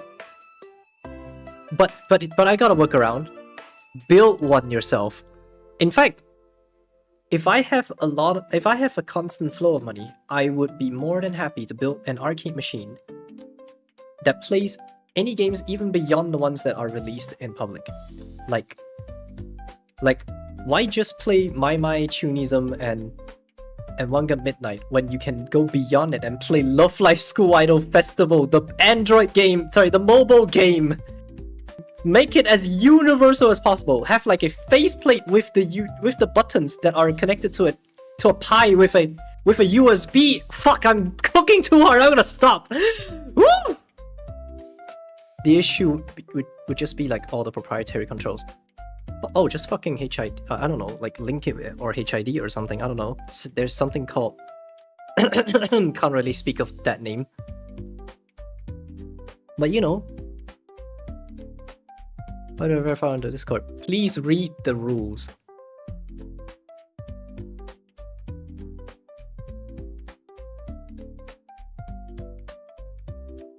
Read them thoroughly.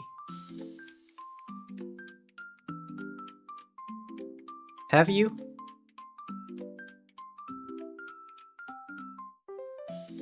Have you seen people on YouTube with a tuning cap and having it run off a phone? Yeah, I have. Yeah, I have. I know the concept behind that too. It was quite wild to think that someone had a Galaxy Note 9. Just, I don't know, it's crazy to have a Galaxy Note 9 running it. Woo!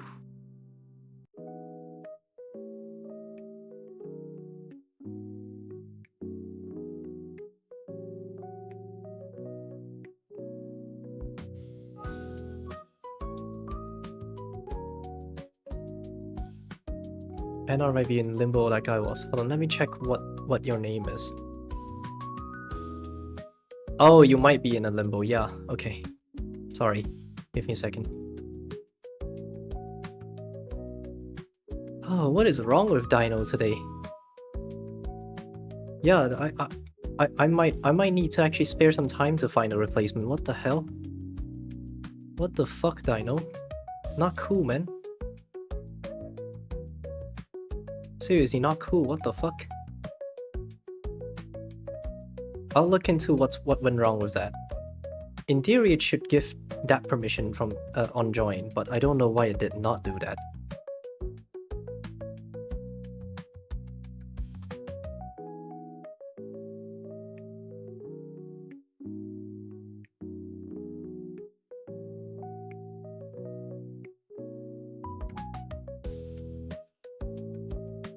Hey, thank you. Okay. You're welcome. Jeez. That bot is giving me headaches. Jesus.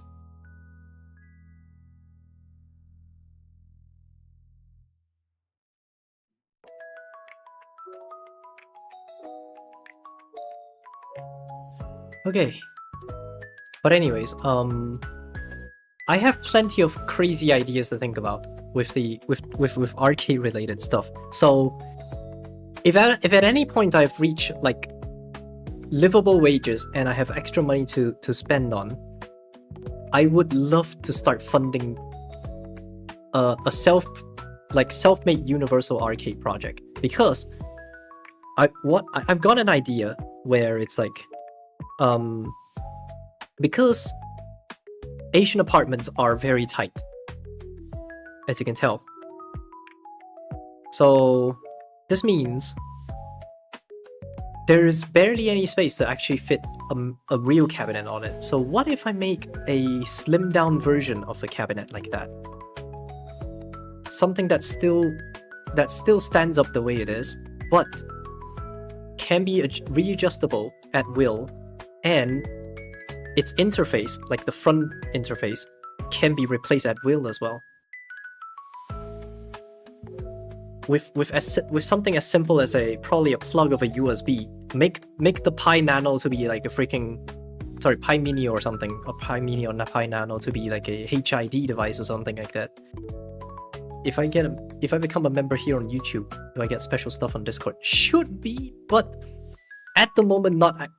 At the moment not, because Discord still hasn't recognized the fact that I am YouTube partner now, so I can't really integrate the member system in yet. Is it in yet? Nope, the YouTube button is still not. Discord! Come on! Not cool! Ugh. Anyways, I've been thinking about a VESA mounted screen with an SDVX controller as a bedroll setup. Maybe a small stand. My idea of this would be almost similar to that, but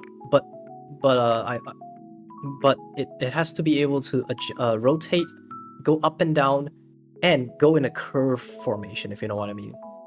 So that it's like angled sideways for games like Love Live School Idol Festival.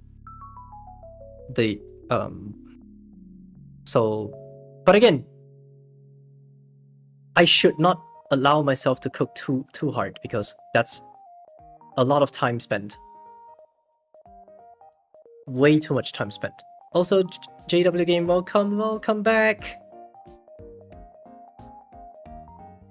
I shouldn't allow myself to cook too much, because I'm gonna end up wasting too much time and end up not doing actual content. And you know, today's the day where I let it all loose, but I'm gonna spend too much time and leave no for other topics.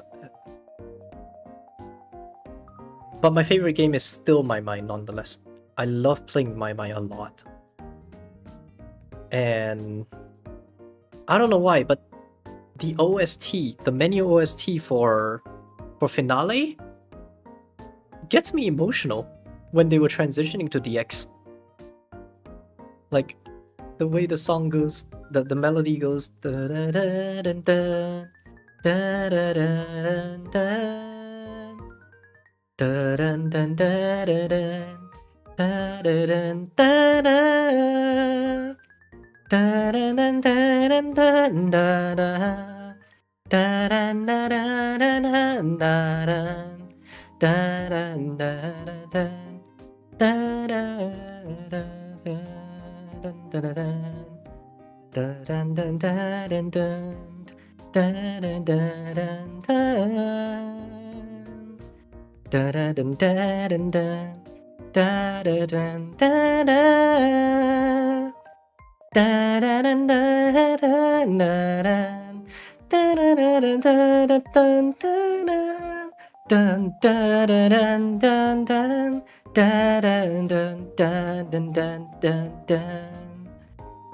this song, it's in my mind for a long time, and I love that version of my.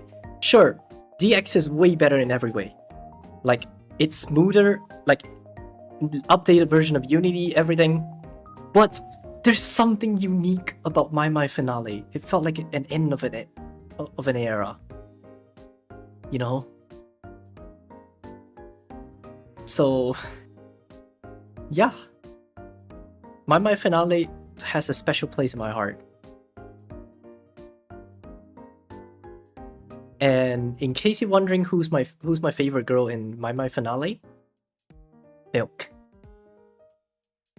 However, things that change a little bit. I like Otohime just as much as I love Milk. They're both so cute in their own way. My reasoning of liking Milk, very simple. Just watch my Japanese version of VTuber self-introduction, and you see why. While they're not really related, but you will kind of see the vibes relating to it.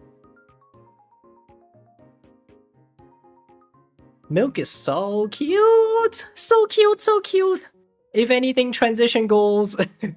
Ah, God. Okay. Woo!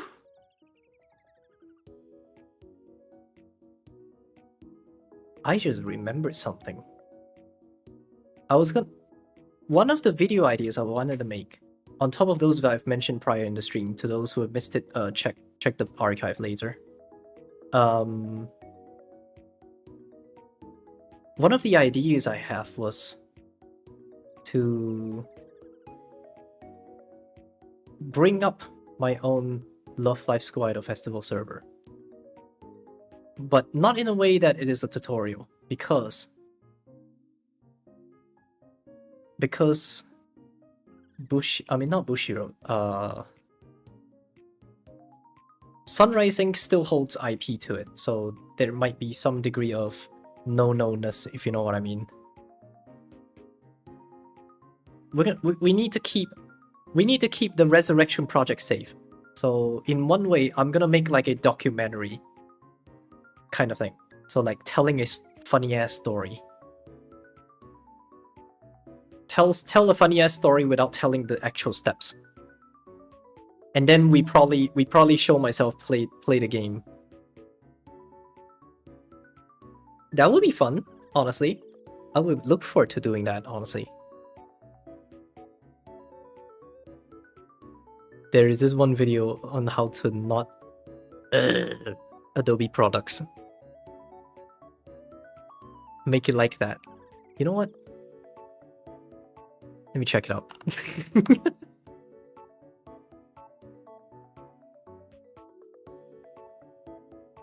We're gonna stop the stream.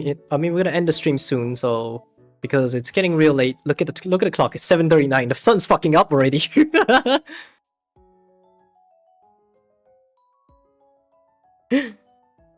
Do not search this. Do not do this. If you do this, you are bad. Let's make that an exception for Adobe. Fuck you, Adobe.